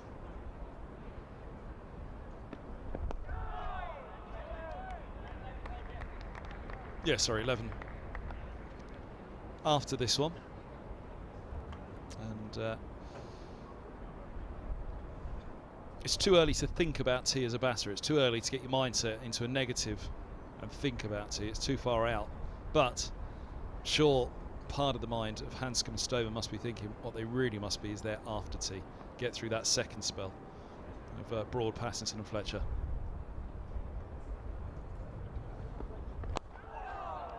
He's gone noticeably full since he dropped short earlier in the over. James at the end of that first one, just 2 conceded. 59 for 2 off 25 overs. eToro lets me copy the trading activity of other traders. From now on, whenever I make a trade, I make the same trade automatically. Join over 20 million users and start investing now with eToro.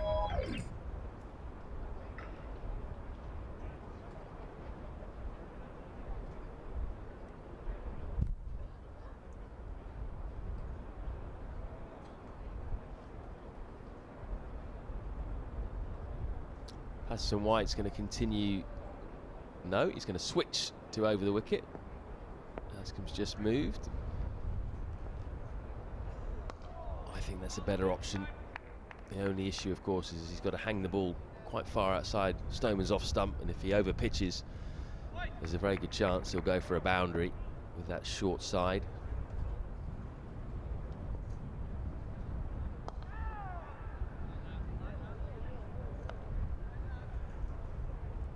He has got cover on the offside. He's got a man sweeping square on the offside boundary, but he'll be too square to cut off any cover drives that are hit well by Stoneman.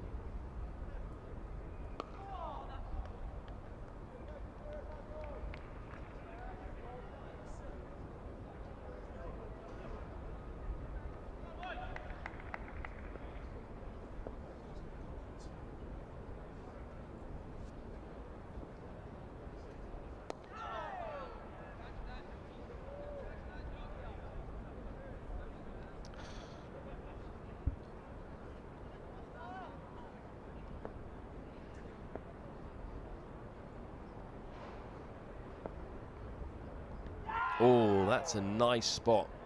Good length, bit of turn there into that foothold. It might have been an inside edge there onto the pad of Stoneman.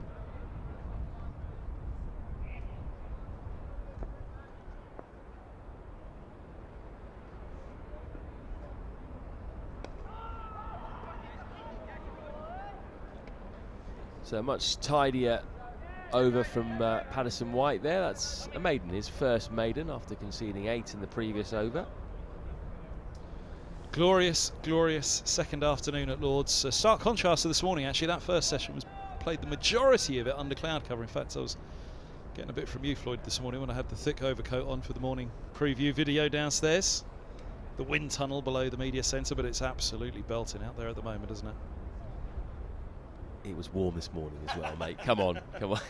No, it was a bit chilly this morning, but now it is absolutely lovely out there. Dan, our cameraman, has been telling us how warm he's been in the sun. Looks like he's got a bit as well. And we get a great view here from the media centre, right over the back of the pavilion. You can see for a long way when it's a clear day. It's a fabulous view, it really is. There's Dan, he's covering up. He's had enough of the sun. He's asleep under there. He's got his guns out as well, though. He's making sure they're getting a bit of sun. Trying to keep his head away from the cameras. Doesn't like publicity. Clipped nicely by Hanscom. The chase is on here. I don't think this is going to go to the boundary. If it doesn't, they may run 4 here. No, they'll settle on 3. So the runs are coming a bit freer now that you've got Patterson, White and James into the attack.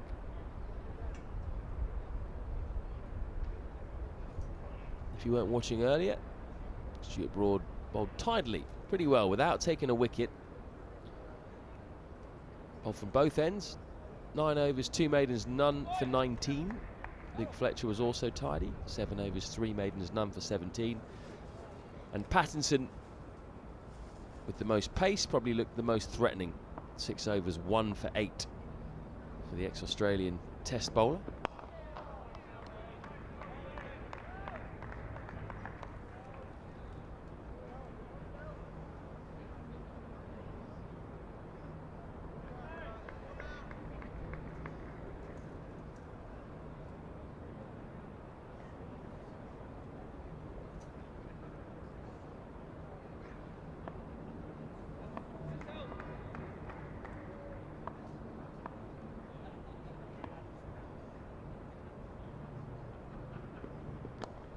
Very full.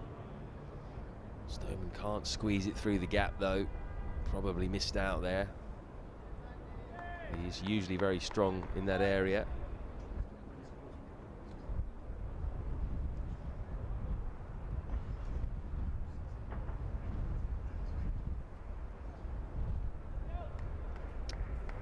Oh, nice place to get a tan, eh? Just on the roller. Oh, that's uppish. That's gone over the top of gully line Hamid. Not sure whether he intended to go aerial there. Stoneman, he did look a bit concerned after he played the shot. He was leaning back a bit, wasn't he? Yeah, and there's power here to the to getting after these two, as you mentioned. When we got past the front three, the shorter the spell that they can make this from James and Patterson White, the quicker that the legs run down to the other three. Don't let bowlers 4 and 5 settle. Don't let them have long spells. Don't let those front three have a nice long rest. Give Nottinghamshire a problem. So there's certainly that element to it, as well, as you said, upping the run rate, which is nearly up at 2.5 now. They'll want it up around 3 for sure.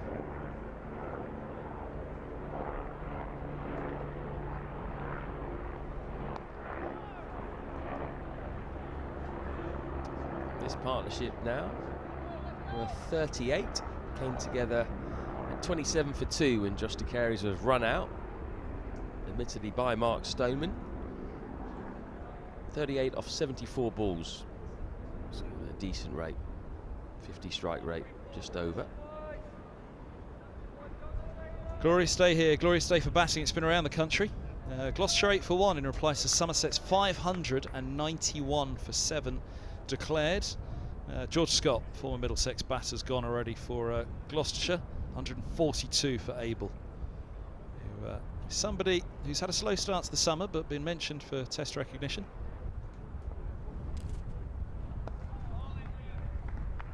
Surrey 582 for 8 at Beckenham, which can be a road. Good stat came out of that one, actually. Andrew Sanson, who's famed scorers and statisticians in cricket around the world. Tossed up a bit more, well played. Stoneman just angled his bat to get it into the gap and get off strike. The first time in the history of cricket, first-class cricket, that 3 batters have been out in the 90s consecutively. So Pope went for 96, Folkes went for 91, and then Jamie Overton went for 93. First time in the history of cricket that that's happened. That's a good stat, and I must say I'm surprised, very surprised at that. Patterson White's first look at Hanscom. I guess what's fallen into the favour for that to happen is Overton's 93 came off 92 deliveries. So the stretch between the fall of wickets, for one to fall on 90 and the next to fall in the 90s, then for a third to fall in the 90s, it's because he scored that, the third one scored the 90 so quickly.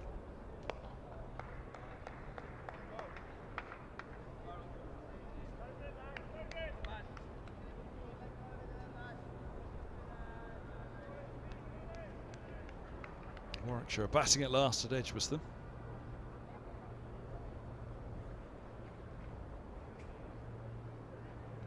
comes down, but then sensibly defends when he wasn't at where he wanted to be. He wasn't at the pitch. At 7 without loss, Northamptonshire racked up 597 for 6. Century for Proctor, unbeaten century for Proctor, and Vasconcelos and Young at the top. They shared a 287-run partnership, the opening stand. What a start that is.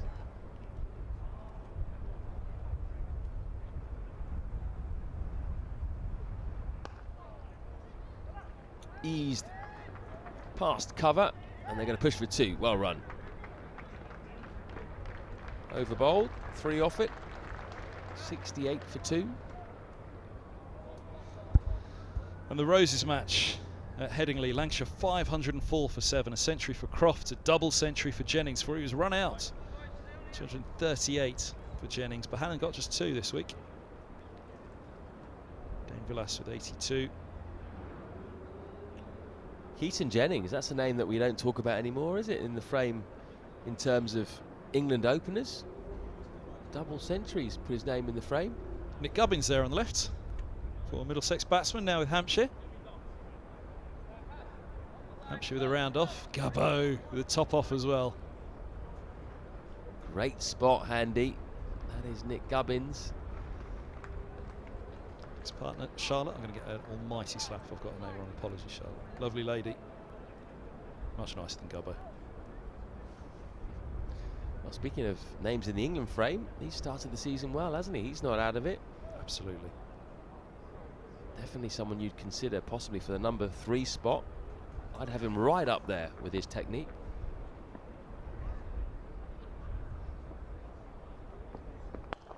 Full crashed through the covers, but there is protection out there. We were talking about number 3s going up to opening spots or openers dropping down to 3. That's what happened to Gubbins, of course. He was an opener in that season when he was highest run scorer. Middlesex won the championship 2016. He dropped down to number 3. At the time, England had 2 set openers and number 3 was a problem spot. And that was part of the reason why Gubbins dropped down, to try and make the number 3 position one that England would look at him. And he came very close on 2 occasions. But it was a man in a Nottinghamshire shirt at the moment that got the nod over him once, Hamid. He just played away from his body there. Hung the bat out, that's dangerous. But he'll pick up 2 runs. Hanscom moves on to 18. And the other man that nudged him into touch when he twice came close was Keaton Jennings, who we just mentioned.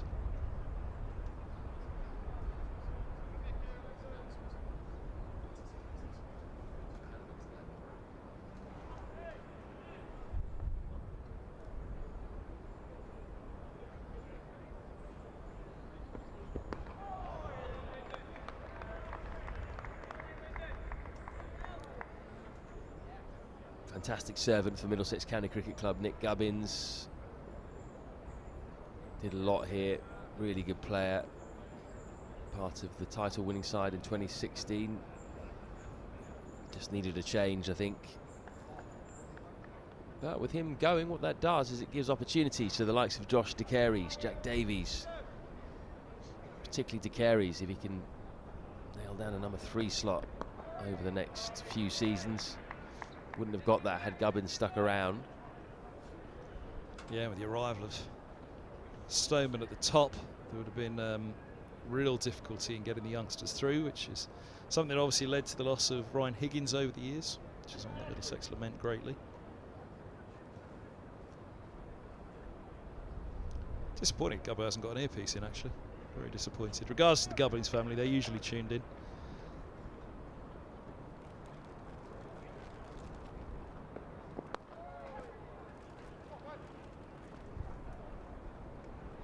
Able to milk Lyndon James quite easily at the moment. That's 4 off the first 5 deliveries. This is exactly what Middlesex needed, really. These 2 batsmen needed just a bit of freedom, just a couple of boundaries, nudge the ball around a bit, get that run rate up towards 3, so that when the main seamers come back on, the likes of Broad, Fletcher and Pattinson, you've got a bit more confidence under your belt. You faced a few more deliveries, you've got a few more runs on the board. half an appeal there. He got an inside edge. He pitched outside leg 2. Not a whole load going for it.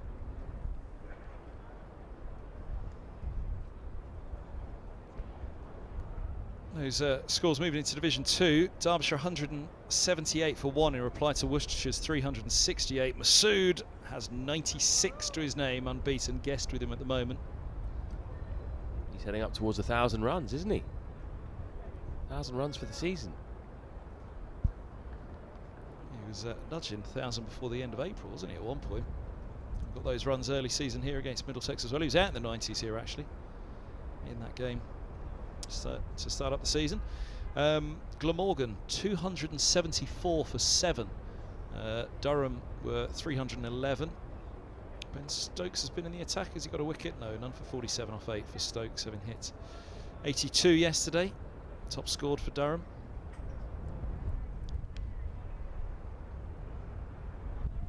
In fact, that's a bit of a recovery I've just seen. Nisa and Root for Glamorgan, recovering from 163 for 7 to 276 for 7.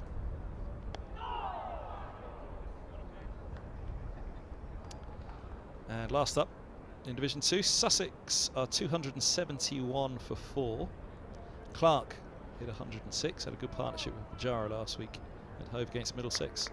Carter 72. Rawlins is there now on 12 with Clark. That in reply to Leicester's 210.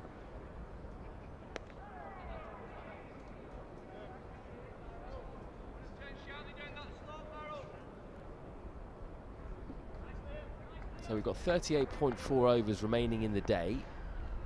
Tea will be taken with 32 overs to go, so 6.4 overs to go. Bit of turn there for Patterson White. That would have been turning down the leg side. Turned his first delivery. I haven't seen too much since then. That's probably the next best in terms of how many degrees of spin he's found.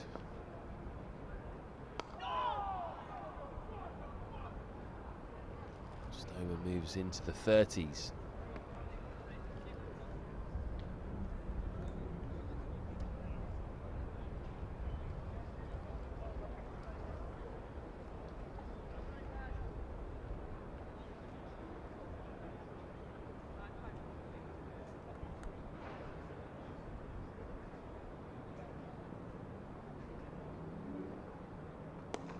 The second time to Patterson White, and for the second time he defends because he's not quite at the pitch.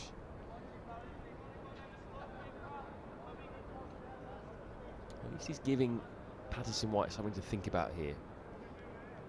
See if he drops short in response. That's what he's trying to do.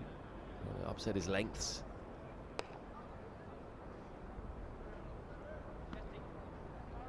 Over bowled, 2 taken. 30 overs in all they've got through, and it's 74 for 2.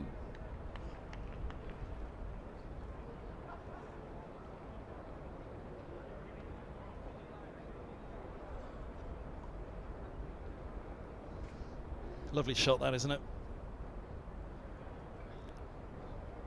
Right, Frank, the sponsor, the top tier there for Middlesex.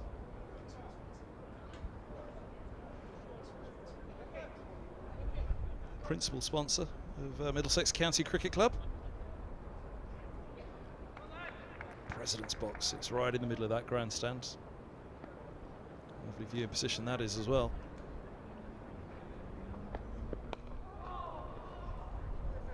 Inside of the bat, to flex up to mid-on, there's no run. Broad doing the fielding. There is the President's box.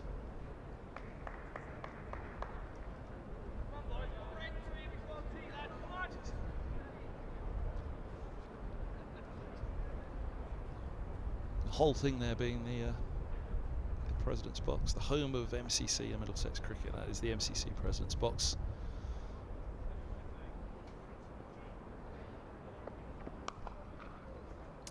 Cut away, just a single, deep point set back, Hamid. He's okay after that little knock that he took earlier, that little divot in the field. The game's just settled into a bit of a holding pattern, hasn't it? It's almost as though Nottinghamshire have accepted they're not going to get any wickets here.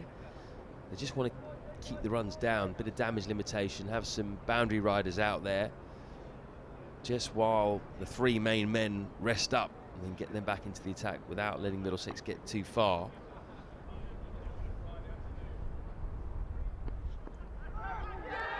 His leg side again, appeal for a strangle, nothing doing from the bowler. Crucially ignored the umpire. Yeah, it's almost a little bit of a phony war out there at the moment, isn't it? It's still 6 overs is too far out to go into a negative mindset for Middlesex to think of tea, but it has to be to the forefront of Stoneman and Hanscom's mind that they need to be there for a long, long part of this evening's session. And again, get through that next spell of Fletcher and Broad and Pattinson.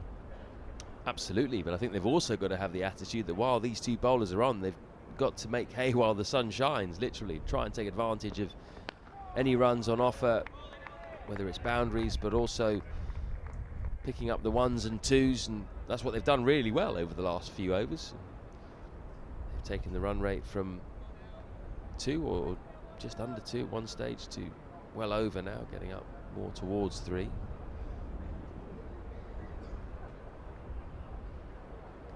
It's usually about 10 minutes before tea. Anything longer than that, or 10 minutes before an interval, or 10 minutes before stumps, anything longer than that, you get into too much of a negative mindset as a batter.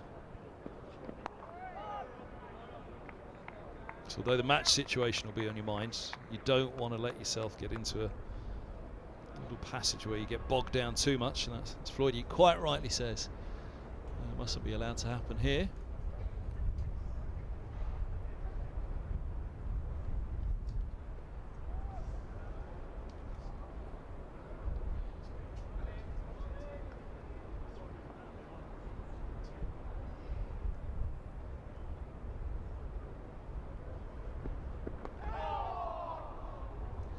Squeezed from a tight line. Single taken.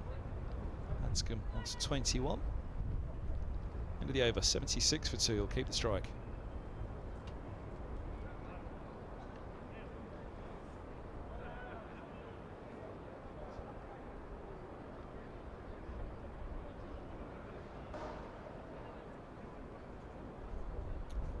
Done a lot of hard work, haven't they, Stoneman and Hanscom so far? 148 balls between them, but I think this is a good opportunity for both of them. They'll be viewing this as a real chance to play an innings of substance against a good attack, because this pitch is not really assisting the bowlers that much.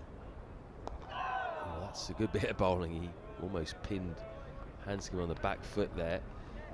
Wouldn't say that they found a whole load of movement, the Nottinghamshire seamers. They beat the bat a little bit. There were a couple that seemed a long way, but not loads. Certainly no swing in the air, really. A little bit for Pattinson, but then he just started banging the ball in, so didn't really take advantage.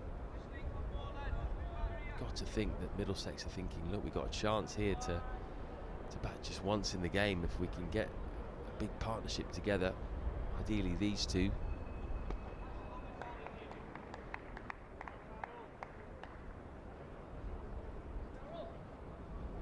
I think this could be an interesting little counter as well. Again, it's before tea. How close before tea? He does like to use his feet to the spinners, Hanscom. Patterson White's got the end that I wanted Holman to have from the off yesterday, when by the time that he came on to face the tail enders, they were swinging. And that was a completely different game, a completely different setup.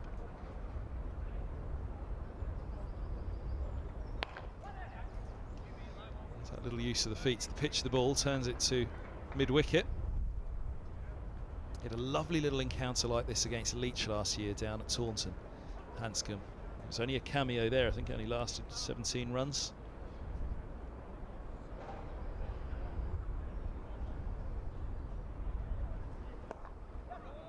Backs away and strikes a single down the slope. But he really used the feet quite a lot, and it looked as though we were set for a nice little encounter. Maybe that was going to be the innings early in Hanscom's Middlesex career that set him off. That's the 50 partnership with that single. Really, really important one here, just to settle things after that run out of De Carey's.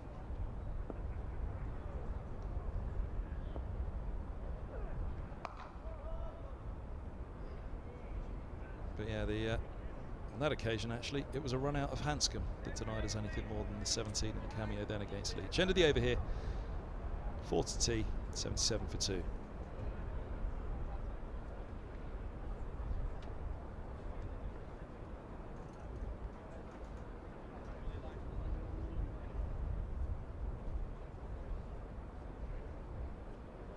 Here we go.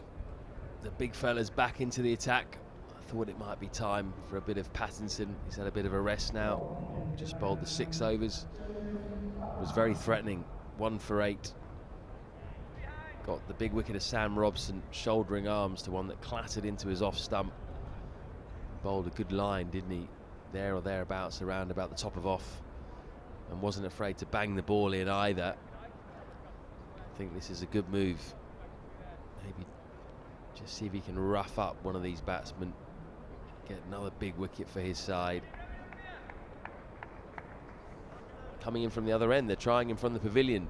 Yeah, I was just thinking this is a good opportunity, isn't it? I kind of looked and thought, what, 2 overs 4-T? It's a bit harsh, but also 2 overs 4-T. It just gives him a chance at the pavilion end.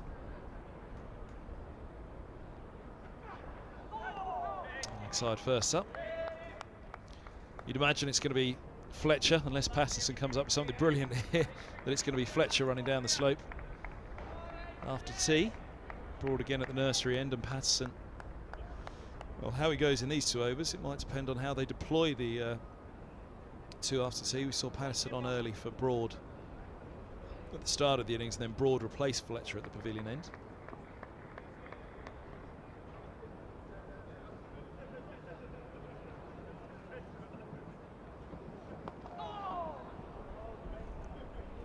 Just a little tuck for 1.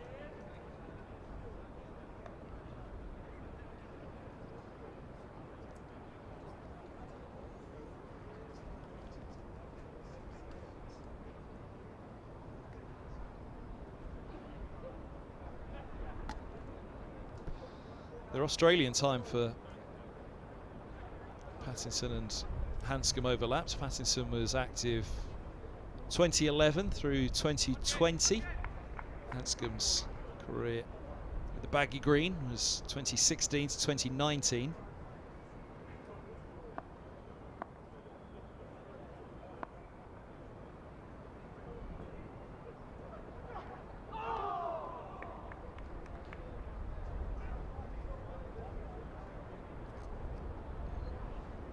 Weighing up the line of that one once more.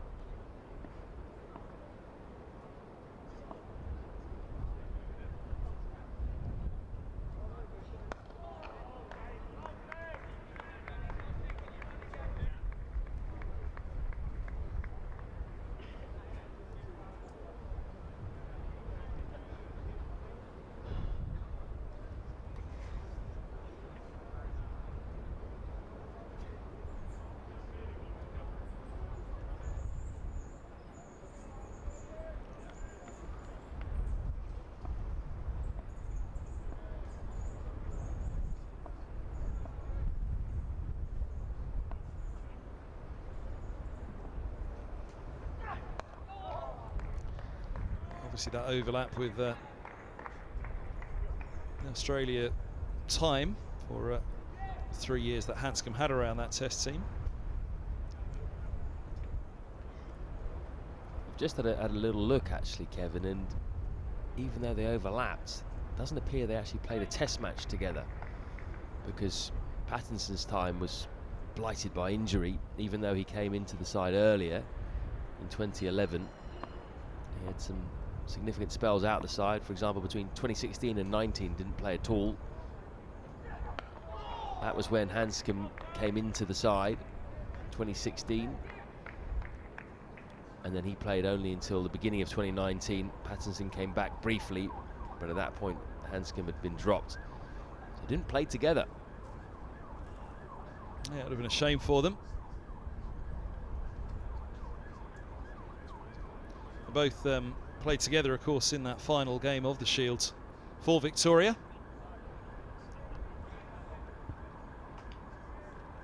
Player of the match, it's Hilton Cartwright. I'm just looking at the scoreboard, another Middlesex name, Hilton Cartwright.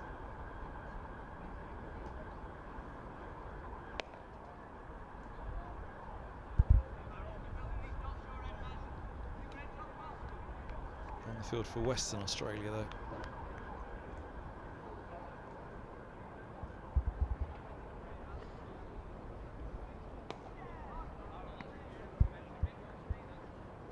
Peter Hanscom had a very good Sheffield Shield again, didn't he?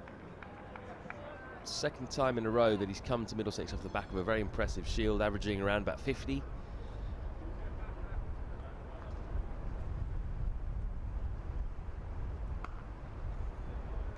Cut away for a single by Hanscom. Level with his Lord's best now. Hanscom moving on to 24.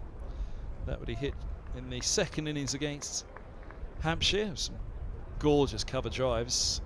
He outdrove James Vince in that game, if memory serves. Well, that's an achievement in itself, isn't it? If you can outdrive James Vince, it's one of the purest cover drives on the circuit in world cricket, actually. I have James Vince is right up there alongside who else? Babar Azam, he's got a gorgeous cover drive. Virat Kohli when he's on form.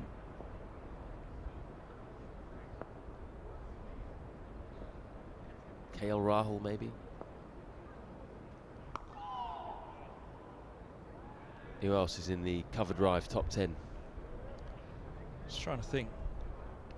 What was it this match? There was one in this match where we just sat back, or was it the game down at Hove? We just sat back and went, wow. Wow, that was something else. Was it first innings of this? Some very nice cover drives from Hasib Hamid, that's for sure. In the first innings. Oh, that's actually bitten a bit, hasn't it? Yeah, that was nice. So enjoy that. And again, this is the end for the left arm spinner. He's turning it with the slope into the left-hander, away from the right-hander, which means if they are to attack the shorter boundary against him, which will not be in their mind at this stage or for a little while, they're now heading against it to the shorter side. 79 for 2, got 2 overs to tea, yes. So we'll have this Pattinson one. And then one more from Patterson White.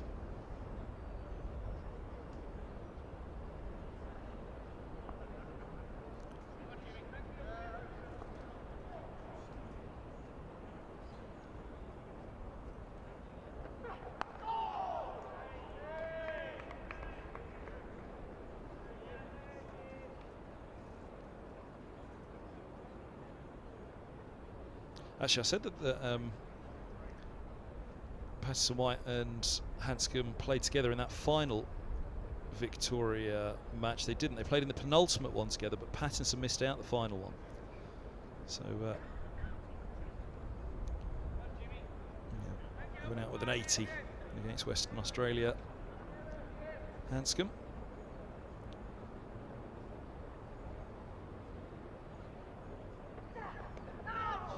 Hook in, and hook in fine for 4. There's a long leg and a deep square, but fine of James in shot there for another boundary, and that is Hanscom's highest score at Lords for Middlesex as he moves to 28. They know each other well, don't they, teammates? I think he was almost expecting that short delivery, Peter Hanscom. He looked like he was ready, swivelled quickly.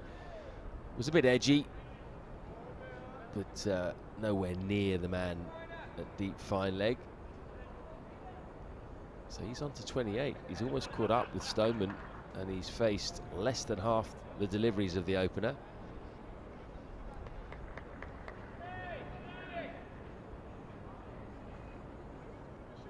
Just wasn't that well directed, was it, that bounce? I think it just needed it to be a little bit tighter into the body. It was a bit down leg side. Meant that if Hanscom got anything on it, it was just going to fly away for 4. Coming around the wicket.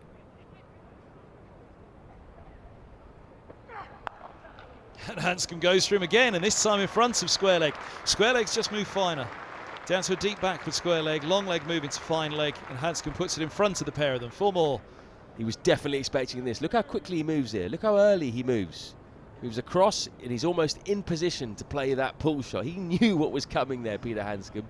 And because he moved early and he was ready, he made sure he hit it in front of square, the other side of Hamid. Really good batting that. That's just cricketing nous, knowing what to expect. That's going to get repeated a few times over the years, isn't it, in a dressing room in Australia. Now they're putting another one out. It's going to come back over the wicket. They've now got a fine leg, a long leg, and a deep square. Right arm over, one slip.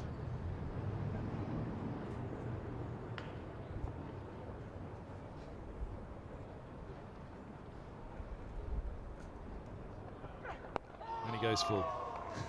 As Handscomb would have expected, and so would we all. And he almost got his man. He almost got what he wanted. Handscomb was stuck in the crease there, didn't get forward.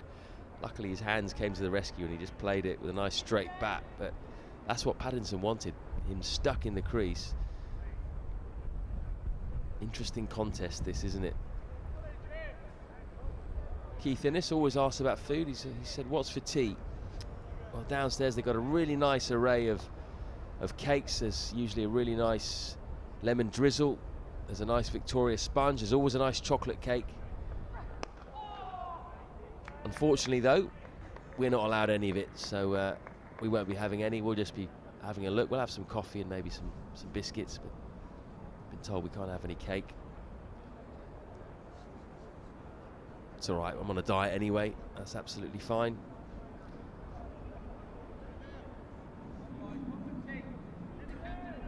Did manage to sneak in a Victoria sponge on game 1. I'll happily admit, it was very good.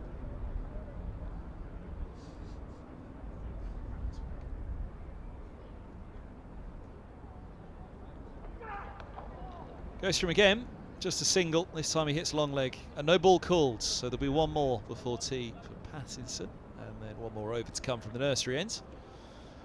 Handscomb on to 32, so he's overtaken Stoneman in 58 deliveries. Stoneman's been out there for 113.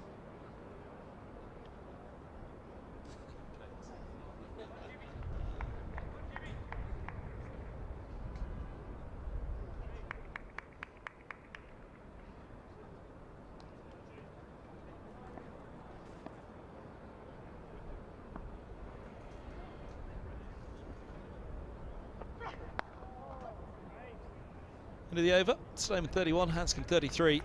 90 for 2, 1 to tea on day 2. Middlesex still trailing by 325. It's an awful lot of runs. This partnership worth 63. If one or both of these can get in, then they can take a fair old chunk out of it. Middlesex is not much at Hove, you know, when they were applying to a big first innings down there. 392 Sussex hit. There were 2 chances at it. One, you've got to go beyond, well beyond. Or you've got to go level and hope that third innings pressure comes into play.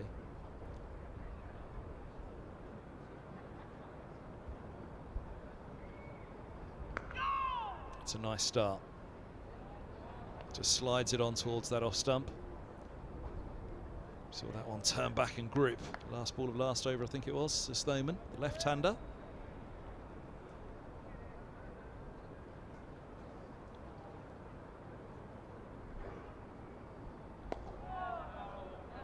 He's been tidy, hasn't he, Patterson White? 7.2 overs, none for 16. He's given his captain a bit of control without being too threatening. But he hasn't bowled much rubbish, has he? He hasn't bowled much short. Having said that, he just drops slightly short and gets put away for a single. But generally, he's got the batsman coming forward. He hasn't bowled any rank long hops. He bowled one genuine half volley, which Stoneman hit for 4, or 2 actually, didn't he? One was hit for straight for 4 from around the wicket and one through cover. But mostly on a good length, really.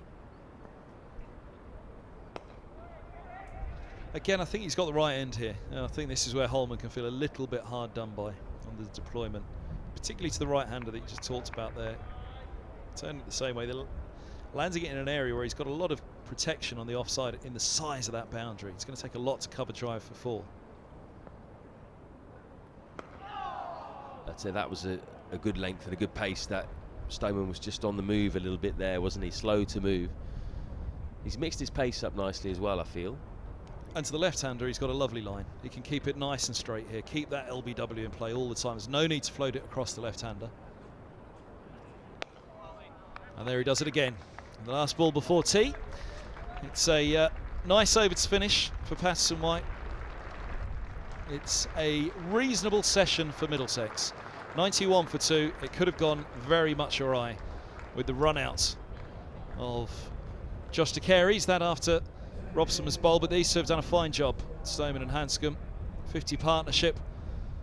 They've laid the foundation for this innings. To get out there this evening, try and have some fun, get back on day 3 and try and get into some sort of position of, if not control, at least parity in this match, and see where the game goes from there. They've avoided an early innings wobble. There's still plenty of work to do for both, though. Exactly what you want from two of your senior batsmen. Just take the sting out of a potentially dangerous situation. 27 for 2. Come together and put on 64 in 21 overs. They've rotated the strike. They started slowly and then they took their opportunities when they came. It's been good, sensible batting. Hanscom's been slightly more fluent than Stoneman. He was very watchful for his first 15 runs or so. Then he got going. Managed to hit a couple of boundaries and he's finished on 31 not out of 117. Hanscom's 34 off 62. Robson gone for 9, shouldering arms to Paddington, and de Carey's an unfortunate run out for 5. He was just on his heels. Also, it was a very tight call by Mark Stoneman. I'm sure he'll probably take responsibility, the senior man. And yeah, with the ball they started nicely. Fletcher none for 22 from 8. Broad none for 14 from 8. Good opening spell. Broad switched up to the pavilion end, of course, after his first stint at the nursery, and then Patterson on. That 1 for 20 from 8. That ball that nipped back up the slope to take Robson. Supported well by Patterson-White. Just take a bit of the pressure off the spinner. He may have to do a bit of work, but it's going to be that spell from those front 3 after tea that Middlesex will have to be very, very wary of. That's what all thoughts will be on for those when they come out. Get through those opening spells again, those 8-8-8 spells that you see of Fletcher, Broad and Patterson there. All to play for then, isn't it, in the final session of day 2. Middlesex are 91 for 2. They still trail by 324, so a lot of hard work to be done with the bat. And I'd imagine we will see Mr. Stuart Broad with ball in hand probably as soon as we start that final session. Do join us in about 15 minutes' time.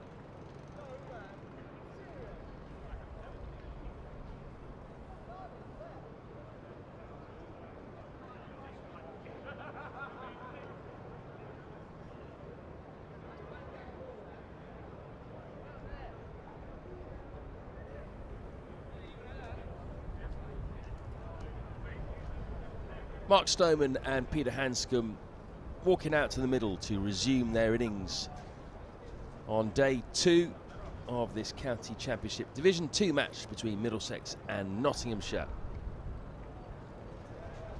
It's been a good recovery act by the 2 senior men. They've taken the score from 27 for 2 to 91 for 2. Partnership of 64 so far. Middlesex will hope they can get up to 3 figures and beyond. Good batting conditions, a little bit of a breeze, but glorious sunny day, nice temperature, and a pitch that looks pretty good for batting. Saw a little bit of sea movement early on in the innings. Not any swing really. A bit of sea movement for Stuart Broad and Luke Fletcher. Bit of pace from that man, James Pattinson, who's going to continue from the pavilion end. But overall, not too many alarms since those 2 early wickets went down. What can Pattinson do? Start the final session.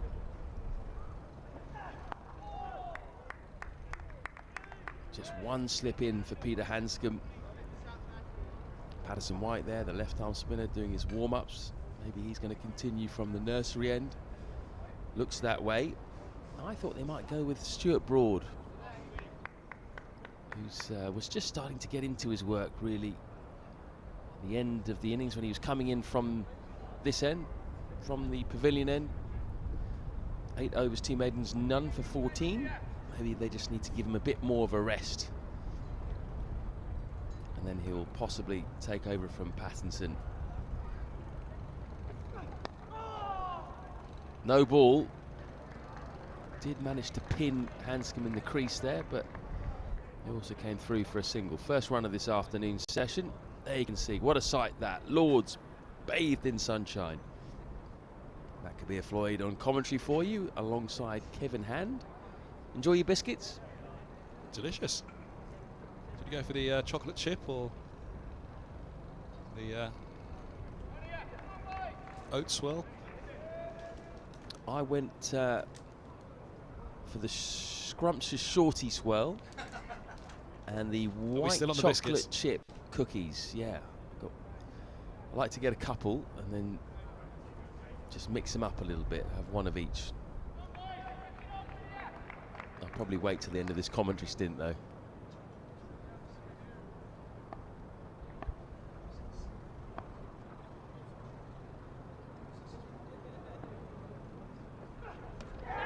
Oh, bowled him. Breakthrough straight away. Big celebration from James Pattinson. He's got through the defences of Mark Stoneman. What a wicket. What a decision to stick with Pattinson after tea. Oh, that's come back in, hasn't it? That's come back in nicely for Pattinson from around the wicket, and that is a beaut of a ball, and he's really made the impact and backed that decision. Overlooked Fletcher, overlooked Broad from the pavilion end after tea, and top of off's gone. Big wicket, big wicket after tea. Well, Nottinghamshire came back from some setbacks in their 400, including that last wicket stand, but right up at the top of the innings as well. A couple of wickets just after lunch on the opening day, and they recovered well. That's what Middlesex got to do here. One of the big names has gone. Mark Stoneman for 31. The biggest name, Pete Hanscom, is still there, and well, he's yet to score a century for Middlesex. Now would not be a bad time. 94 for 3, still more than 300 behind here. And that was an inspired decision to leave him on from the pavilion end. Here comes Max Holden, one of the heroes of Hove. Scored a 50 in the opening match of the season here against Derbyshire.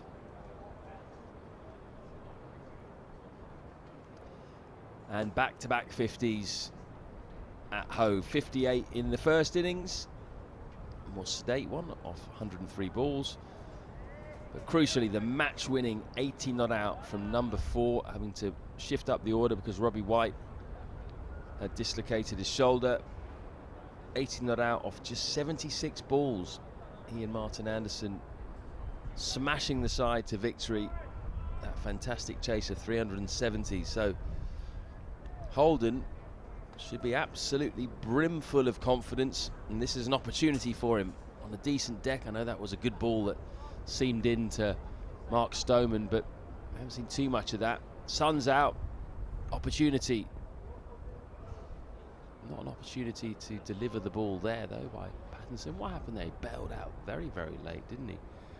Looking at the footmarks quizzically.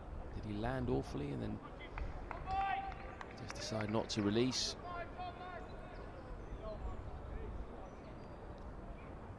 So Holden, even though he's off the back of 250s in a row, needs to keep going, really, with the likes of Stevie Eskenazi possibly fit for the next game, coming back from broken thumb.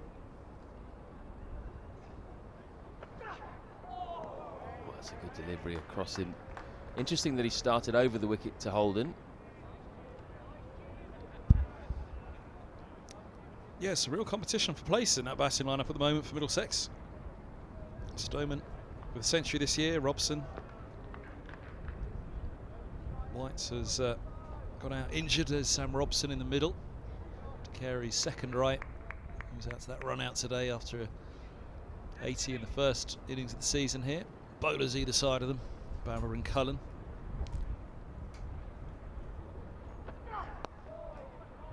He's away, Max Holden. That'll be a relief early on. Nice to get off strike and get your first run.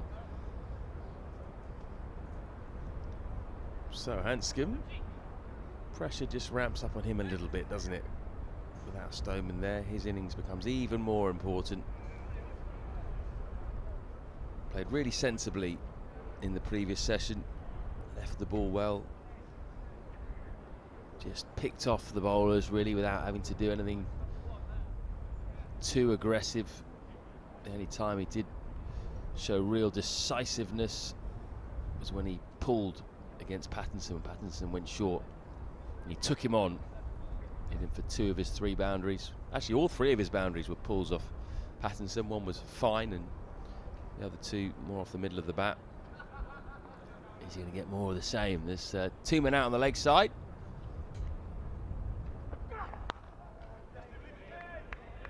At one point there were 3 out. No, there are 3 out again. We've got a very fine leg. You can see there the bottom of your picture, and then to the left you've got what you call a wide, deep fine leg and a deep square leg who's just in front of square. 3 men effectively out on the hook. That square leg as well is virtually in line with the deep square. Heavy on side field.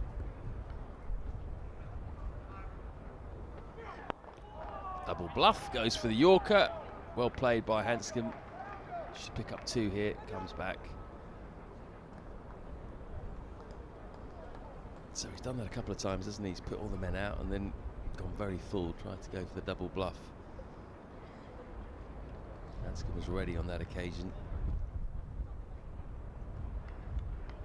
It's really warm now up here in the commentary box. You get that afternoon sun, don't you? Andy comes right through. It was a bit like a sauna in here now. It was chilly early. Yep. Even I will admit it's warm now. Yeah, continent needs to go on.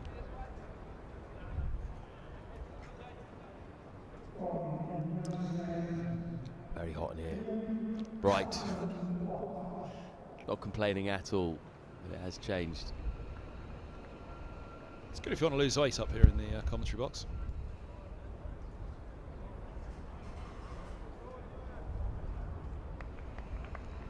Like a sauna when the sun comes around in front. This media centre.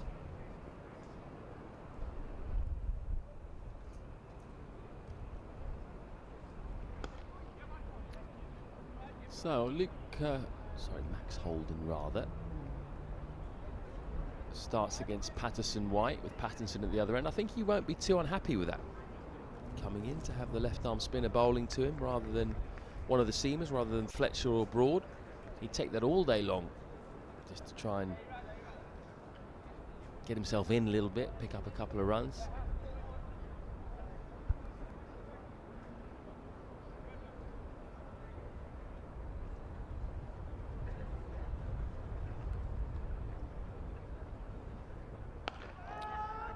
That's a nice shot from Hanscom.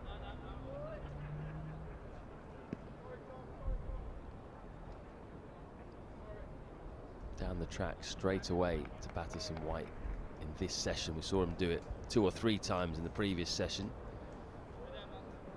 Short boundary on that side too, so if he gets to the pitch he can clip through mid-wicket against the turn if he fancies it. Got a good chance of picking up a boundary as well. Max Holden is a good player of spin. Plays the sweep shot, plays the reverse sweep. Not afraid to be aggressive. Got out to that reverse sweep on the first evening against Derbyshire.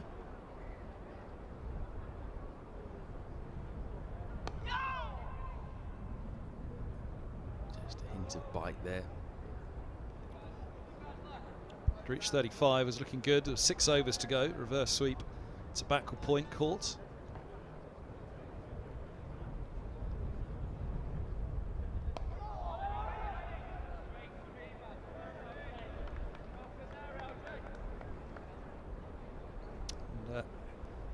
Talked to 1 or 2 afterwards. I said, look, nobody's going heavy on the criticism.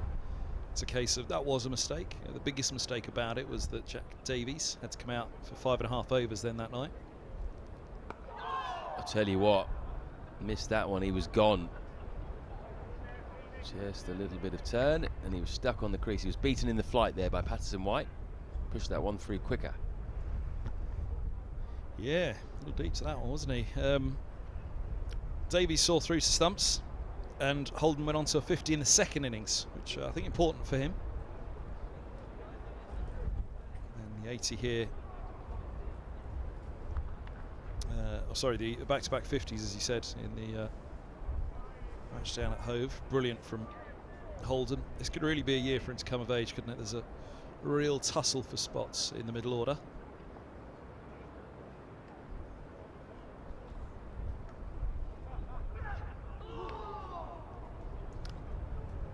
Scott says enjoying Notts' performance from here in Bangkok. Hello Scott. Hope you're enjoying our live enhanced stream.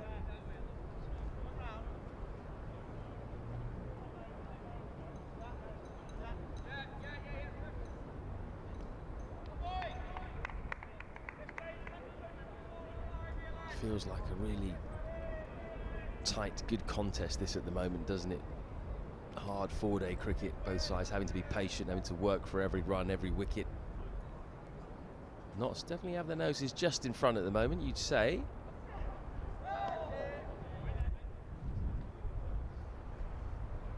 Yeah, persisting with this short ball to Hanscom as well. We saw them deploy a leg gully for him earlier, which nearly brought his demise. A full ball that he clipped off his legs just to the left.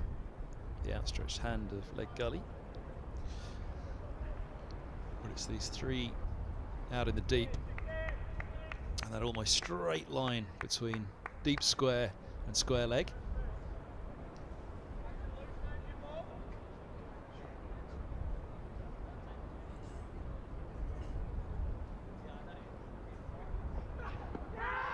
Oh, appeal. Big one from James Pattinson. Teapot's out. I think that might have been a little bit high. Hanscom was stuck on the crease though. Let's have a look. Yeah, height's the only thing saving him, isn't it?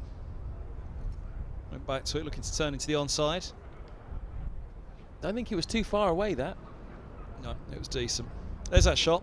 Patterson-White is, as I said, bang in line at deep square and square leg Duckett. Hanscom, the batter that they're trying to entice either to one of those 2 or long leg and fine leg. Top camera work there from Dan.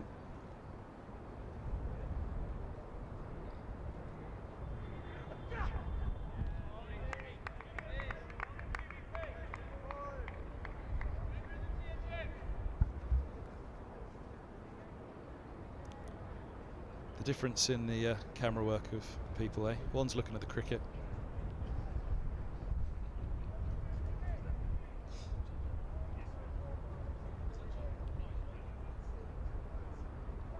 Sorry, Greg, I know you're under orders there.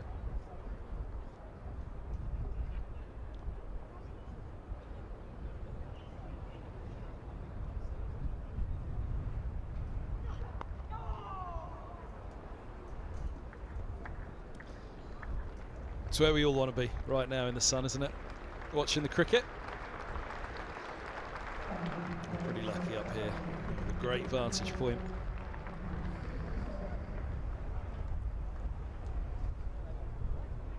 $100 up. It's taken 233 balls.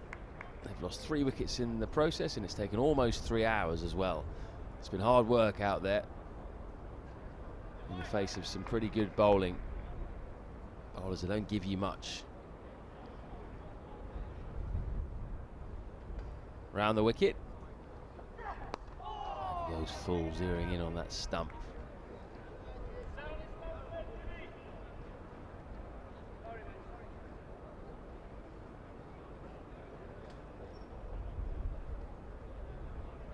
So are we going to continue with a bit of left arm spin in Patterson-White, or is it time for something else now? It's going to be spin again. Into his 10th over now. If you're going to sell cricket to somebody, today's the day, isn't it? It's like a day in the park with your mates. Cold one in your hand, alcoholic if you like.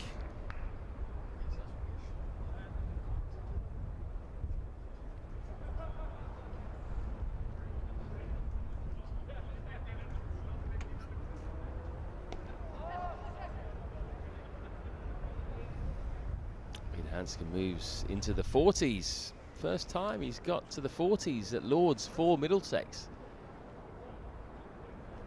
Tying up a half-century now. That would be back-to-back half-centuries for him. There's the Compton stand, the newly redeveloped Compton stand.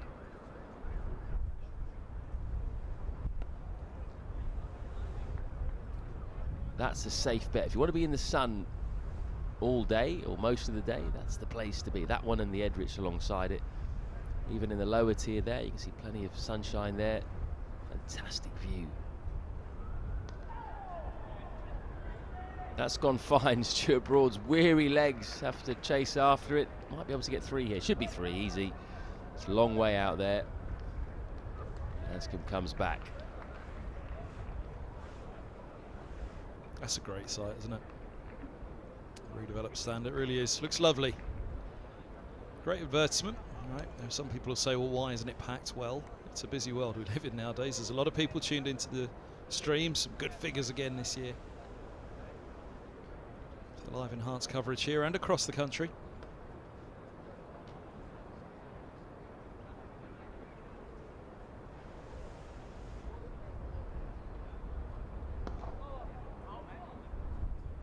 Starting to milk Patterson-White well, isn't he, to the leg side, Hanscom.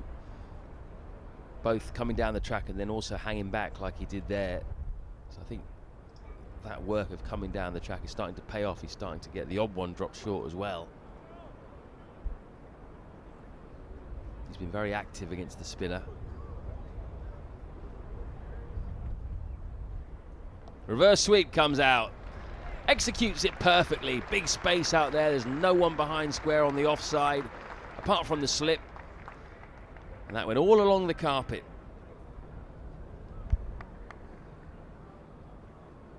Strengths and weaknesses. It was a strength that proved a weakness that evening against Derbyshire. It was the timing of it, though, as much as anything. Not that he fell to the shot, because would it be that different? I think Adam Collins talks about it when he was describing Khawaja getting out later in the evening, playing a big booming cover. No, I think he did the same, actually, played a reverse sweep. That was the point that Cotto was talking about. No change in field yet in response to that from Nottinghamshire. They've left that area open for Holden to try it again. That's a happier looking dressing room now than it was after De Carey's has run out. De Carey's certainly seeing the funny side of something. We'll wait and see when Stoneman sits down next to him, though. Yeah, the point that Khawaja, I think, was making was, well, what would it have been different if I played a big booming cover drive and was nicked off through to second? It's my shot. I play it. I use it to my strength, and all right, sometimes it might be the downfall, but yeah, it was nicely played by Max Holden. That again, a player who's really developed his 2020 and his white ball skills. List A record holder for Middlesex. Scored down at Canterbury alongside Ross Taylor. Fine partnership that was.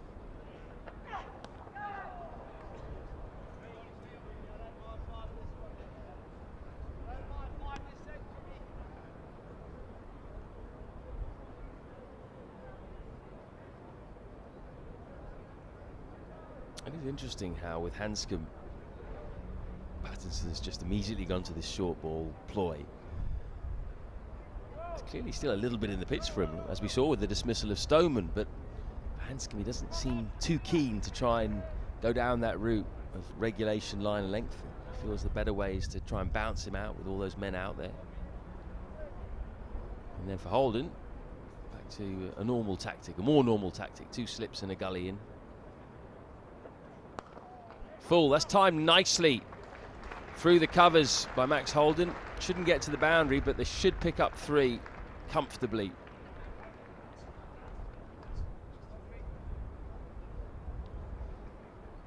Hard old chase for the spinner there, wasn't it? Done well down the slope. It is easy down that slope to almost feel it's going to get away from you, because it usually does. But gave a good chase, set off hard and caught it up.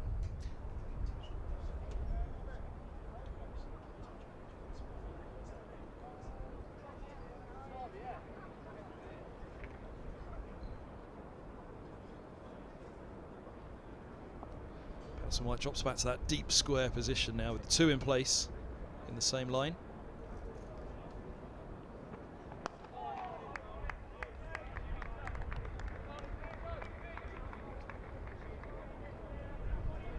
He has managed to push Hanscom back a couple of times. He's had to defend and not really got forward, defend from the crease. So he gets one of those to just nibble a little bit, seam in. Could be in business, Pattinson.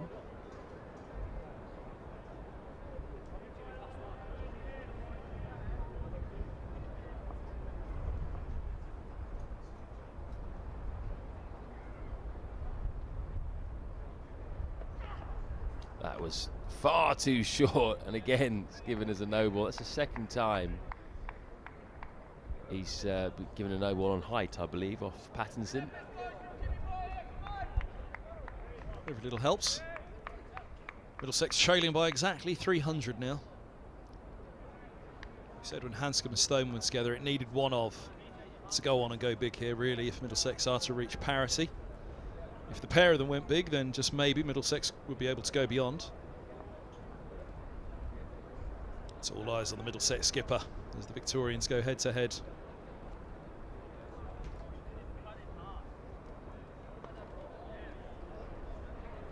Well, the story for Hanscom so far in this session has been milk to the leg side. He's pretty much got all his runs so far by just clipping to leg off both the seamer and the spinner.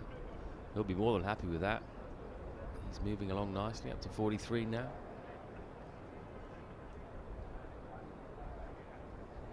Oh, refreshing. Managed to pick up Nick Gubbins earlier, didn't we? Sat in the stands, evening to his father Richard. He is tuned in, as they always are, the Gubbinses. And Hampshire aren't in action now. Fortunately, I did get Charlotte's name right. Oh, that's reared up nastily at Max Holden, who takes the bottom hand off the bat, gets wrapped on the gloves. He has looked dangerous, Pattinson, whenever he's dug the ball in and got it right, and he's got the height right. He hasn't gone too short. That was actually wasn't even that short, that one, was it? It just reared off, not a good length, but just back of a length. First time we've seen a bit of that, bit of unusual bounce. It's been a very good pitch so far. Good for batting, you'd say.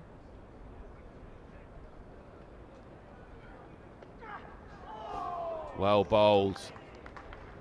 Well bowled around the wicket, getting the ball to go down the slope. Max Holden's feet went nowhere.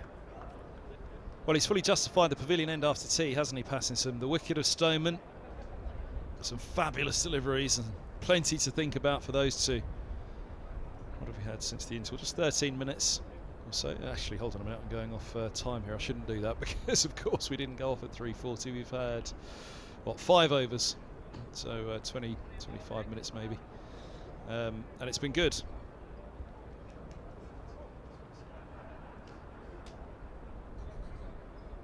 But interesting, though, at this end. Patterson White, they've gone with spin and not gone with Broad at the nursery end. Fletcher was operating at the pavilion. I'm assuming they'll go to Fletcher next at the pavilion end after Pattinson.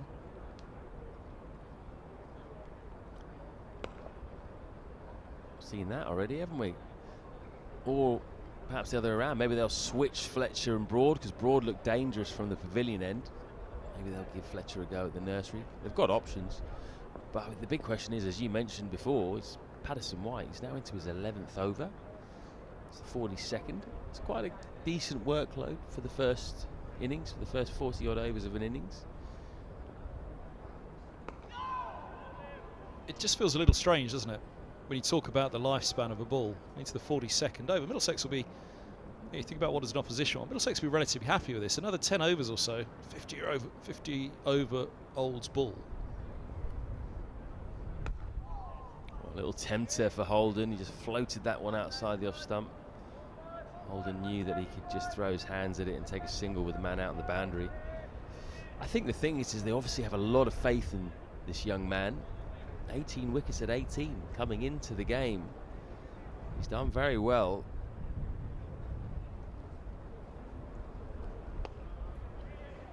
But I do agree, at the moment he's just being milked really by Hanscom and to a certain degree by Holden. And if that's going to happen, I think you're better off just trying one of your seamers. Yeah, it feels like, I mean, generally in the history of cricket, you give the seamers every chance you can, don't you, while the ball's still got a little bit of life in it.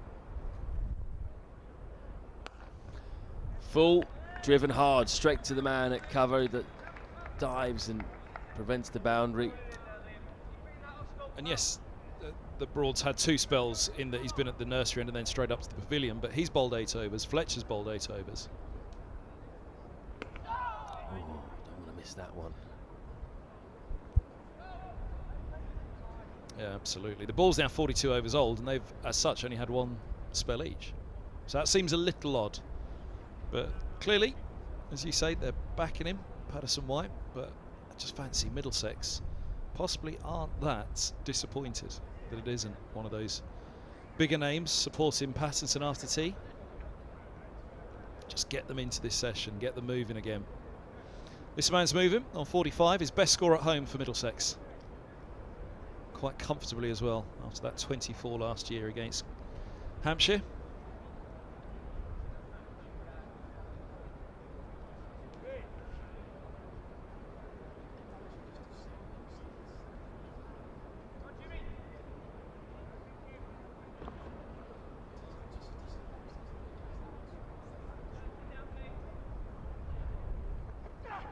Full. I think Hanscom will be a bit disappointed with that. It's the first chance he's got to actually drive James Pattinson. First time he's got it wasn't a long half volley, but it was definitely drivable. I don't think he was quite expecting it. Didn't quite get his foot to the pitch of the ball, and he just choked it a bit to mid-on.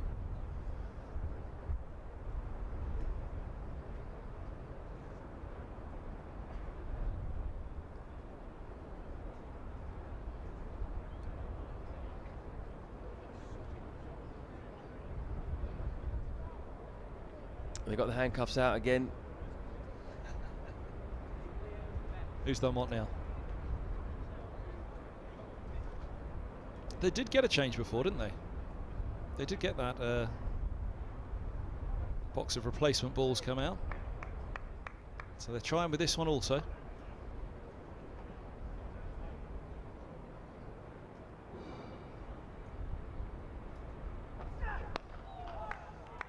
Yeah, again, Hanscom doesn't move his feet to the pitch of the ball there, but he relies on his good hands and timing on that occasion. So that's been a lot of chat about Hanscom's technique, hasn't it? That front foot in English conditions. Is he giving himself enough chance in English conditions? A moving ball, especially early season, April and May. Exactly what we talked about at the start of this innings, the start of the Nottinghamshire innings, doing the right things to give yourself every chance.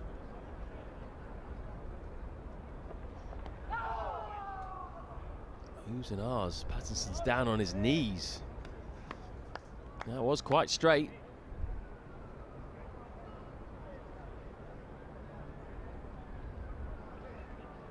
Got a bit of a laugh with his Victorian teammate about it as well. Really, he's a big unit, isn't he, Pattinson? He's put on a bit since the Test days. He was slim, wasn't he? He was wiry, not wiry, but he was He was lean. Now he's got a bit more muscle, a little bit more fat on him. He's more like a rugby player these days. He still bounds in, he still bowls with real pace. Well, he's fenced to that one, Holden. Big appeal, not out, says Nick Cook. Pattinson can't believe it. Well, they were pleading with Nick Cook there, weren't they? Begging him in the end. Imploring him to put that finger up. It's gone a bit low there, absolutely certain. But then they have been a few times in this innings, Nottinghamshire.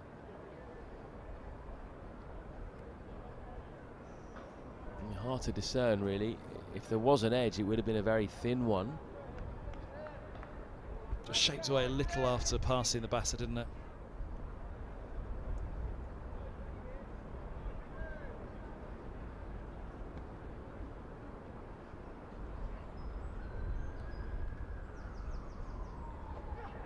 Oh, and the Yorker slipped in straight away.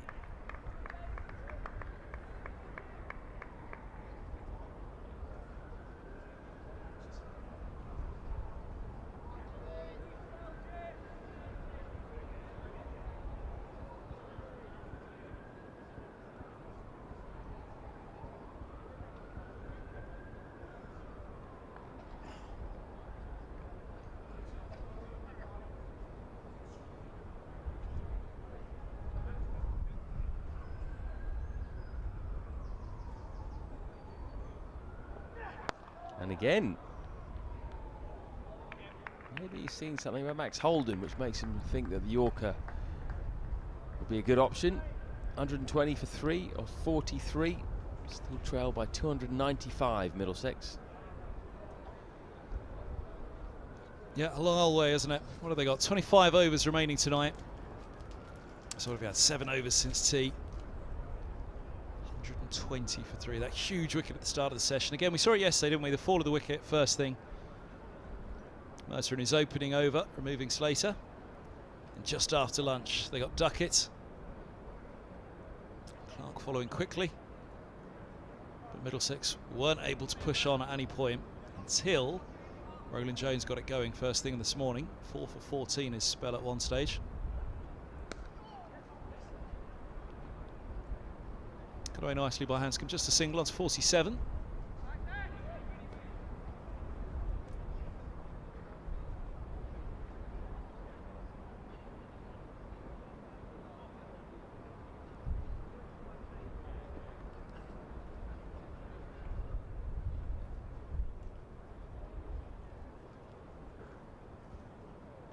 Oh, dragged short, horribly short. That didn't come down or come out right. And a happy for Holden. We've seen bad balls take wickets. We did last time here in the Leicestershire match, didn't we, Floydie? We did, but that was too bad a delivery, I think. Where did that come from? Dragged down, long way outside, leg stump. Max Holden couldn't believe his luck. Maybe Liam Patterson-White just trying something different there in terms of his variations. A bit of flight, pushed back by Holden. 17 off 24. That run rate's just nudging up towards 3 for Middlesex. They'll want it there by stumps tonight. It's driven away nicely. The sweeper's back though. Hamid out there at deep point, protecting that short boundary. Hasn't been too much in action, that short boundary for Patterson-White. He's had his lines pretty well lined up from the nursery end.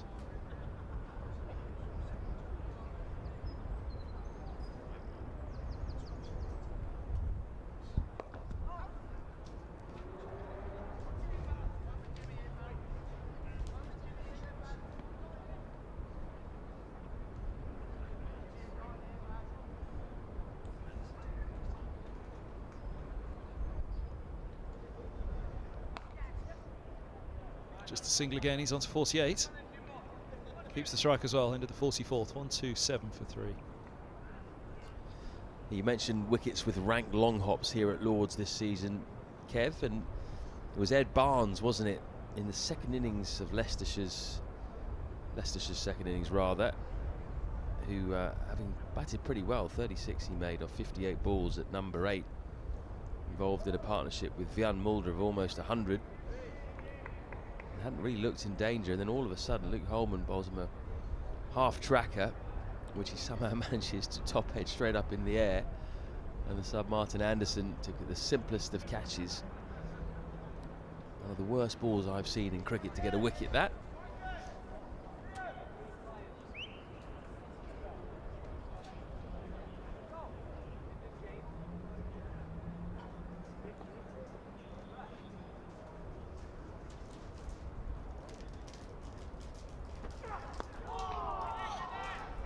Clipped away to the first of those fielders square on the onside, Duckett. Change that ploy yet. He'll be prepared as well, the keeper, if it is the short stuff they're thinking to Hanscom. Whether it's a fine nick, fine top edge through to the keeper, or skied straight up. But the square, the deep square, the long leg and the fine leg still in position.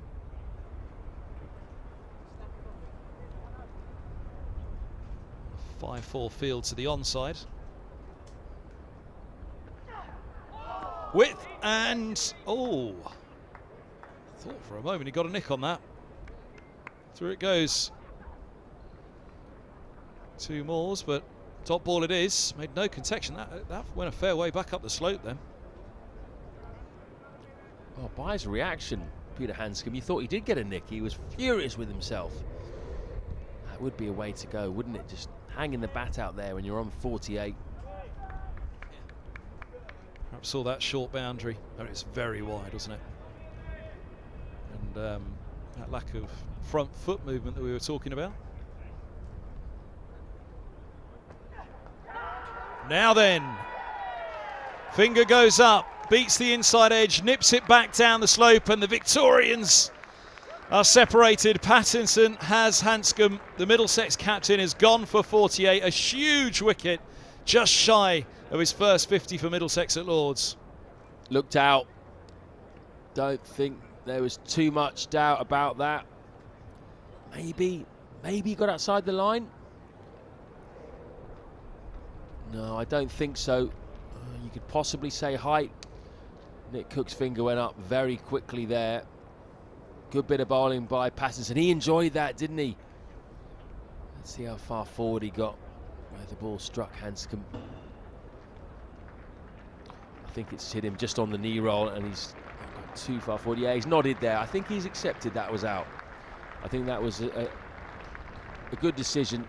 And again, Hanscom promised a lot, didn't quite deliver. It's a good innings, 48 off 89, but you thought this might be his time to get a big score against the quality, almost test attack. He was playing so well. Once again, there's a ball with his name on it. Yeah, as you mentioned, was he getting forward enough? Where was that front foot going? It felt like he was getting pushed back a little.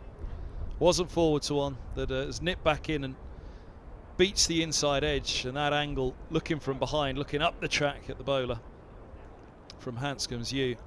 Much like the one he got to nip back against Robson, that was up the slope. This one down the slope to beat the inside edge. Classic right arm over to a right-hander from the pavilion end at Lords. And as you say, Hanscom's reaction suggested, yeah, that's a pretty fair game. 127 for 4, it's a big wicket. And those 2 set batters at tea, Stoneman and Hanscom, are gone within 8 overs of the interval. And it's over to the powerhouse of the middle order that did the damage, or certainly made the recovery down at Hove. From 45 for 4, it was Holden, Simpson, Anderson and Holman that put it all together. That's what they've got to do again here at Lords. Yeah, the momentum perhaps going back towards Notts again. 127 for 4, Middlesex. But the good news is they've got 2 batsmen in form at the crease. Simpson made 71 in his only innings at Hove. Max Holden made 2 50s, 58, and then saw the team home with 80 not out. Need something similar. Need a half century from one of these 2 at least, just to get them away from trouble. They put 2 wickets on this score, and it's not looking too clever. Pattinson is a real danger man. He's taken 3. Around the wicket he starts. Oh, inside edge from Simpson. Full delivery. Put right up there, see if the feet are moving early on. Down to Hamid it goes for the single. Throw comes in from Hamid. There's Hamid, just an apology. Throw, I think Moores gave him a double look as if to say, what was that? If it had, yeah, shot through that throw that Hamid returns. But good ball from Pattinson. Right up there, first ball, see what Simpson does with it. See if those feet will move early on. Back to Holden. Only 25 deliveries, just getting himself in. Low full toss, outside off stump, opens the face, down the slope it goes. Just an offering of the bat, a guide of the ball, so it's not going to race away. They'll run 3. Holden's into the 20s. Just dropped the bat on that, didn't he, Max Holden, and used the pace, made sure he got it into the gap. Not easy to time those low full tosses. Pattinson certainly seems, to Holden at least, to either be extremely full or short. It's a nice phrase, drop the bat on it. Simpson as well, when he drops the bat on it, comes down with a lot of bottom hand. It's a stark contrast to the way that it was just guided by Holden there. Oof, that one goes away. Good stop by Moores. As that one came out, you'd have thought, fair bet, that's going to be 4 down the leg side. 131 for 4. Hanscom, LBW to Pattinson for 48. The last of the top order, Max Holden, joined by the wicket keeper coming in at 6, John Simpson, the all-rounders, of which they have a few in this game, with Roland Jones back in. That's an addition to the Hove lineup. In for a freebie. He's an all-rounder these days, is he, Toby? I'm sure he'll tell you that. There was a lot of chat. He scored, I'd suggest, he scored the vast majority of his runs batting at 9, which is where he'll be in this match.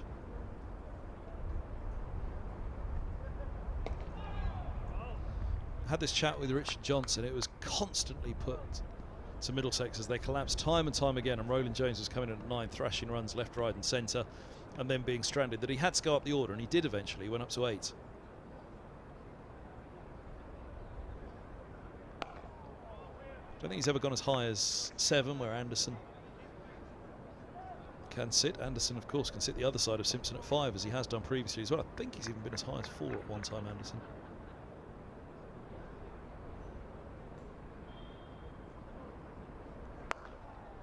The argument that was put back about keeping Roland Jones down at 9 was, if you send him any higher up, actually you're restricting his natural game, where he can come in and play his shots at 9.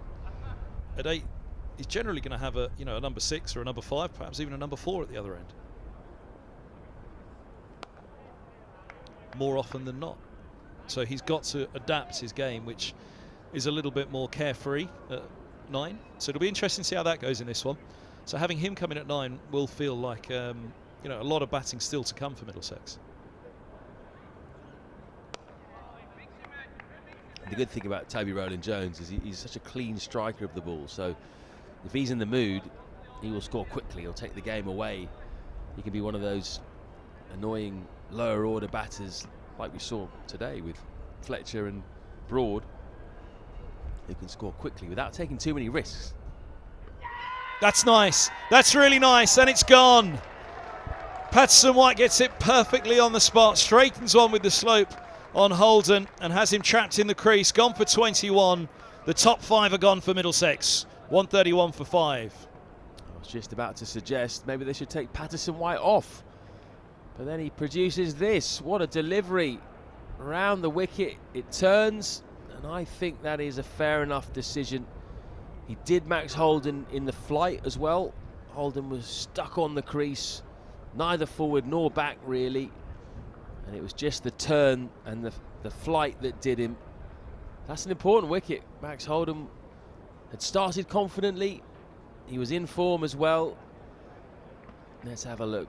What do you guys reckon at home? I think this is a decent decision.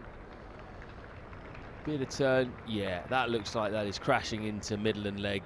That's a good bit of bowling, really is. He's just beaten Holden all ends up. He's a good player of spin, trudges back for 21 off 32 balls. So that's why they've been bowling Liam Patterson-White all this time.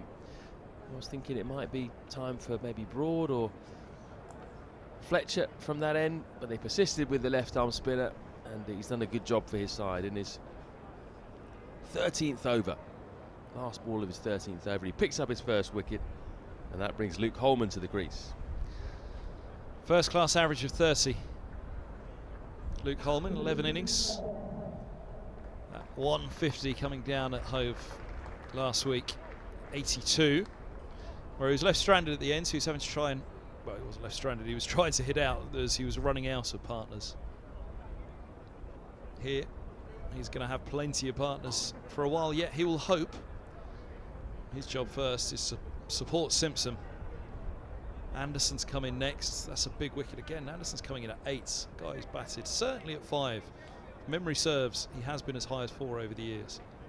I'm trying to think of that match up at Old Trafford a few years back when he got his first 50. But Middlesex are very much under pressure now. They had Nottinghamshire 329 for 5 this morning, and then this man came out to bat. Did I say that the right way? Yes, 329. No. 352 for 9. They resumed 329 for 5, didn't they, overnight? Oh, Luke Fletcher. Into the attack. Right back into the party as well. Beautiful spot to Simpson, leaves him down the slope. Yeah, 329 for 5 overnight. 352 for 9 when Fletcher came out. The Bulwell bomber smashed the ball all around Lords.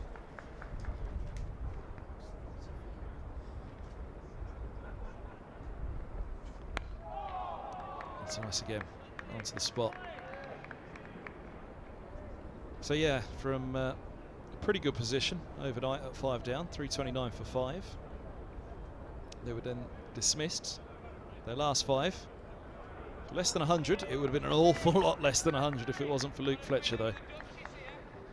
And that top up from 352 for 9 to 415 right now looks pretty handy. Middlesex is still 135 runs shy of the follow-on target. That has to be their first target now. 266. What was it that Ricky Elcock said in the commentary box yesterday? He said put 2 wickets on a score and then you see whether it's a good one or not. That's probably what Notts was saying when Middlesex were 127 for 3. Then they went bang bang, Hanscom and Holden gone. All of a sudden 131 for 5 doesn't look as clever. Fletcher immediately around the wicket in this spell to Simpson. He's immediately onto that spot as he was to Stoneman earlier on.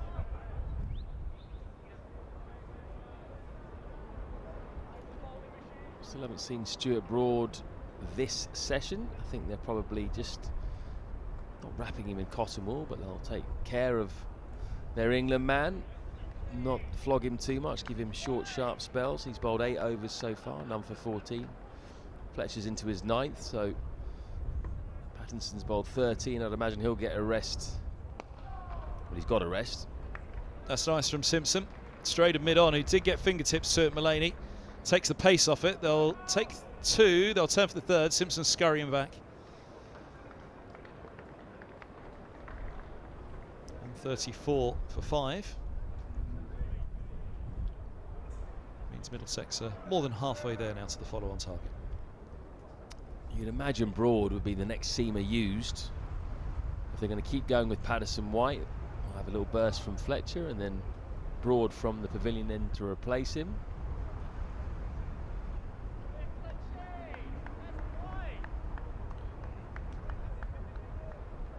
Holman's first ball off the back of his first class 50 at Hove. Wasn't just a 50 either, it was 82. Came close to getting his first 50 in the previous game against Leicestershire, out for 45, and then got there the next game. I see him behind that. Yeah, it was a good fancy as well that he'd go to his century. He was running out of partners, and he just thought, actually, it's a very, very short boundary at Hove, which probably on a par with just how short the boundary is to the grandstand here behind umpire Newell, as you can see in shot there. It's less than halfway. Umpire Newell, if you want a little perspective on it, as far back as umpire Newell is, it's maybe a third further, not even that really, back to the grandstand. Just thought that Holman might pepper that short boundary last up. End of the over here, 136 for 5. eToro lets me copy the trading activity of other traders. From now on, whenever I make a trade, I make the same trade automatically. Join over 20 million users and start investing now with eToro.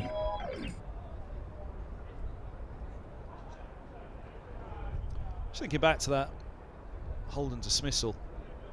From left arm around, just dropped outside the line of off stump, came back, hit him in line, pretty plumb. He had one like that to Stoneman, but it was a much wider ball outside off, but came back a fair bit before tee. Stoneman leaving it alone. Again, it was comfortably wide of off as it came back, that one, but it just showed that there was that little bit of turn there for him. So occasionally getting the bite.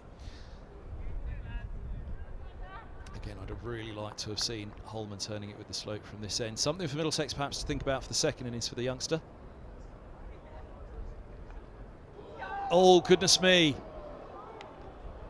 Patterson White is in the game from the nursery ends. Put down at slip by Mullaney. And a couple more for Simpson, but very nearly another one for Patterson White and Nottinghamshire. Tough one for Mullaney though. This has come off Moores. It's bounced a bit as well. It's hit Moores, I think, and then it's hit Mullaney pretty much right in the chest. We'll see if we can have a look at that again after this ball.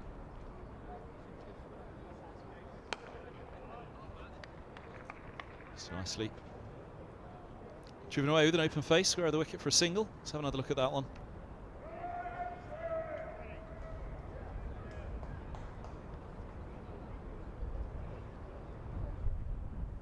Yeah, it's come off the gloves of Moores, and that's what's done Mullaney in the end. It came at an awkward height, didn't it? In between sort of whether you go normal way or whether you go reverse cut.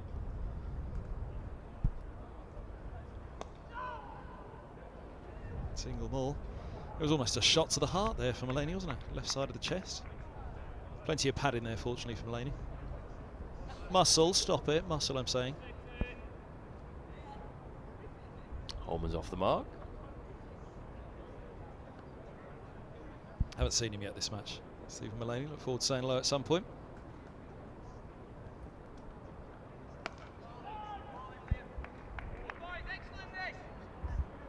He's a bowling options too, isn't he?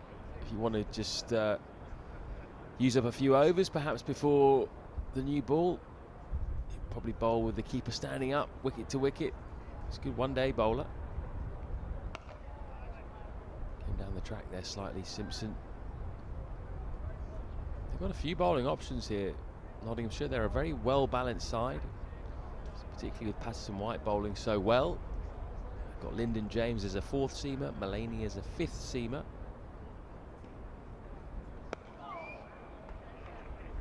End of the over, 140 for 5.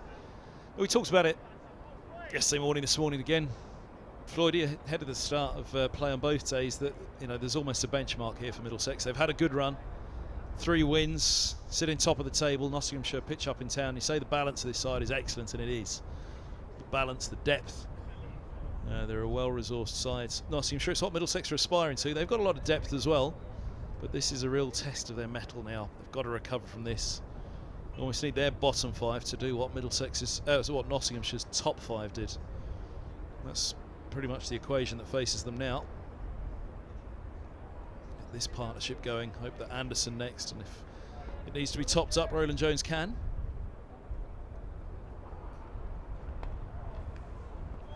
Nice line, nice length. Nice response from Holman. Over the top of it, angle back.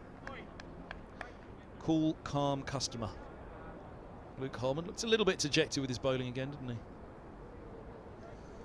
he? Yeah, his body language did seem to suggest that. But he needs to just forget about that now, worry about his batting. I do think that at the moment, batting is his strongest suit. I think he could well end up being very much a batting all-rounder or a batsman who bowls a few overs. Takes that from a bit of the straight line, which gets some excitement from the field. Single taken down to long leg, doubles his tally.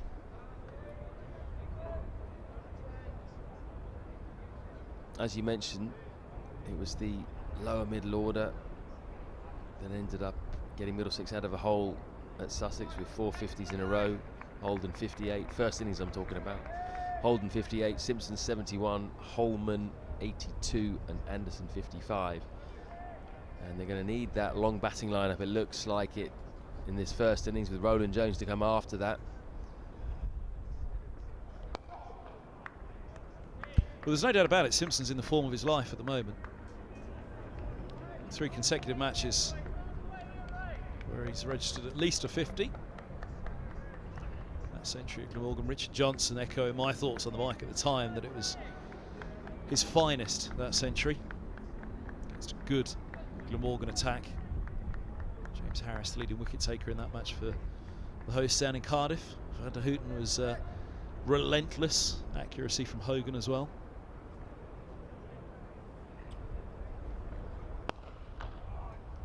Sharp, it's got through.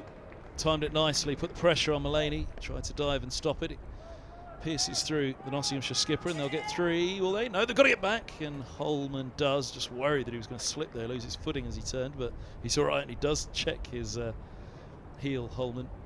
It's just a moment where it seemed to skid a little under him, the feet. 143 for 5. And if he does rack up another decent score here, Simpson, is it too late to believe that Simpson does finally get that test call? No, I don't think it's out of the realms of possibility. He's definitely amongst the best glovemen in the country. Question is the age thing. How much does that get held against him? Now big appeal, gone! Fletcher has a wicket to go with the run out and the 50 he's got already, and he's got a big wicket. Middlesex's form batter, John Simpson, LBW for 9. It was full, it was straight, seamed in to John Simpson. I think he knew straight away that that was gone. Again, the finger from Nick Cook came up very quickly. Good bit of bowling, did come in quite a bit, that. I think that's fair enough. The Middlesex now are in a situation out of nowhere, really. They were 94 for 2 at the start of this session. It's now 143 for 6. And Simpson, the leading scorer this season, he was averaging 94 coming into this game. He's gone for 9. So it's going to be over to Martin Anderson and Luke Holman again. Played well together down at Hove to try and get some sort of a partnership together, try and get Middlesex away from this real trouble that they're facing at the moment. Still a long way behind Nottinghamshire's 415, 143 for 6. 272 behind.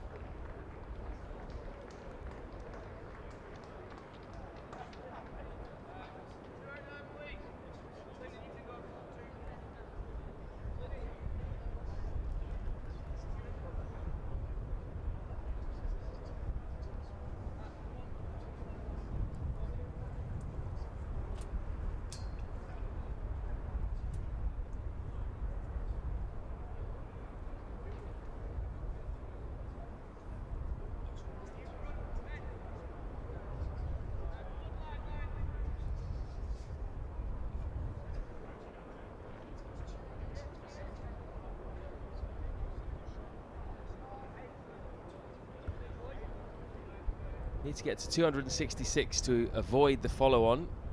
Another 123, so that's still a way off too. Here comes Fletcher. First ball for Anderson.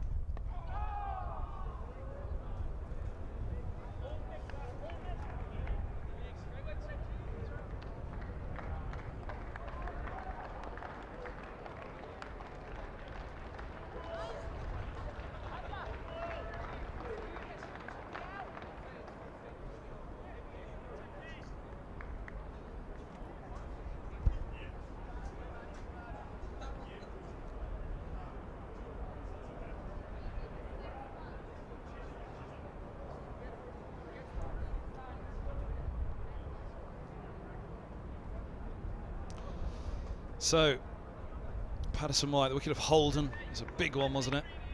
Fletcher getting Simpson.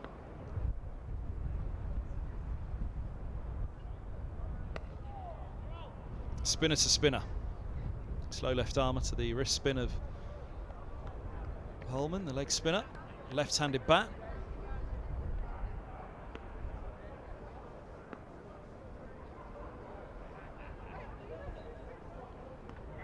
Down the leg side, through to the gloves.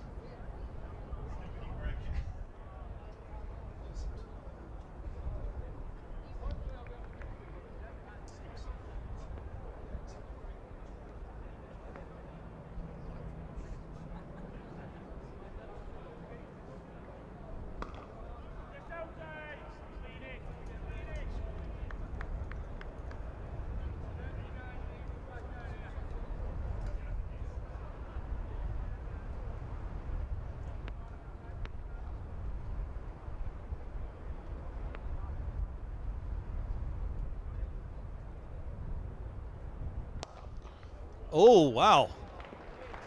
Well, had to receive a little bit of that himself, didn't he, this morning? And width from Patterson White outside the line of off, which just allowed him to free up those arms and hit down the ground. That was decisive, wasn't it? He could have easily tried to go along the ground through the covers there, but made his mind up very quickly. Fetched the ball, hit it gun barrel straight with real power. That's a sign of intent, that. That's a signal from Holman. It's nicely bowled, but nicely played again by Holman. Gets himself into a good position. Good stride in over the top of it. Angle bat. Picks up the single. He's already seen Simpson put down before his dismissal. Put down at that edge, which hit the left side of the chest of Stephen Mullany. I suppose not a bad driver of the ball either, Martin Henderson.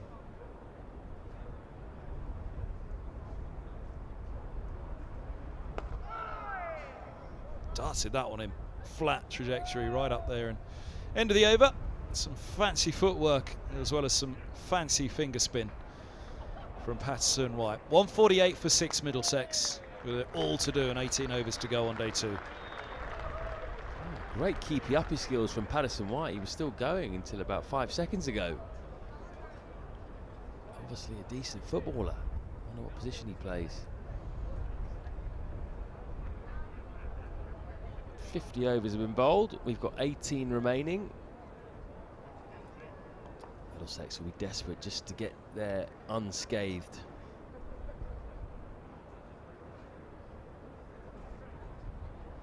It's amazing how quickly an innings can turn, can't it? There have been few alarms while Hanscom and Stoneman were together, and then they come out and immediately Stoneman goes and things turn.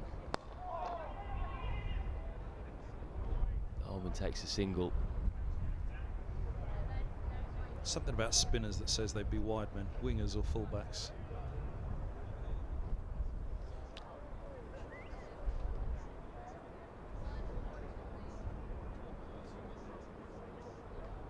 Tuffers would have been a mercurial left winger, wouldn't he?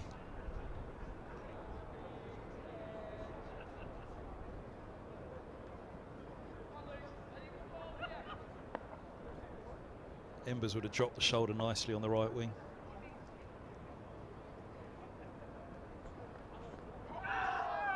Well, it's kept a little bit low. Goes past the outside edge. Well, he's a stocky chap, Patterson White, isn't he? Looks to me like a niggly left back, I reckon. Like a sort of like a Luke Shaw.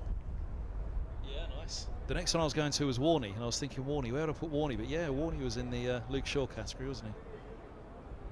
Bullish. Yeah, Warney probably could have played anywhere on the pitch, knowing him.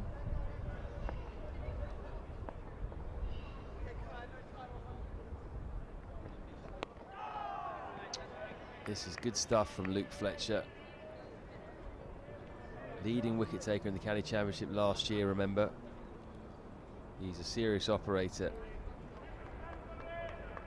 He's immediately, with this older ball, just attack the stumps.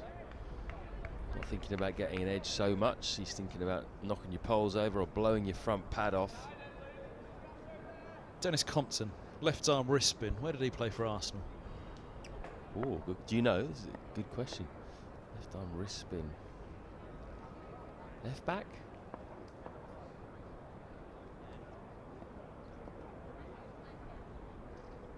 Or central midfield, pulling the strings. There's a man here today that was his childhood hero, Richard Evans, the legendary British BBC tennis, BBC One commentator for many years at Wimbledon. Grew up watching Compton, Arsenal and Middlesex. So that's the wonderful story. His first ever game, Richard Evans in a press box, was at the Old Den, Millwall. Sat down, looked to his right, and the fellow sat next to him was Dennis Compton. Having grown up watching him play.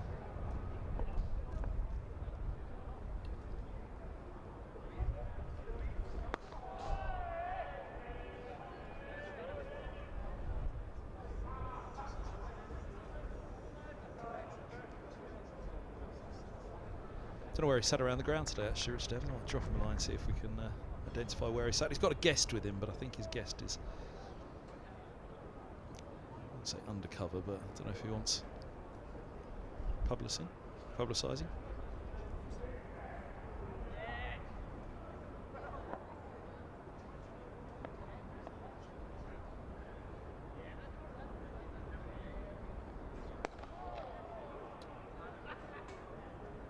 That's the over bowl by Luke Fletcher. Just one from it, 149 for 6. Dan White has got in touch on the YouTube comments. Probably a Notts fan. Says that Liam Patterson-White played centre-back, but he much preferred the right wing. Had to choose between football and cricket at 13. So he was a serious player. Not surprising, given the way he was just juggling that football, that cricket ball rather, like a football. Real skills. So if he played on the right wing, I wonder if he was a left-footed player who cut in off the right wing, whether he was right-footed. Goes to the byline and crosses it in with his right.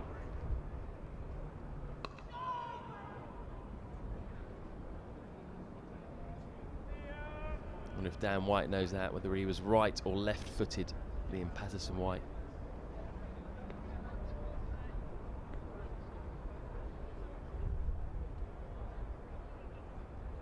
Toss that one up, and that's hit hard by Holman, but it's well stopped by Lyndon James at cover, half stopped. They come through for a single.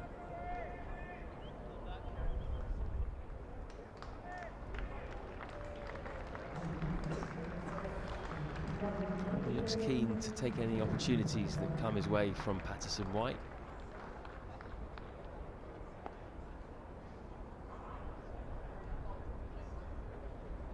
Anderson's down. Patterson-White might have just seen him there. Just slightly outside of stump. Still yet to get off the mark, Anderson.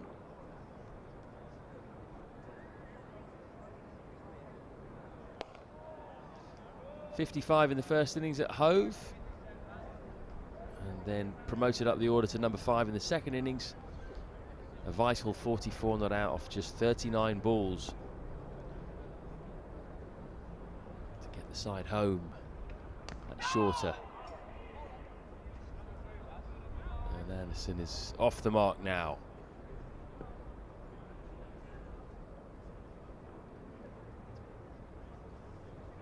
Dan White says Patterson-White was right-footed. So he'd cut in off. Sorry, he wouldn't cut in off the right because he's playing on the right. He'd prefer the right wing. He'd like to get to the line and cross in with his right.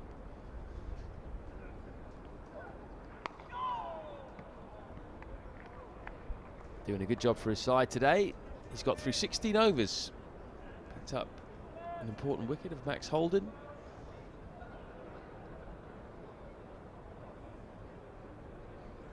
So just remember the number 266.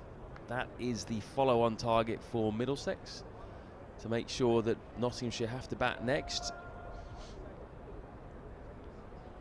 So that at the moment is 115 runs away.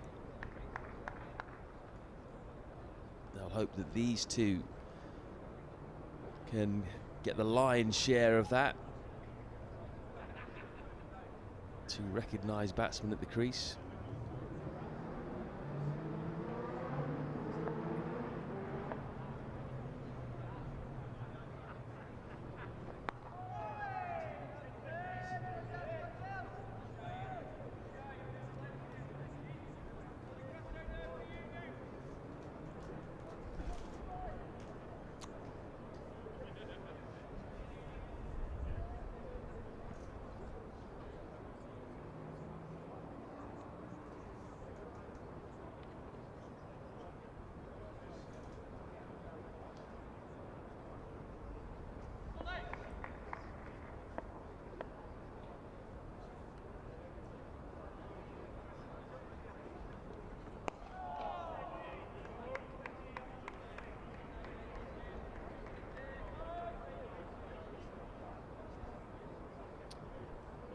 Sun now is on the other side of the ground.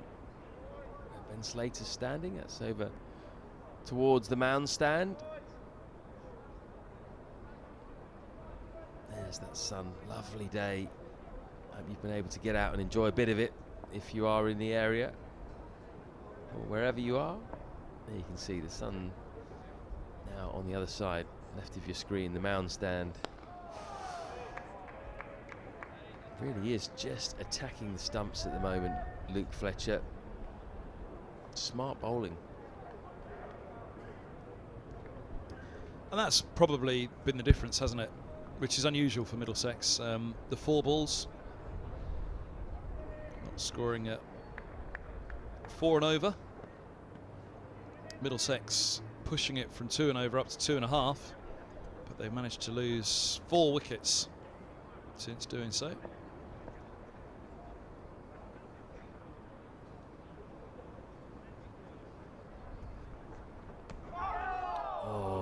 Close for Fletcher.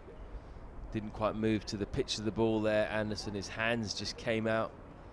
Inside edge onto the pad and then dribbled away past the stump. He's asking a few questions though, isn't he, the big man?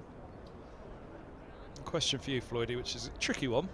At this point, which has been the worst day for Middlesex, today or yesterday?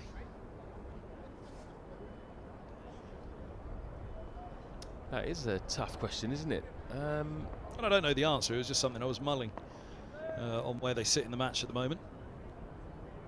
I think it very much depends on the next 15 overs. At the moment, it's quite a 50-50 question. I think yesterday was not a great day because they won the toss, which made it a slightly worse day. Otherwise, you would say probably definitely today, because of the batting in comparison. I know they bowled really well at the start of the day, but then there was that final wicket partnership between Fletcher and Broad that really killed them at the end. 63 they put on. So they knocked over Fletcher or Broad straight away. They bowled back for 352. They're now looking at only around about 200. 203 would be the follow-on target, so not far off. 63 runs could be crucial. Yeah, I'd say 15 overs to go. It felt to me when that second wicket fell, though, that we'd get to this point at the end of the day, and if the rest of the innings didn't go well from the run out of De Carey's, then the stark contrast between the fall of the second wicket for Nottinghamshire and the fall of the second wicket for Middlesex, it could have had them virtually none for 2. in the first innings. 6 for 1 they were with the first wicket fell, and then in that third over, Mercer's second, he had Duckett put down at slip by the skipper. They had to wait a long time for that second wicket to eventually fall. It came just after lunch on day 1 then. As you look at Middlesex, got off to a pretty good start, Robson and Stoneman. Robson fell and then a run out for the second wicket straight away afterwards.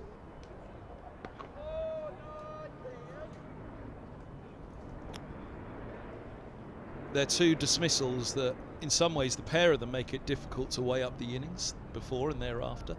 But I think weighing up the bowling performance, Nottinghamshire have done what Bamber said Middlesex didn't do yesterday. They've put more balls in the right spot and they've bowled fewer 4 balls.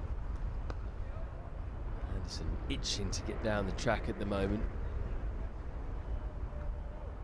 He can be aggressive against spin when he wants to be.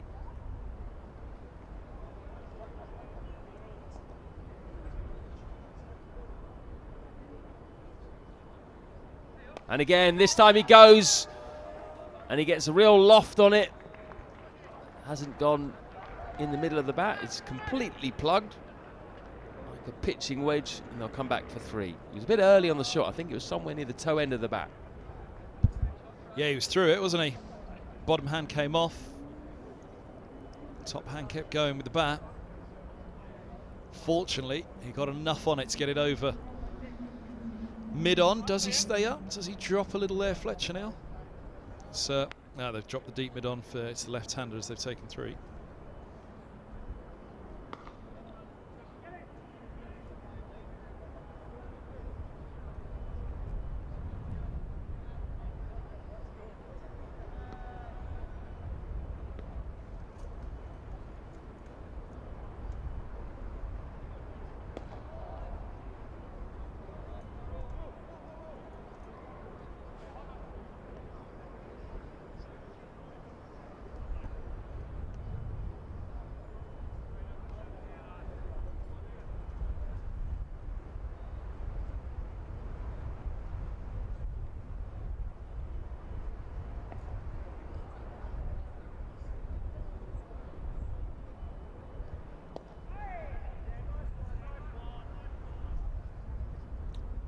That's a decent over for Middlesex.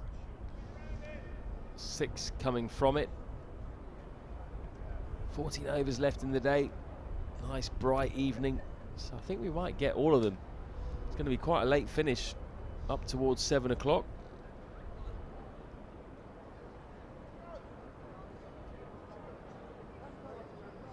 Yeah, you mentioned at the start of this innings, Floyd, going back to the 4 balls, there were very few boundaries for Robson, for Stoneman, for De Caires. Even for Hanscom at the start, he ended up with 3 4s by the end of his 89-ball innings, 48. But a couple of those were hooks or pulls, weren't they? One was powered to deep backward square. Well, it was either side, wasn't it? One went in front of deep backward square and one went fine of long leg when they moved to that tactic of Pattinson from the pavilion end against Hanscom after tea. But prior to tea, there were very few boundaries. He comes down and Fletcher bounces him straight away. Almost early on the pull shot there, Anderson. So the number of 4 balls that were actually served up by Middlesex, that was what they were saying. They're not saying, look, they hit boundaries. Yeah, teams hit boundaries, but 4 balls. Well, they've sent too many long hops, too many half volleys, too many leg stump deliveries. Nottinghamshire haven't done that. They've kept tight to the top of off stump. Really served up much at all. In fact, I think between you and I, we'd probably be able to name every single boundary of this inning so far if we went through it. 2 for Stoneman, 1 for De Caires. Another good leave. Careful. 3 for Hanscom, 2 for Holden. One of them was a reverse sweep. And 1 for Holman now. Point being, of all of them that we could probably name, I reckon probably 75% at least of the boundaries that they've had so far, none of them have particularly been 4 balls.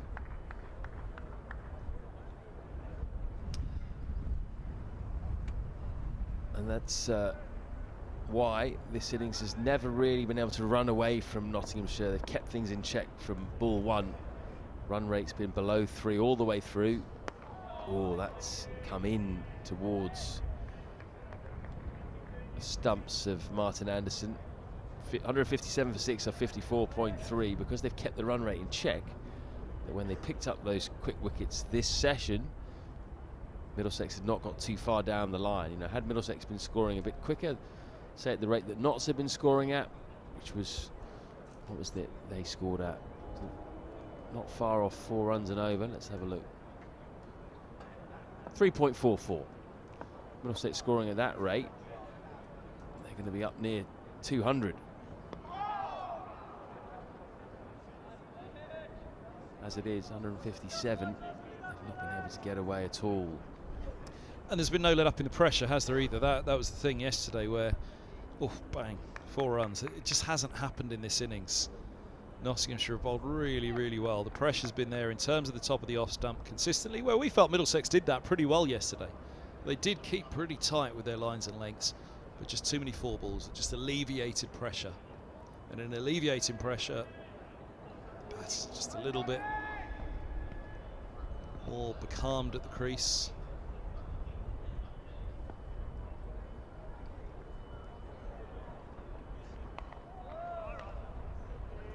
And it feels like, other than the run-outs, Nottinghamshire are bowling Middlesex out here. There aren't many cheap wickets. They've really had to bowl hard at them. Stoneman and Hanscom really made Nottinghamshire work for their wickets.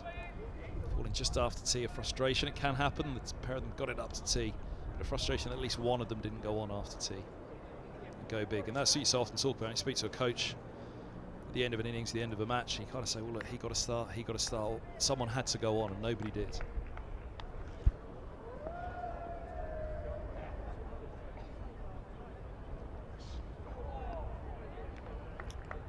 One off the over, that one is complete from Luke Fletcher. It's also interesting today is that we've seen a lot of wickets bowled or LBW. Toby Rowland-Jones got things going, got Mullaney LBW, then he bowled Moores and Patterson-White. And then in this innings, Pattinson bowled both Robson and Stoneman. We've had 3 LBWs. Hanscom, Holden and Simpson.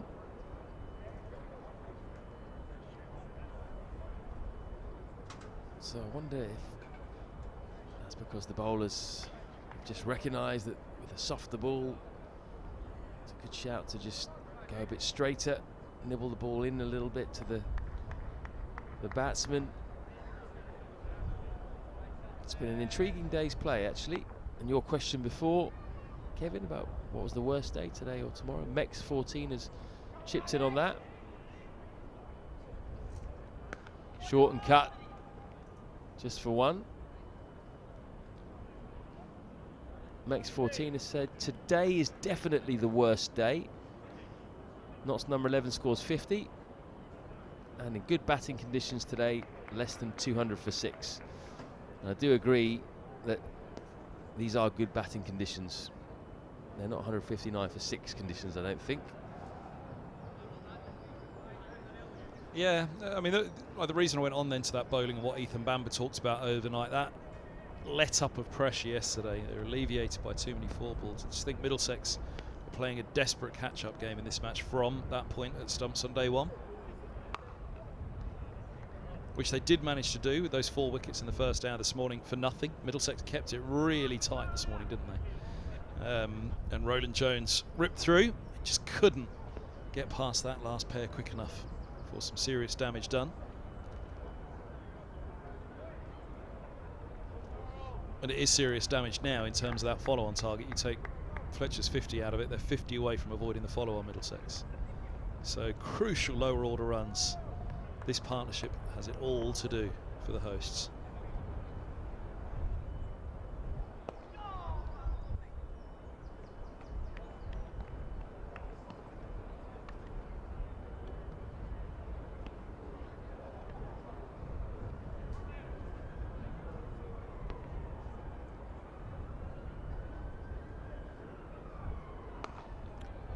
Another tight over from Liam Patterson-White, and that's another big difference, isn't it?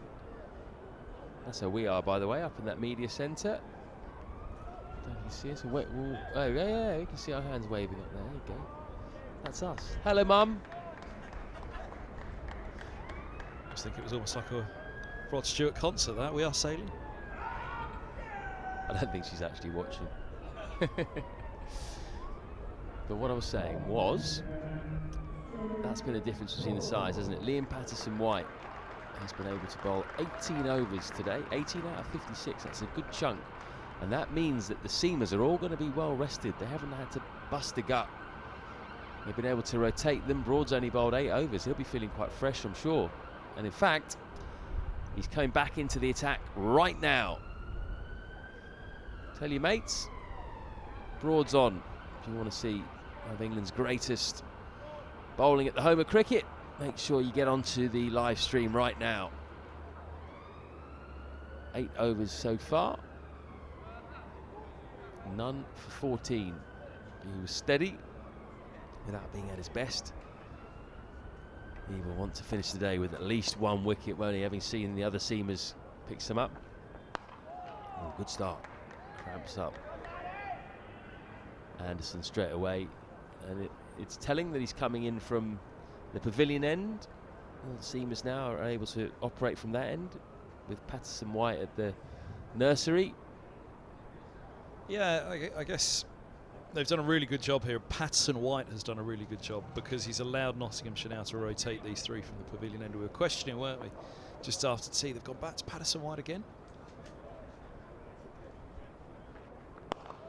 Oh, that is a gorgeous straight drive from Martin Anderson. Didn't overhit at all. Straight out the middle of the bat. That's out the textbook. And that's the mark of Martin Anderson, isn't it? Big booming drives.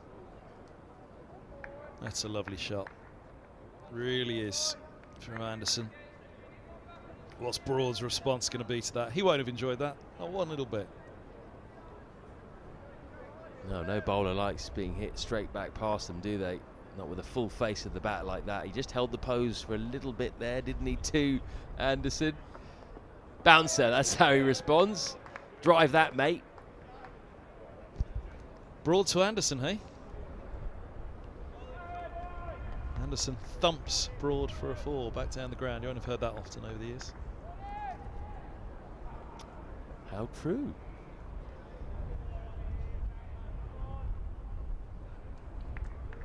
This is the Swedish Anderson, we should add. If you are Nottinghamshire fans watching on the screen, wondering why there's a double S there in Anderson as well. The Swedish Flintoff, according to Adam Collins. Short pulled by the Swedish Flintoff for 1.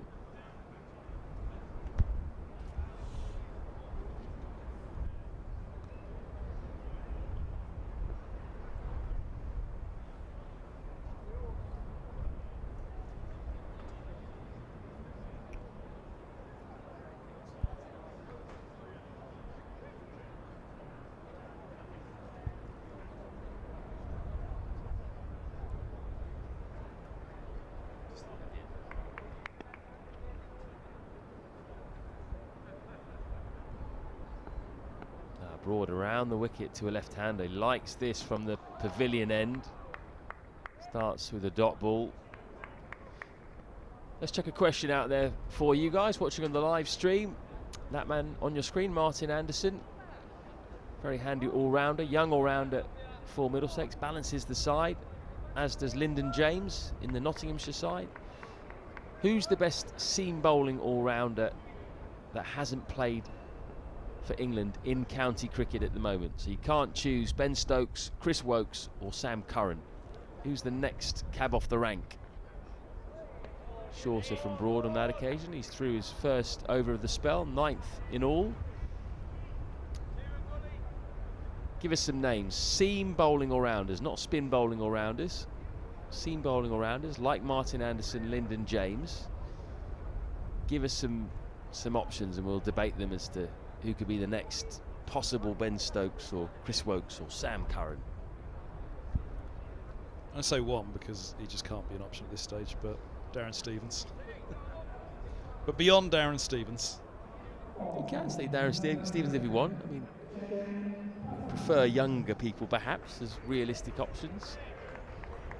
And then we'll discuss their merits, see if they've got what it takes maybe to be the next Stokes. Darren Stevens Jr. at Gloucestershire. Ryan Higgins, former Middlesex man. He's the one that all Middlesex fans ruefully look at when Higgins is racking up the runs and the wickets down at Bristol. Don't give it all away, Kev. Let's hear it from them. I promise I was only going to those two. Over to you now. Right, Pattinson. We finally have seen from both ends. Patterson White is off. Pattinson is on from the nursery where he started from earlier today. And he goes short straight away.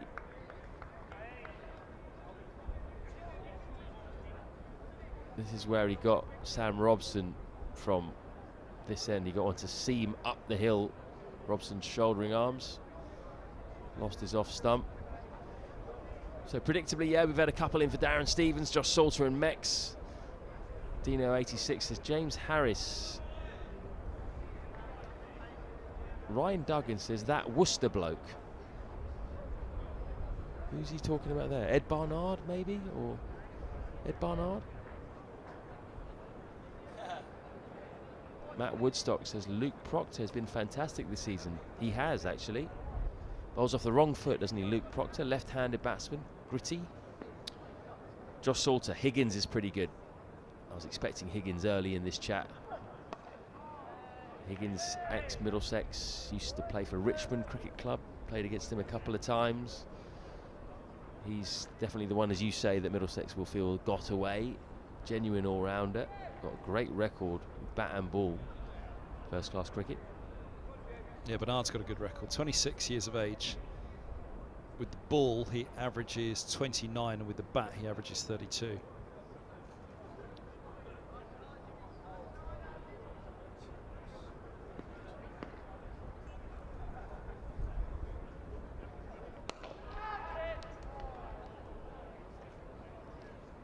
That was right off the middle of Luke Holman's bat. Straight to the captain, Stephen Mullaney, at wide mid-off. Tom Haynes. A couple of shouts for Tom Haynes, the Sussex captain, who is an opening batsman. He bowls a bit dibbly-dobbly, doesn't he? Not a genuine all-rounder, though. More in the Neil Dexter role, Tom Haynes. Ryan Higgins' stats. With the bat, averages 32, 600s. That's full, that's drivable, and that's eased into the gap by Holman. Nice boundary for him.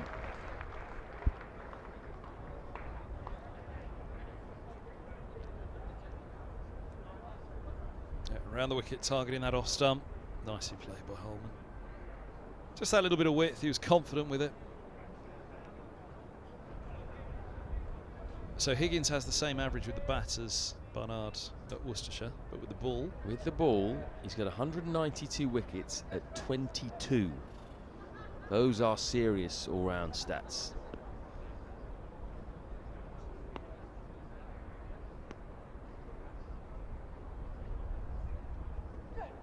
Short.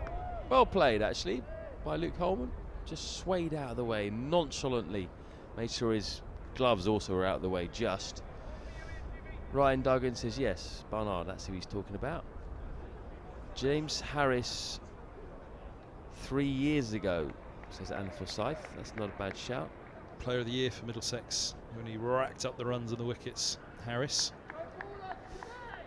This is a good one. ITFC Alex. Lewis Gregory. Very good shout.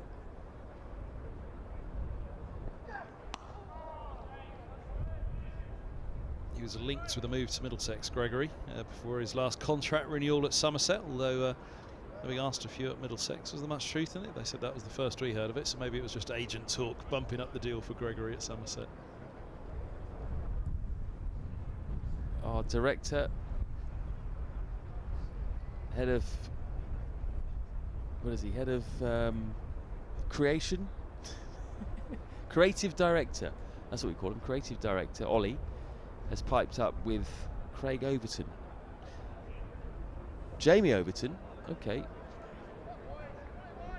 Yeah, that's right, Craig has played for England. Jamie Overton, he's getting runs, he got 90 odd today. His batting has really come on since he went to Surrey. I always thought he was a bowler and he was the worst of the two Overtons in terms of his batting skills and bowling skills, to be fair. But his batting's really come on leaps and bounds. He's quick as well. He's quicker than Craig. And that surprised me, actually. I was put right on that the other day. I was talking to somebody about the Overtons. I think maybe they'd come head-to-head, did they, in the Somerset-Surrey match a couple of weeks ago. So whoever I was, it may have been yourself, actually, Freudy, who'd said, yeah, Jamie's the quicker of the two. But Craig... Craig's the one with the test, isn't he, to his name, and more aggressive of the two then, shall we say, Craig? They're both pretty aggressive, I think. Yeah, maybe Craig's slightly more aggressive. Jamie's the quicker, but Craig is the more accurate. Does a bit more with the ball, I think. Jamie can leak runs at times, but he's a real tearaway. And I think with the bat, Jamie hits a longer ball. Jamie's the more aggressive. Craig's a bit more of a plodder, but he's a good bat, Craig. You know, we've seen him stick around in test matches, seen him get runs in first-class cricket. He's more of a, what do you call him, more of a technically correct batsman, I'd say.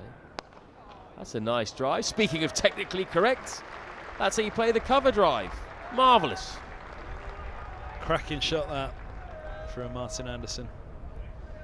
Again, we talked about his drives, had the one down the ground to Broad. Now through the covers. These are big scoring areas for Anderson. If you put it there, he will look to score runs. So if you put it there, make sure you got the slips in place as well if that's going to be your target.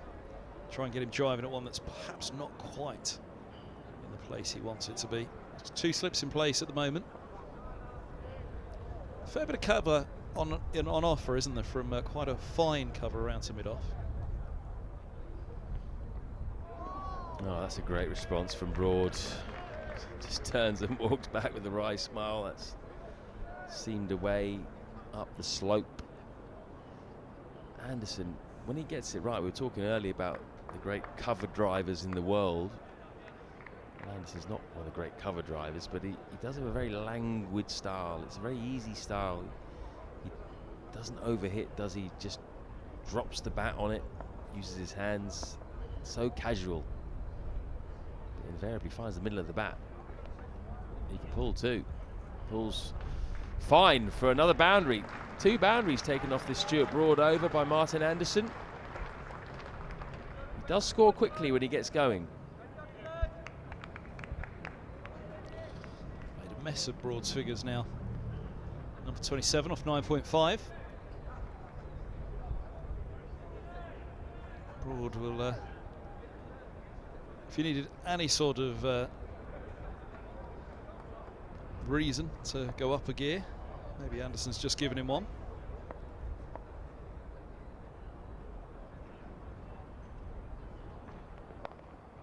Short again. So 2 boundaries off the over by Broad. 177 for 6. Asim Tia said Rory Burns. Behave, Asim. Come on. Talking about seam bowling all-rounders here. I like this one from Jed Pittman, though. After today, the Bulwell bomber. Why not? He played like a proper batsman today, didn't he? Proper cricket shots. Yeah, as I say, there was a few mutterings about him being down at number 11 downstairs. Lots of batting with Broad at 10 in this match for Nottinghamshire. Have we mentioned Mullaney? More than useful with the ball a few years ago. Maybe bowling all-rounders batting all-rounders do have a habit of under-bowling themselves when they take the captaincy, don't they?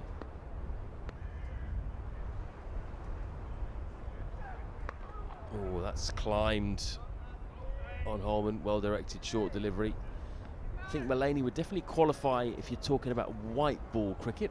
White ball seam bowling all-rounders. I think he's a great shout along the sort of Ravi Bopara mould. Not quite as good a batsman as Ravi, but certainly that kind of a job. Jordan Clark is a decent all-rounder too, Matt Woodcock says. Jordan Clark's can hit a long ball. He's been opening the bowling, I think, for Surrey this year in 4-day cricket.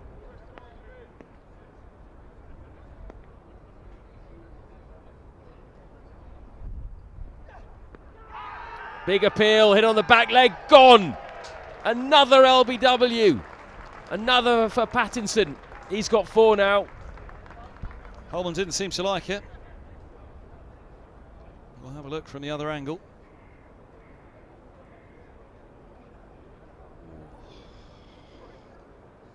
Is that sliding? Feel like he went a long way across to that one, Holman. He's very wide of the crease, that's for sure. I think that's 50-50. I think there's a question about height, there's a question about line as well. That back leg struck high up on the back leg as well, wasn't it? But umpire deciding that that's clipping the top of leg. Been a couple of, well, I mean, if there's one thing, they've been consistent, the umpires, haven't they? They've been givers since that first ball of the day. Mulaney will feel a little bit less aggrieved with the decision he got first thing this morning, and we felt that was sliding down. So they've separated the genuine all-rounders. It's now over to Toby Rowland-Jones. Here's the height on that one.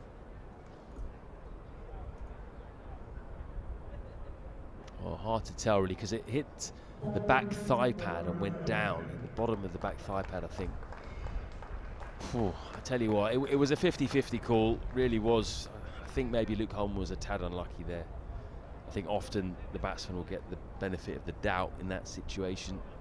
My initial thought was high, too high. I didn't think when I was calling that I was going to be saying that's out. And again, right arm around to a left-hander with the slope. Yeah, he's good. You can feel pretty hard done by there, I think. Luke Holman. Same way that first thing this morning we said the same with Mulaney. Right arm over to the right-hander. You can see a bit of off-stump. You think, not sliding.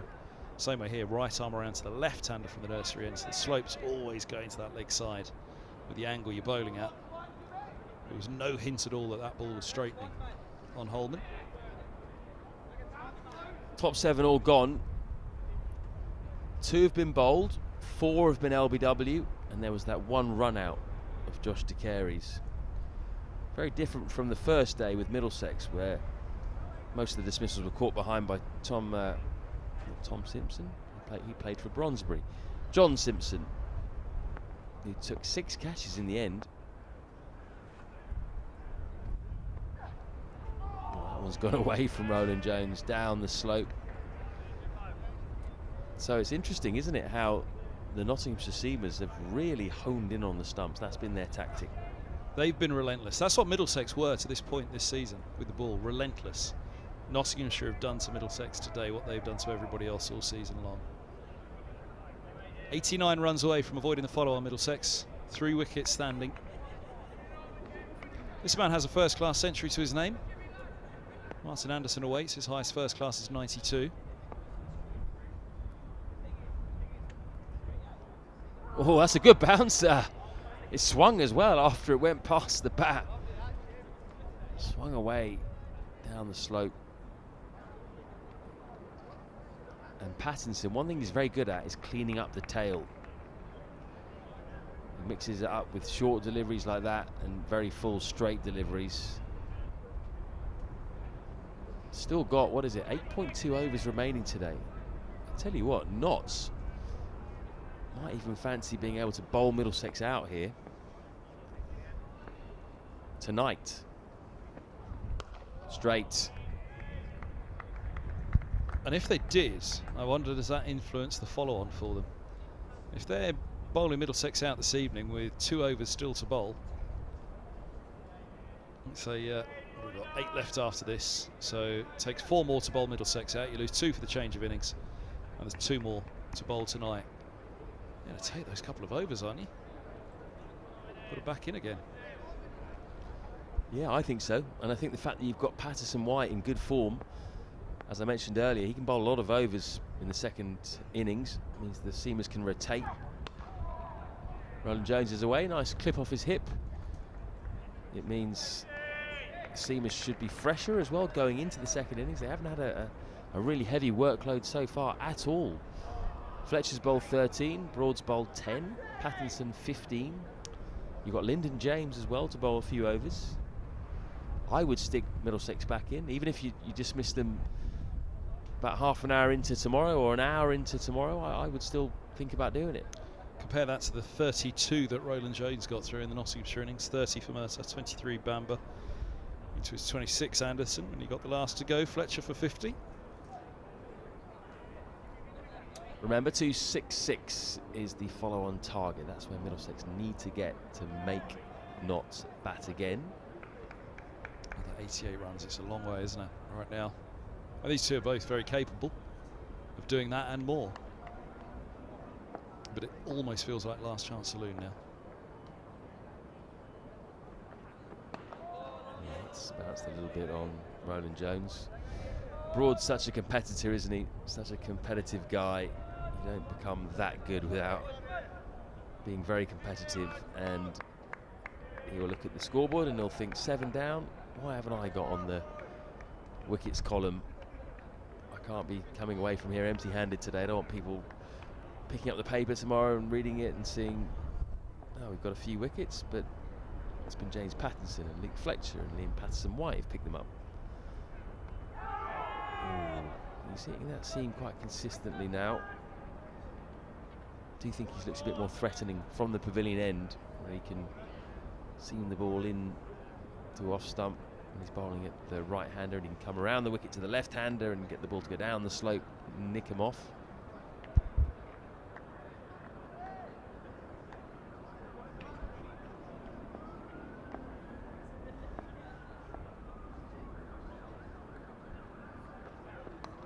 That's full. He invites the drive. That's lucky from Roland Jones.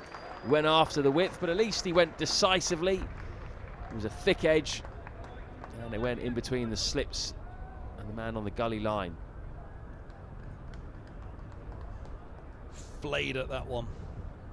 Roland Jones mentioned his role at number 9, how he's allowed to play with a little bit more freedom. Not so much here with Martin Anderson at the other end, and I don't think anybody would be encouraging to sprint through these next, what is it now, 84 more runs required to avoid the follow-on. Through this spell abroad.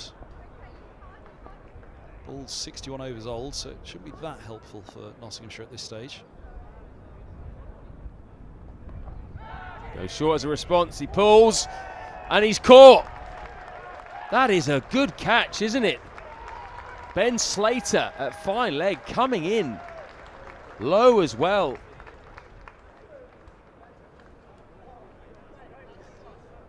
Well, trying to take on Broad, and Broad has the last laugh. Flayed at one outside off. Happy hooker down the leg side and down the throat of Slater.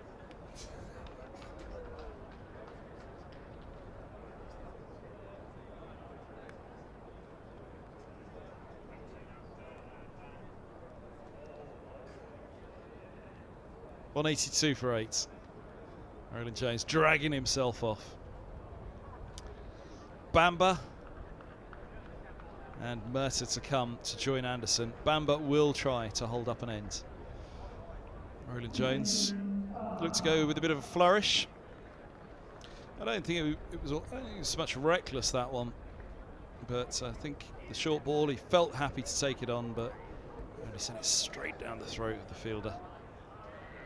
And Slater, feels a long, long while ago when he was picked up last ball of the opening over of the match.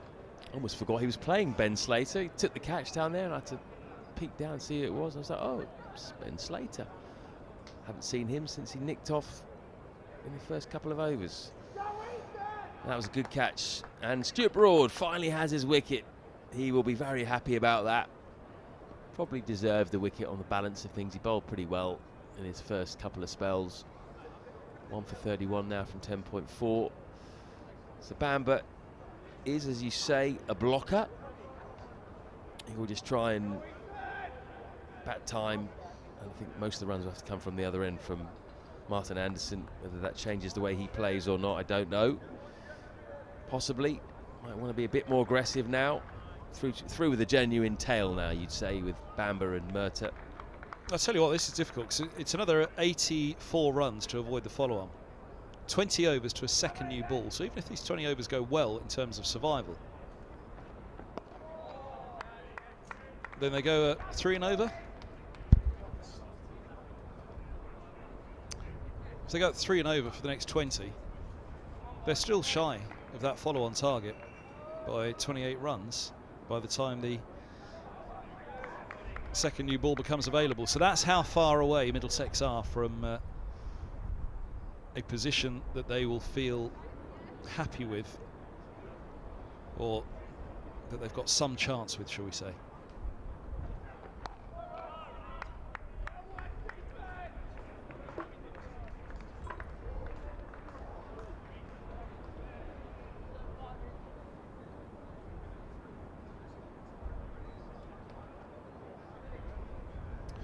.182 for 8. So 7 to go today. I don't think it's too pessimistic to say one of the questions on our mind tonight is, will Middlesex be batting again this evening? You are a pessimist, aren't you, Kevin Hand? I do think, though, when you look at the bowling loads, if I was Nottinghamshire, I would keep your foot on the throat here. If Middlesex don't get to the target, even if it takes them 45 minutes tomorrow, I would still have a look at getting them back in there, because the seamers would have had it overnight. And they went to bowl too many overs. You've always got Patterson White to wheel away from one end in the second innings if you need him to. Here he goes. Patterson bowls, and Anderson on the back foot eases this one away towards point. Let's have a very quick look. A lot of games will be coming towards stumps on day 2 around the country. We've still got a bit to go here today. Over 8's back to noughts, with Patterson White having bowled a good bit. In Division 1, Gloucestershire 118 for 4 in reply to Somerset's 591 for 7 declared. At Bristol, Kent 45 for 1 at stumps on day 2 in reply to Surrey's 671 for 9 declared, the highest score in the history of first-class cricket without a century being scored. 610 the previous best. 3 out in the 90s as well. First time in first-class cricket that 3 batters have been consecutively dismissed in the 90s.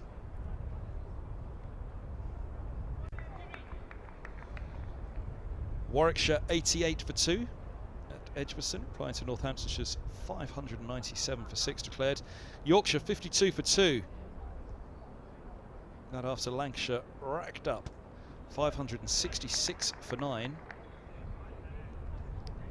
Anderson wicketless so far, none for 27 in his 7th. Broady's got one.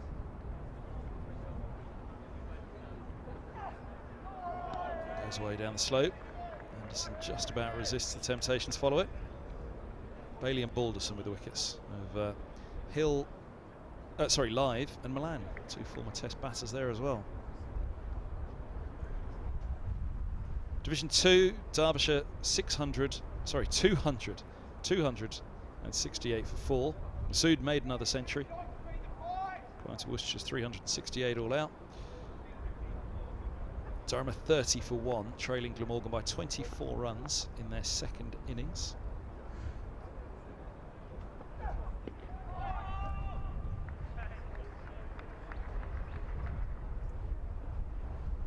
Wicketless Stokes, as Glamorgan was skittled for 365 in the end. It runs there. Labuschagne go well. 17 for him, North East 51. 53 for Carlson, he's highly regarded down there. Roots. It was Roots against Stokes. Roots made 88. Billy Roots. Michael Nisa with 62. Vanderhoek with 38. Rearguard action down at, or up at Chesley Street for Glamorgan. Something Middlesex need here. Punched nicely, only as far as cover. Last game to tell you off, stumps at Grace Road. Leicestershire 210 all out. Beard 3 for 58. Crocombe 3 for 37. None for Robinson in that. In fact, Robinson only bowled 1 over. So of the chats of what about Broad and Anderson for England, Robinson bowled 1 over that Leicestershire innings. Did he bat for Sussex? Oh, they're not that far down. Yes, he is actually. He's not out on 9. Sussex 386 for 6 overnight, leading by 176. Oh, that nips back in. Inside edge onto the pads, rattles way into the offside. 182 for 8 here. A maiden for Pattinson. A problem for Middlesex. 266 that target to avoid the follow-on. eToro lets me copy the trading activity of other traders. From now on, whenever I make a trade, I make the same trade automatically. Join over 20 million users and start investing now with eToro.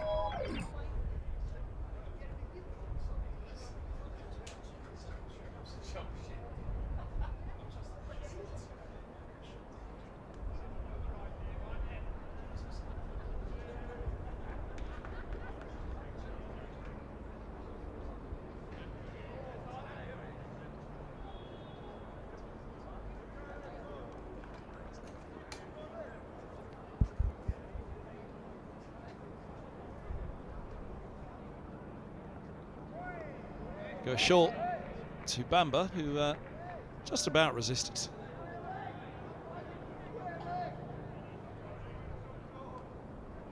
Kind of surprised he even considered it, to be honest, Ethan.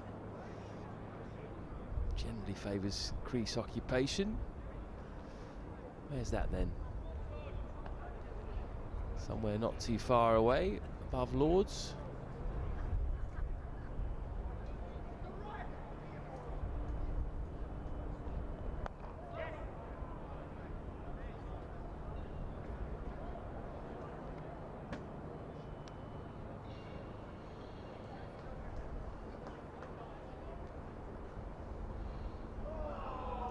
Late in the day, but it's still glorious, isn't it? It's been a fantastic day for cricket. 6 overs left. See no reason at all why we shouldn't get them all in. It's just perfect conditions. It's been a really good day for Notts, hasn't it? These are good batting conditions, you'd say. 183 for 8, Middlesex. Oh. That's Anderson, all right. He will cut hard as well.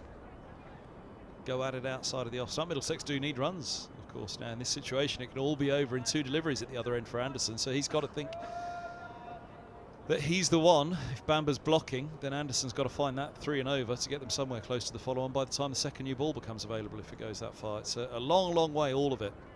So what does Anderson do? I don't think it's particularly the opportunity to counter-attack here. I think he's just got to try and play straight, play properly. If he sees one, though, try and put it away.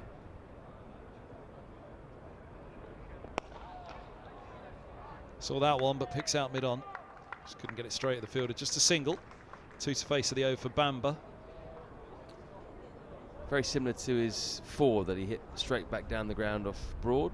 This one just not quite as straight, and he picked out the man at mid-on. Yeah, I do think that Anderson in this situation, he needs to just put away the bad ball that comes his way. He needs to take any scoring opportunities he can and try and farm the strike. He's the only hope, really. And he can score quickly. Nips back in with the slope to Bamber, falls away into the onside.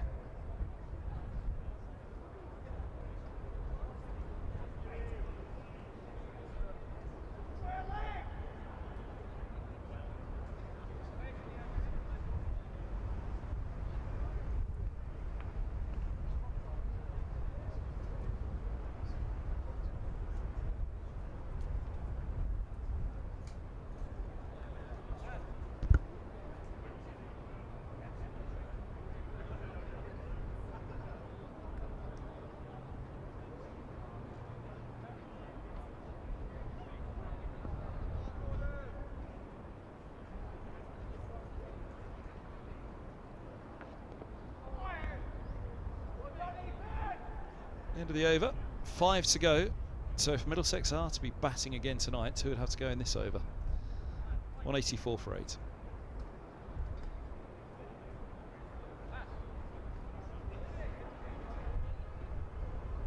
Good to see that Ethan Bamber's got his chest guard on. He's getting a few short ones at the moment. Getting pushed back, and he's got to be ready for the one that's bowled full. It's one of those situations, Floydie, with the follow-on that actually, by inviting Middlesex to follow on, Middlesex then have a chance to win the match. Go out and hit 400 and you've got 200 for Nottinghamshire to chase on the final day. Well, that is the argument against, isn't it? And it's the modern way at the moment, particularly in Test cricket. Not many captains enforce the follow-on. because that can happen. Everyone got spooked by that famous game in India. Well, that's a good ball, isn't it? It's carried nicely through off a good length. Famous game in Kolkata. Was it 2001, I think? India followed on against Australia. Went past them thanks to VVS Laxman. And I think Rahul Dravid also got runs in that game. And then Harbhajan Singh, I think, took a lot of wickets. And they won the game. And since that, captains have been spooked in Test cricket. They haven't wanted to enforce the follow-on too often.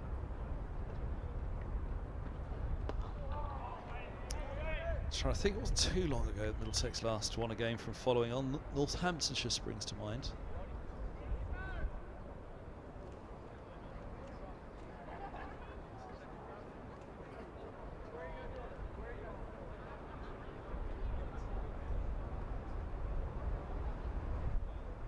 This is off the top of my head, so someone will correct me, but 2018 Northamptonshire.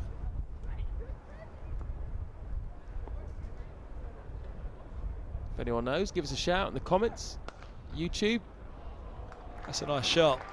That'll feel a little bit better for Anderson and Middlesex. He's on to 26. Middlesex 188 for 8. I mean, goodness me, the way that this innings is going. I'm just starting to turn a thought to Middlesex at 12 from a batting point. There is that as well. I can watch this guy cover drive all day. Really nice. Just checks his shot there, right out in the middle, into the gap. From the moment it hit his bat, you knew it was 4. And James Pattinson actually hasn't offered up many deliveries to drive at all day. He's bowled quite short, he's bowled a good length, but he hasn't bowled too many half volleys. That's why he's got such good figures. 4 for 49 at the moment.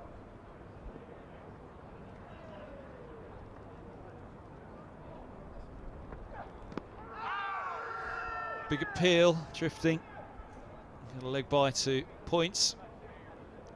2 to come of the over. Bamber on strike.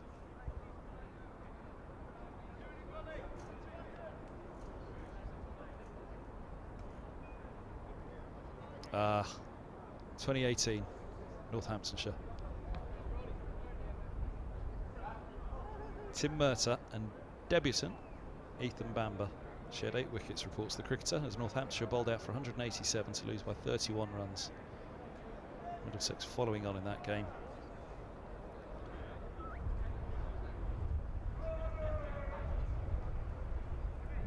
Short legs going in. Naseeb Hamid, the man with the honour of the job, if it's an honour. So he's going to get some chin music again, Bamber. Either that or it's going to be full. Oh, nips back up the slope, the fuller ball.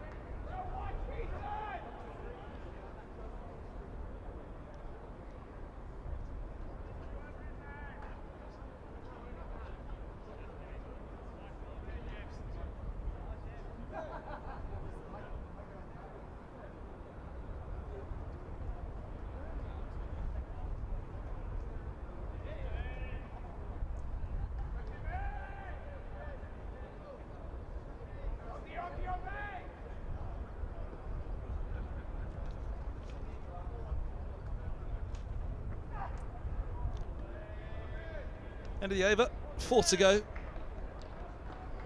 So the change of innings, there won't be or 2 lost for a change of innings. Even if 2 were to go now, there won't be another over tonight, or would there? If the 2 went in this, 2 for the change of innings, I suppose you could. You would have 1 over still, wouldn't you? 1 over left, so if 2 were to go in this over, then there could still be something tonight. It's Tim Mercer, the next man in, having a chat with Jay Dernbach on the right. Not giving him batting tips, is he? There's a story that Middlesex fans will desperately want me to tell you right now.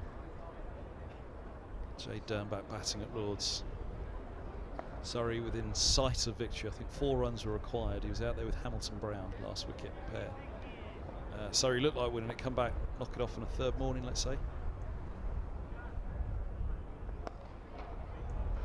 Driven away by Anderson, lovely shot, 4 more. through the covers. He moves to 30. Middlesex 193 for 8. Not a half volley this. It's driven on the up. Just throws his hands at it. Bit more of a risk, but pierces the gap. He's so strong through that area, Anderson. 30 or 48 now. In my defence, Jade Dernbach, it's taken 5 games of the season for this story to come to air. So it's his appointment. From Middlesex perspective, it'll always be remembered for this match. It looked, Surrey's game, it looked as though it was an hour left of whether it was the 3rd morning or the 4th morning. Surrey to come back, knock off the runs. Had a little collapse. I think it was Hamilton Brown at the other end. 4 required for victory, and Dernbach skied one. Mid on, underneath it. And Middlesex completed a remarkable victory, and whenever you say Dernbach in regards to Middlesex fans always hark back to that one. Fine victory that was. Turnaround in the match. Can't believe he was trying to hit a 6. Neither could Rory Hamilton Brown. Well, that 4 is enough to force Broad to go around the wicket. 1 slip, 1 gully in place. 3 men out on the hook. And Takes that's it on. top edge and gone at square. Anderson's gone for 30. 193 for 9. Maximum bowling points for Nottinghamshire inside 65 overs. 1 wicket standing. So if another wicket falls in this over, Middlesex could have an over to face tonight if the follow-on is enforced. 193 for 9. He got tucked up there, didn't he? It was the angle that caused problems for Anderson. Ill-advised taking on that shot, especially with 3 men out on the hook. In the end, it wasn't the man out, or one of the men out, who took the catch. It was the man at square leg, just ran back. But the angle tucked him up. Had that been over the wicket, he would have had more space to free his arms. That sums Middlesex's day up, I'm afraid. Anderson showed some good flashes, but in the end, he's gone for 30 or 49.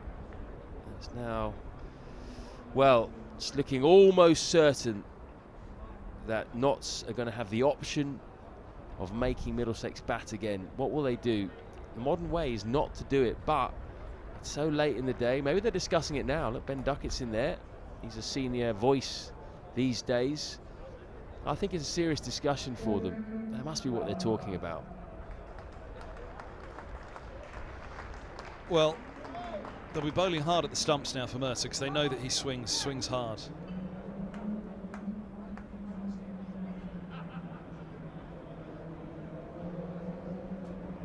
Still debating, aren't they? Might not be about that. Might be where they're having dinner, but I reckon. I think it's probably about whether they're going to make Middlesex bat again or not. I would be seriously considering it. In fact, I would do it, especially if they bowl out Middlesex tonight. Even if it's early tomorrow, you've got the whole day to rest, the whole night. Doesn't really matter whether it's half an hour tomorrow or not. They're barely into their 3rd spells, are they, these bowlers? Fletcher, Pattinson, Broad. Pattinson 17 overs. Broad far fewer, 12 into his 13th now. 2 for 37. But as you say though, 222 behind Middlesex. So say you bowl them out now and you force them to bat again. This pitch is still pretty flat. It's not doing a whole load, and it might get flatter, you never know. It's not turning exceptionally. They've just bowled very well. That's not to say that Middlesex can't bat better in the 2nd innings. Imagine if Middlesex get 400. I mean, they could go and bat until an hour before stumps tomorrow and be out of sight. You'd be back to one of those 472, almost 500. You'd be setting a record championship chase, 502, held by Middlesex against Nottinghamshire. Oh, Mercer has a slap at that. Through the covers it goes. They'll get 1. They'll turn for 2. They have to take every run now, don't they? 195 for 9. There's no seniority in this partnership or farming the strike. Just have to get on with it. 5 runs for a batting point. which doesn't mean a great deal, but you never know, by the end of the season it might mean something. Yeah, absolutely. Every point counts at this stage, as well as every run. We would like to get up to 200, at least it's something. It's got to be a case of keep it on the stumps now for Broad.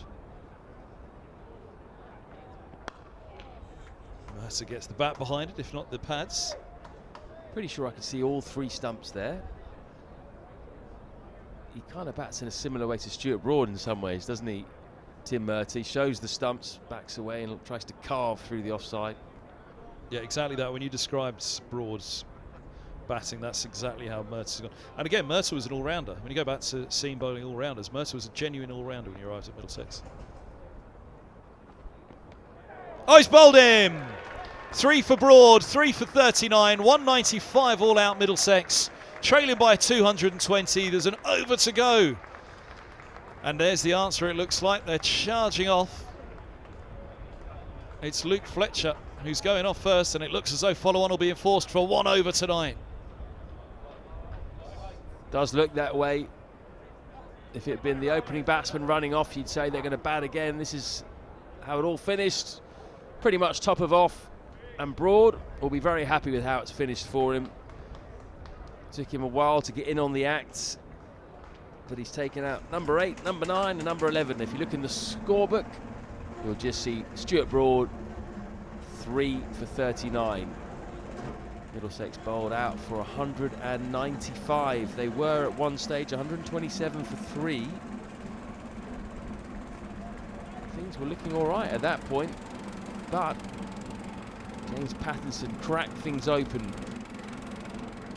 for Notts, and they haven't looked back from there. It's been a really good display of bowling.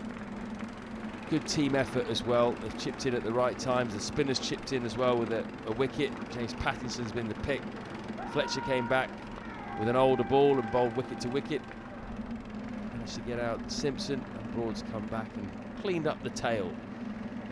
So we'll just keep our eyes on the balconies and see what's going on here. We do think, don't we, that Middlesex are going to bat again. Penny for the thoughts of Mark Rambrakash, the batting consultant, and Bamber's just arrived back, as you can see. It doesn't look as though they're rushing around, looking by Luke Holman as well. It doesn't look as though they're rushing around to get ready to go out on field for an over, Middlesex. And if they were, you could almost guarantee that the bowling coach would be down there now. And yeah, no sign down below. I would suggest Middlesex are batting and follow-ons in force, because nobody is charging around to get back out there for Middlesex in the field in that balcony. Innings break till 6:49. Late finish. Overtime at Lord's tonight. 195 all out is a bad day at the office.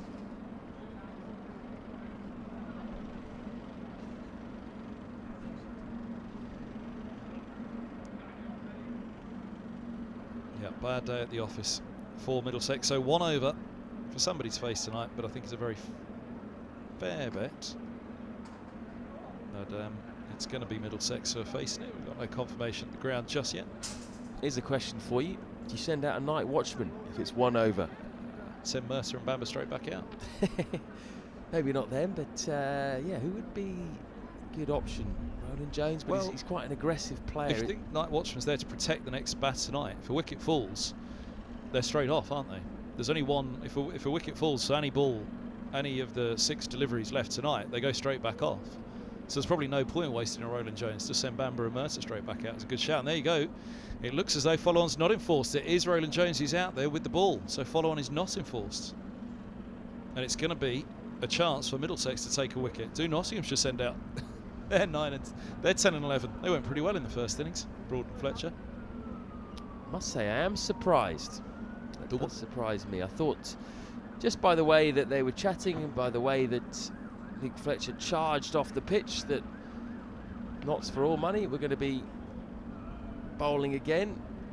Maybe that was a bit of kidology. Who knows? I mean, Fletcher charged from the field, didn't he? Well, maybe he is going out there to open tonight as the night watchman. Luke Fletcher, he sold as a dummy one way or the other, Fletch. Well, he went charging off.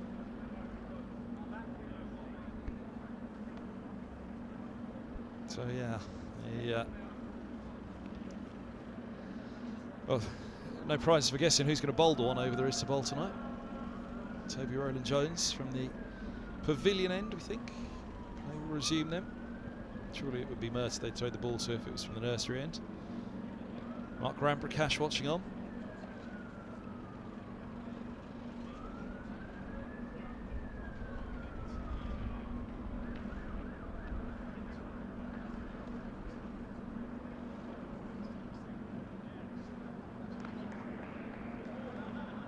So let's just remind you of what we've just seen then in that Middlesex first innings.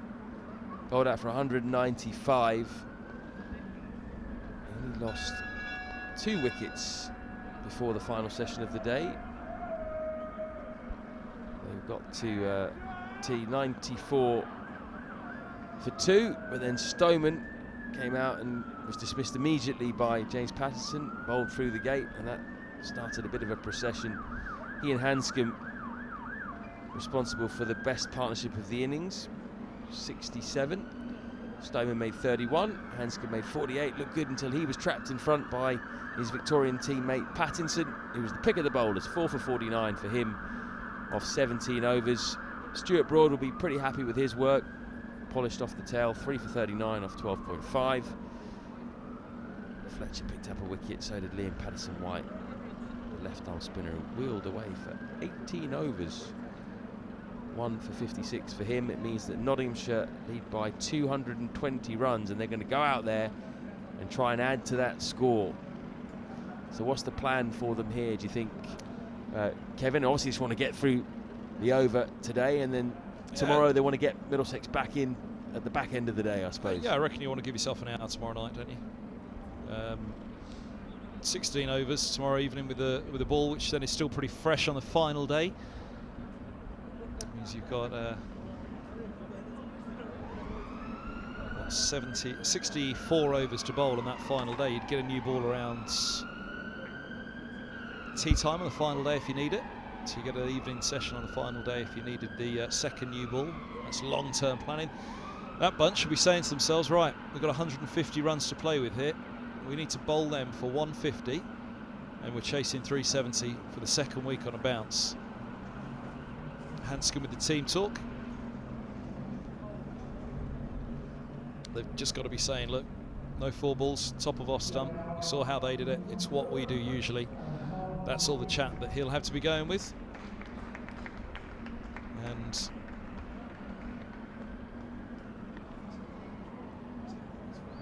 And the night watchman's out. Luke Fletcher is coming out to bat as the night watchman. That's why he charged off the field. Wow, I must say I did not see that coming. When he ran off, I thought he's got to be bowling. He's got to be bowling the first and only over. No, he's going out there to have a bat.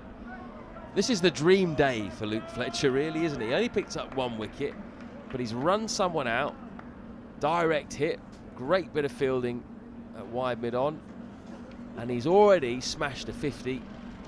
And now he's batting for the second time. Not only that, he's opening the batting in a county championship game for Nottinghamshire County Cricket Club. I wonder if he's ever done this before. I doubt it very much. What a day. What a day for Luke Fletcher. 50, the run out, wicket, opening the batting. I tell you what, this is going to be fun. Well, I mean, tonight, if it's fun tonight, then that means it's gone very well for Middlesex, because Fletcher will not be there to be hitting the ball around. He'll be there to block this evening. Block, block, and block again.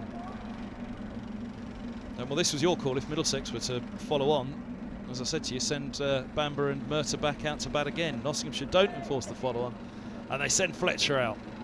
3 slips and a gully. There's a short leg as well. Backward point, mid-off, mid-on, and long leg. And Luke Fletcher is on strike to Toby Rowland-Jones, the Sunbury shotgun to the Bulwell bomber. Here goes Rowland-Jones.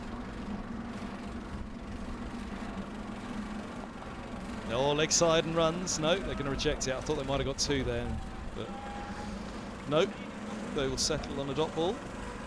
Well, Haseeb Hameed is basically out there just to stand at the non-striker's end, because there's no way they're taking a single in this situation.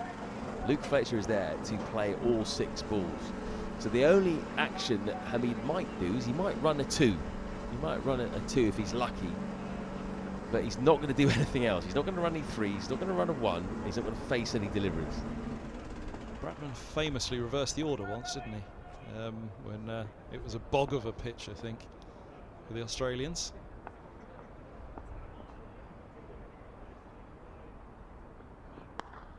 Nice ball, top of off, right in behind it. Proper cricket from Luke Fletcher. You know, when you think about it, Luke Fletcher is actually quite a good option for a night watchman because he's got a very solid defence.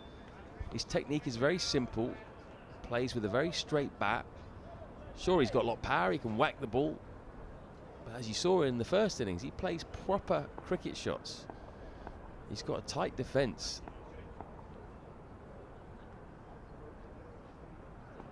I see him behind again. I told you there was a proper commentator in the building today. Not Michael Atherton. Richard Evans. He stood at the back of the box, legendary BBC tennis commentator. And I've just asked him that question. What position did Dennis Compton play? Left wing, he said, without having to pause for thought. It's close. I said left back, didn't I? Yep. So slow left arm spin, finger spin for Dennis Compton, and left wing for Arsenal.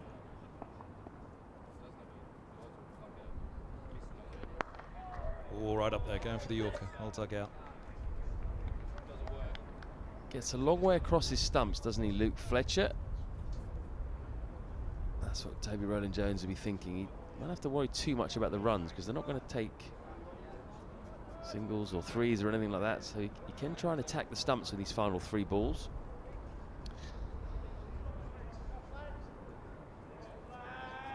I've got some good news for you, Floydie.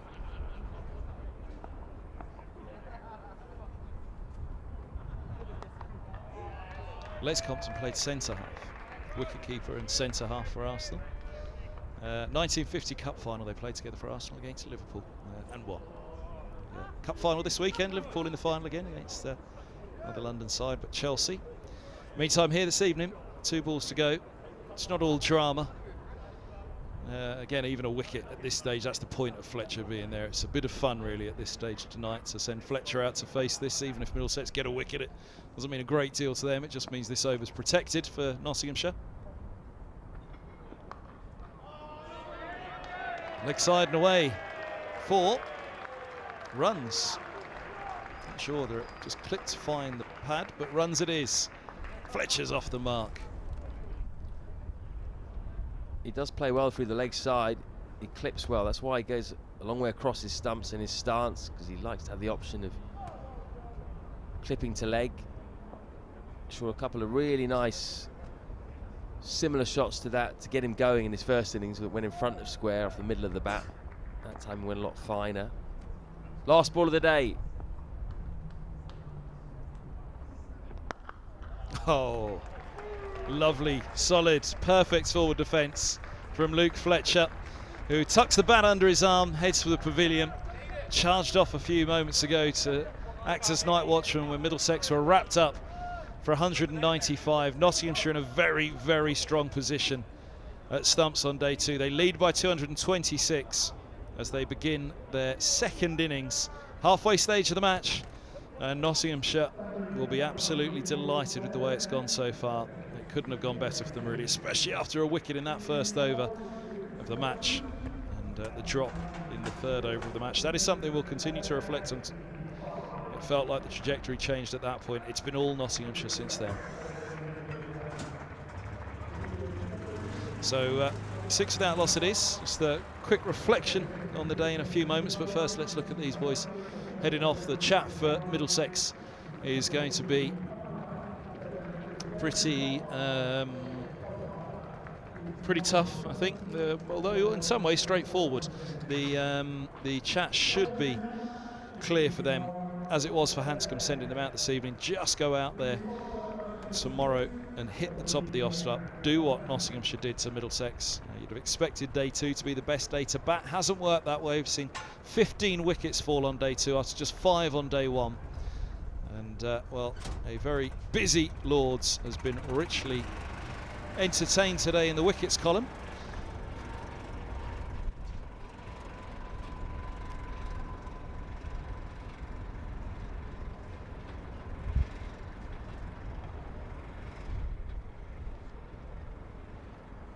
So that's it for the day. You can see there the pavilion has emptied quite significantly. Still a few in that members bar just on the right. And this is what they've seen today. Everyone that came down to the home of cricket, Nottinghamshire, bowled out for 415. They started the day 329 for 5. And Middlesex came out on fire, particularly Toby Rowland-Jones. He took the first 4 wickets to fall to reduce Notts to 352 for 9. But they then recovered. Last wicket partnership of 63 between Stuart Broad and Luke Fletcher got them up to 415, and then it was the Middlesex first innings, which we've just seen. Kevin, didn't start too well, didn't finish too well either. No, and that run out, it kind of set a tone. It felt like the first 8 overs, you thought Stoneman and Robson, this is high quality cricket, and the pair are playing extremely well. But then the wicket falls, Robson, leaving one alone, nips back, hits the stumps, and it was a pretty hammer blow, wasn't it? Followed up by the run out of Josh de Carey's, and something that Middlesex, they recovered for slightly with Hanscom and with Stoneman up at the top. But it's a day, unfortunately, Middlesex are going to rue. I thought yesterday was a bad day. Today, certainly, I think by stumps is much the worse. Yeah, you asked me the question, didn't you? What's the worst day, day one or today? Initially, I was leaning more towards day one, but as this day progressed and as the wickets kept tumbling for Middlesex, 195 all out, you've got to say that today, in good batting conditions, not many demons out there on that pitch. Middlesex have had a pretty bad day. And actually, we haven't said that too many times this season, have we? Because the batting on the whole has been a lot more secure this season. But today, in the face of some pretty impressive bowling, let's face it, this attack is not far off a test attack, really. Luke Fletcher, the top wicket taker in the county championship last year. Stuart Broad, England's second greatest ever bowler, you could argue in test cricket. And James Pattinson, who was the pick of the bowlers today and bowled with real pace and fire and skill as well. Plus Liam Patterson-White, let's not forget about him. Left arm spinner, who wheeled away for 18 overs and did a good job for his side. Middlesex just wilted a little bit under that pressure today, and they've got a big job tomorrow. As you say, Kevin, they've got to bowl out Notts for 150, 200 to have a chance really here. Any chance of chasing that down? Yeah, absolutely. I think the bar's been set for Middlesex, not only for this match but for the season now, hasn't it? If they want to go up, then that's what they're going to face week in, week out in Division 1 next year. And they can't afford to have a day like they had yesterday with the ball, which has heaped the pressure on them today with the bat. But I do think that, in terms of it being a bad day with the bat, they were genuinely bowled out today by Nottinghamshire. Nottinghamshire bowled extremely well. And yesterday is the worst day, but maybe a little bit because of yesterday, because Middlesex didn't quite hit the heights that they usually do with the ball. But the bar's been set with both bat and ball in this match. Hamid, fantastic. Middlesex with no answer today. Yep, Notts hold all the cards. Thank you very much for watching our live enhanced stream with our official partner eToro. If you can just see on the top left of your screen, you can scan that QR code for any more information about eToro. We'll be back, of course, tomorrow for a bit of a build-up to the Day 3 action. We'll be on air at 11:45. We'll show you the highlights of today's play. We'll show you a post-match interview from a Middlesex player from tonight, and we'll then, of course, have the live action for you. Another glorious day is what we're hearing here at the home of cricket. We will see you then.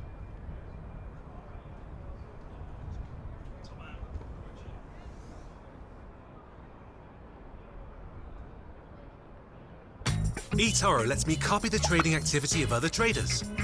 From now on, whenever I make a trade, I make the same trade automatically. Join over 20 million users and start investing now with eToro.